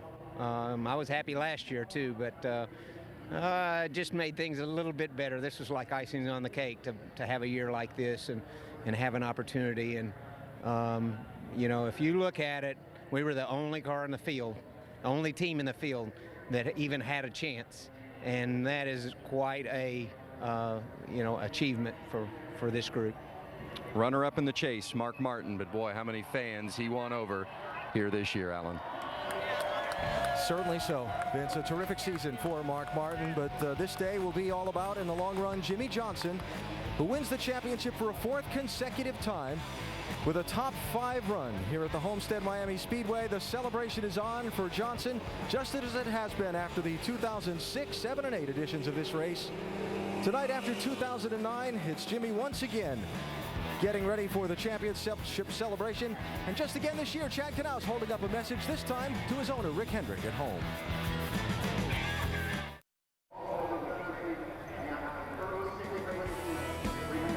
Back live at the Homestead-Miami Speedway in the aftermath of the NASCAR Sprints Cup Series Championship deciding race. Jimmy Johnson down in the middle of the victory area. Interviews, photographs. He'll be heading up on stage here momentarily. In fact, now, to get ready for the presentation of the trophy and the point fund check. Thanks, man. Thank you. While we wait for Jimmy to come up on the stage, Kurt Busch had a solid season and a solid night tonight. In the morning when I get up, racing fuel in a coffee cup. Lord knows I ain't giving up. I'm gonna take on the world today. It's just my so-called, just my championship ride. Looking strong, 4th place finish here tonight. And Kurt, I know, especially on the final restart, you were hoping for a little bit more. Talk about how you're feeling after just trying to get him one more time here with Pat's help. Yeah, it was a great effort all year tonight. To finish 4th, we finished 4th overall in the season standings. Best in class is the way we classified this year. Wanted to get in there and break up the Hendrick triple, but those guys did an excellent job. Congratulations to Rick Hendrick, Jimmy Johnson, Mark Martin, Jeff Gordon. Those guys were tough this year. We finished right behind them. We did the best we could. We fought week in, week out. We learned what we could do as a team, even though we were losing one of our leaders. And that meant a lot to Richard, all of our guys back at the shop, and the lead guys in the fab, the body shop, the engine shop, all of our sponsors, Miller Lite and Dodge. But the biggest thing is to be first in class, and then maybe this is my best opportunity to throw a crew chief under the bus for giving me 2 tires at the end instead of 4. We thought we had a shot at winning, but I told him keep track of the other guys, about 4 tires. It's the way it goes. You live and die as a team. But hey, I'm throwing them under the bus because we don't have them anymore. We're looking for a new crew chief. But hey, it's a great run for the Miller Lite Dodge. Hey, Kurt, even with that, you kept him around for the entire postseason. Talk about what kind of a pact you and that Pat might have set so that you could actually run to the end here together. Well, I think we just didn't know what the future led to after this race. Right now, I'm done focusing on 2009, and I know he is as well. And 2010, I didn't even want to pay attention to it. And so we looked at each other and said, we can do this. This is our best last chance effort to do something great in the chase for right now. We don't know what 2010 will bring us. We fought hard together. We worked great together. And it's just one of those things where things internally changed. Pat didn't like the situation around him, and he had to go, and it was a surprise. But we'll find somebody great. We'll find somebody even better, and I hope that we beat the 56 car next year because Pat's working on it. But we just have to do it for our sponsors and our team and get our other guys faster with Brad Keselowski and not Stremme, I'm messed up, Hornish. We get those guys faster, we can compete better with the Hendrick guys. That was a great final run for these guys, 4th tonight at Homestead. David, thank you. And on the stage here at the Homestead-Miami Speedway, it's time for the official presentation of the Sprint Cup Series Championship Trophy. Here to make that presentation, the Chairman and Chief Executive Officer of NASCAR, Mr. Brian France. Jimmy, what an accomplishment. 4 championships in a row. On behalf of NASCAR fans around the world, welcome to history. Thank you, buddy. Thank you very much.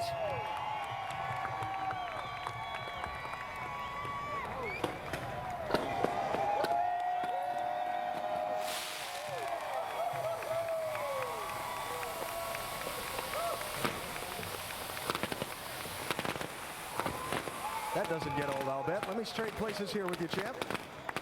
And introduce, to present a rather sizable check in more ways than one, the Chief Executive Officer of Sprint, Mr. Dan Hesse. Well, Jimmy, congratulations to you, your team, Lowe's, Hendrick Motorsports, for a terrific accomplishment. We at Sprint couldn't be more pleased than to be presenting you with this check for the 4th year in a row as the 2009 NASCAR Sprint Cup Series champion. Congratulations.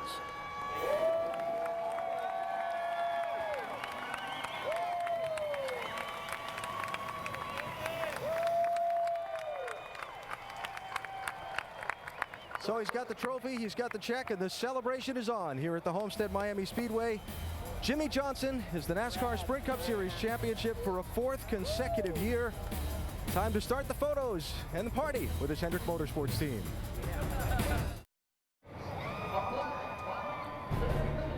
Back live at the Homestead-Miami Speedway, part of the new tradition of the season-ending race here. The champion's flag flies over this racetrack for an entire year. Track President Curtis Gray there on the left as you look at it at the flagpole, with Chad Knaus and Jimmie Johnson about to raise once again their 48 flag that'll fly over the speedway for the next 12 months. Pausing for the photographers to get a good shot. And then they'll hoist that up there where it will fly again until it's lowered just before this race 1 year from now, when it will be seen then whose flag will fly up over this racetrack for the following 12 months.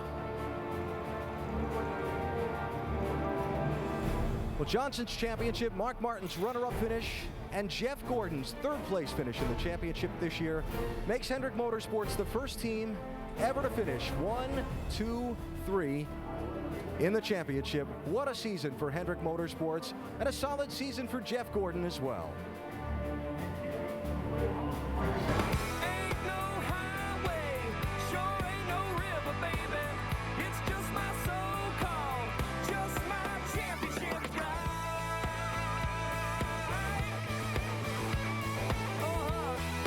Well, for Jeff Gordon, he gave it a good try, his 5th appearance in the chase. He picked up his 1 win this season back at Texas. That broke a long dry spell and scored that victory, putting him 1 win away from 5th all time. And Jamie is with Jeff Gordon now to get his post-race thoughts. And Jeff Gordon brings it home 6th. Jeff, at the end, I know you weren't that happy with your car, but how much were you thinking about those points and knowing you had to finish 6th or better to make it a 3 sweep? We were thinking about it a lot. It was a real challenge. I mean, there were times when we were great, and when the sun was out, I thought we were a lot better. When the sun started to go down, the track changed a little bit on us, and we really struggled. So, great job the DuPont Chevrolet team and Steve and everybody for fighting there. Some great pit stops tonight, some good adjustments, and we were able to get 6th. I got to say that our thoughts are with Rick and his family right now. I know how much he'd like to be here, but I also know his family comes first. and so we're thinking about those folks. Man, what can you say? You know, 1, 2, 3, Hendrick Motorsports. That's incredible. You know, just when you think you've seen everything, a guy goes out and wins 4 in a row. And then Hendrick finishes 1, 2, 3 in the points. I'm really proud to be a part of it. As a competitor, that Johnson ticks me off, but as a friend and as a teammate, you know, and as a sort of car owner, they're amazing, and I'm really happy for him, Chad, and entire Lowe's Chevrolet team. And to know, as a 4-time champion yourself, that Jimmy Johnson came to you and said, hey, I want to drive for this team. This is what I want to do. Put in perspective, a 4-time champion now, when you knew him when he was a little kid. Well, you know, I try to be very careful with how I handle that question, because I don't want to take the credit. This guy worked so hard as a kid coming up. His parents did what you have to do to sacrifice. You know, Jimmy had the talent, and he got in the right equipment at the right time, just like every other race car driver, but he did more with it than anybody else, and he got himself to the right organization at the right time, and you know, the team around him is a great team, and the guy just excelled. He focused on it, and look what he's done. I mean, I really never thought I would see in my career or in my lifetime somebody win 4 in a row. So I think it's absolutely extraordinary what they've accomplished, and to be right side by side with them, you know, in our race shop, in our meetings, and you know, just all the time, really, as a team, and to see it happening right in front of your eyes, it makes it even more extraordinary, because you're like, man, what are they doing? You know, we've got all the same stuff. But you know what? It's just a lot of hard work and effort, and a great organization, a great team, you know, with a great driver. Nice job by Jeff Gordon. Caps off the season 3rd in points. All right, Jamie, thank you. The fireworks from the stage as the celebration continues. Jimmy Johnson, Chad Knaus raising that flag up the pole over the Homestead-Miami Speedway, where it will fly for the next 12 months, signifying they won the championship here. As the race finished, the race team celebrating with their own flag, 4-time Sprint Cup Series champions.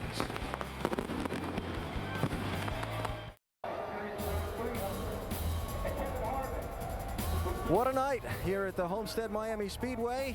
History made. Jimmy Johnson, the celebration continues. And our aerial coverage provided by Goodyear. Goodyear's Fuel Max tires help you get there. Check your mileage at GoodyearTires.com. Calculate your savings. Jimmy Johnson with the trophy. Familiar sight by now, but certainly one well-deserved. 4-time consecutive champion. Dave Burns has a story on another champion for us, David. Well, and Alan, don't our champions in NASCAR have those one-name titles? Cale, Dale, Tony, and Jeff. Well, Jimmy is in the same boat, and here's a story of where his name came from. Jimmy's dad, Gary, was an amateur motor racer in the 1970s. He had a good friend on the circuit who beat riders from the factory on a regular basis and went on to win regional championships in the AMA. His name was Jimmy Brockman. He lost his life on the final race of the 1971 season, but he'd already locked up the championship. And Gary vowed that if he and Kathy ever had a son, they would name their son after Jimmy. Jimmy has honored the name of Jimmy Brockman more than that group of motocross racers from Southern California could have ever imagined, and his legacy is part of Jimmy, another true champion. Gary, what do you think your best friend Jimmy would have thought of all this? Oh, I think he's been helping for years. It's kind of hard to talk about, but Jimmy and my Jimmy were both very determined people. You know, they knew what they wanted, and they went out and got it. And I never knew my Jimmy would have been like Jimmy Brockman, but it's so cool. And it's been a long time ago. It's really neat that we get to do this, to talk about him. And you, Gary, now have seen your son do this 4 times. We were just kind of sitting here saying it was surreal.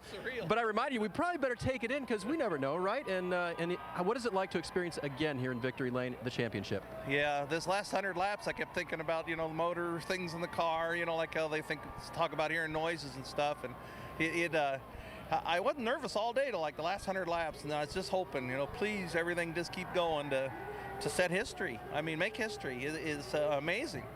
Well, he certainly has, and now you know the legacy of his name as we go over to the pit studio, guys. Jimmy Johnson, he's a Jimmy I.E., but he certainly was named after a Jimmy Y, and he's another 1 title champion. He's done it 4 in a row. I'll tell you what, guys, the 48 team, if they can keep this team together right now, again, I don't see anybody slowing them down. They are so hot right now. This team gets along so well. Ray, if they can keep it going, I see this dynasty continuing. Well, without a doubt, you know, we saw a great performance tonight, but I'll tell you what, we saw some strong performances from other teams. It's great to see the RCR team back, second and third place finishes. Maybe could be a little bit of a challenge at the beginning of next year. Yeah, if Denny Hamlin's group and Mike Ford, if they hadn't have stumbled throughout the beginning of the chase, I mean, just think of where they would be right now. They possibly could be challenging for that championship this year. Look for them to be strong. And Kurt Busch, we talked about the separation of he and Pat Tryson and that team all at the end of the whole season, but look how well they performed. They performed admirably, and they could be a contender as well. You know, Mark Martin finished in second in point standings. This guy has been so strong all year long, too. I expect to see Mark back in victory lane a lot more. They learned a lot this year, how to win a championship, how to keep that car up front. And with that car owner, Rick Hendrick, they got these guys. I don't think there's any stopping those guys either. Rusty Bradray, thank you. Out on the stage, Jeff Gordon coming up to congratulate Jimmie Johnson and join into the celebration as history has been made tonight. We said at the top of the day, how many chances do you get to see history made? Well, I know I could say at least one. We saw it tonight as Jimmie Johnson won a 4th consecutive NASCAR Sprint Cup Series title at Homestead.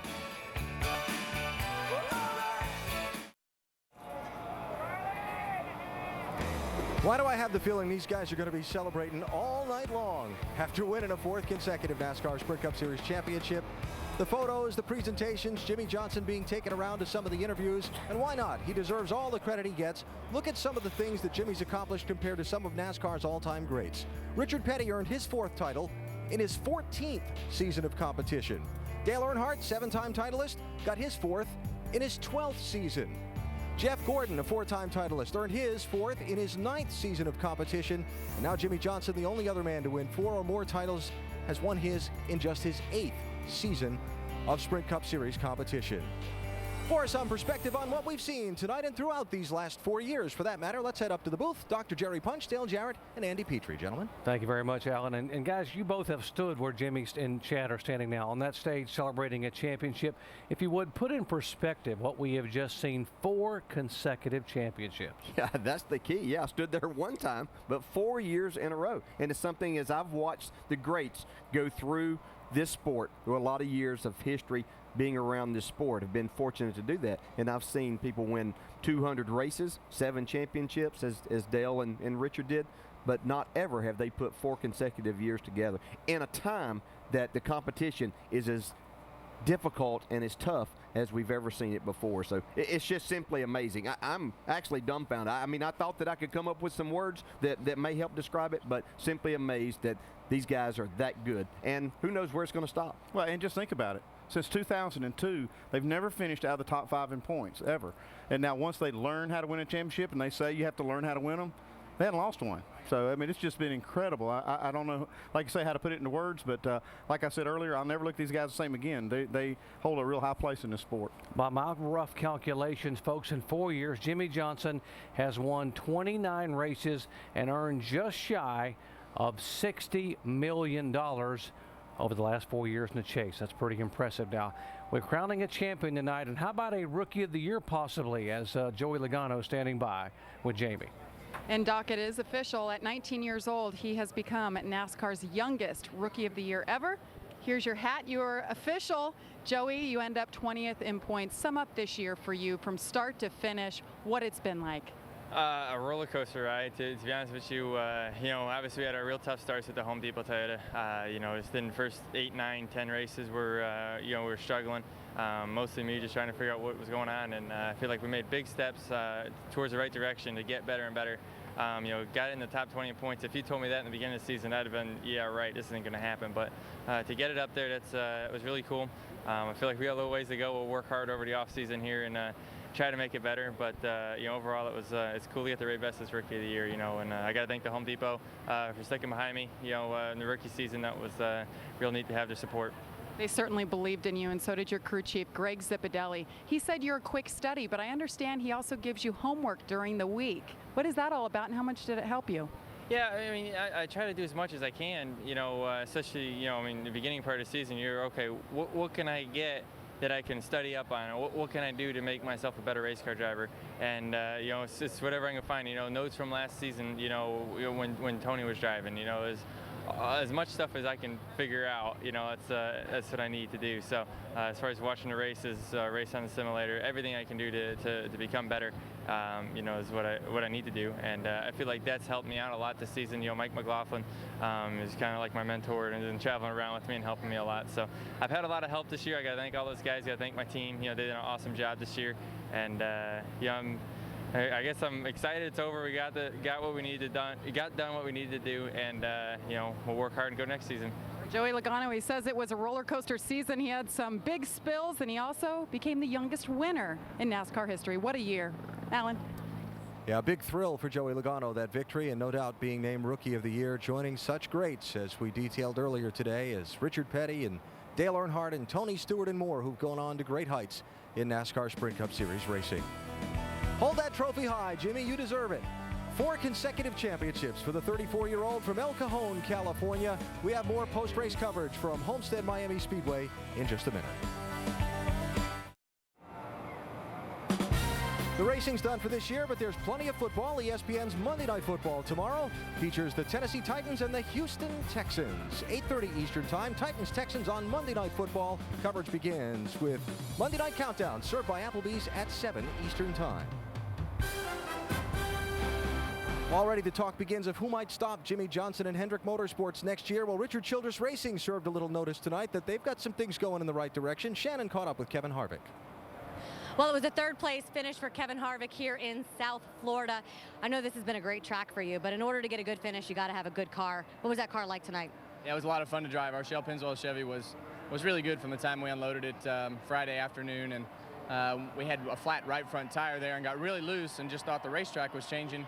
So we wasted the next run being too tight. But just got to thank all my guys. It's been a 180 turnaround for our cars and the performance of everybody at RCR, and to get everything headed in the right direction. The last 3 months has been a lot of fun. We got to get the consistency back, but when you got speed, that makes it a lot easier.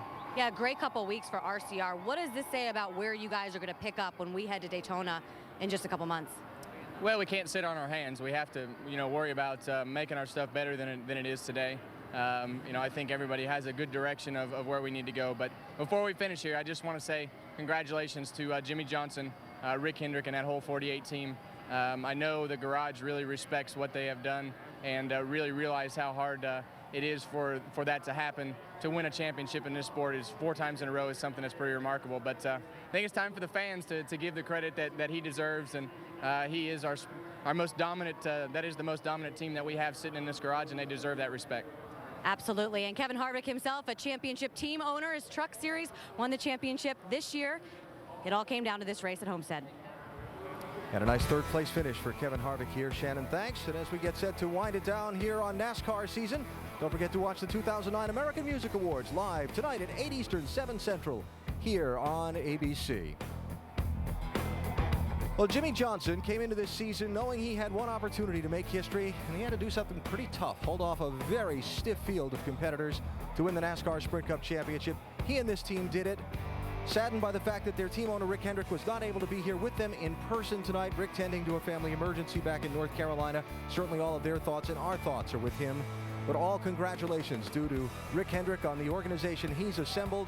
The decision to pick Jimmy Johnson, pair him with Chad Knaus, and put this team in position to become a NASCAR dynasty. You know, NASCAR fans sometimes don't like it when someone wins too much, and while Jimmy Johnson's been rolling toward this championship, it hasn't been necessarily met with the warmest of applause from people. But it was so nice to hear when Jimmy climbed out of the car tonight and raised that championship trophy for the first time. The great ovation he got from the fans here at Homestead, and well-deserved. History made in the 2009 NASCAR Sprint Cup Series season, a 4th consecutive championship for Jimmy Johnson. 12 drivers, 10 races, 1 champion. It takes incredible effort if you're going to hang your name among legends, and it means somebody always has his sights set on you. Is it a full moon or like what's going on, dude? Last race of the year.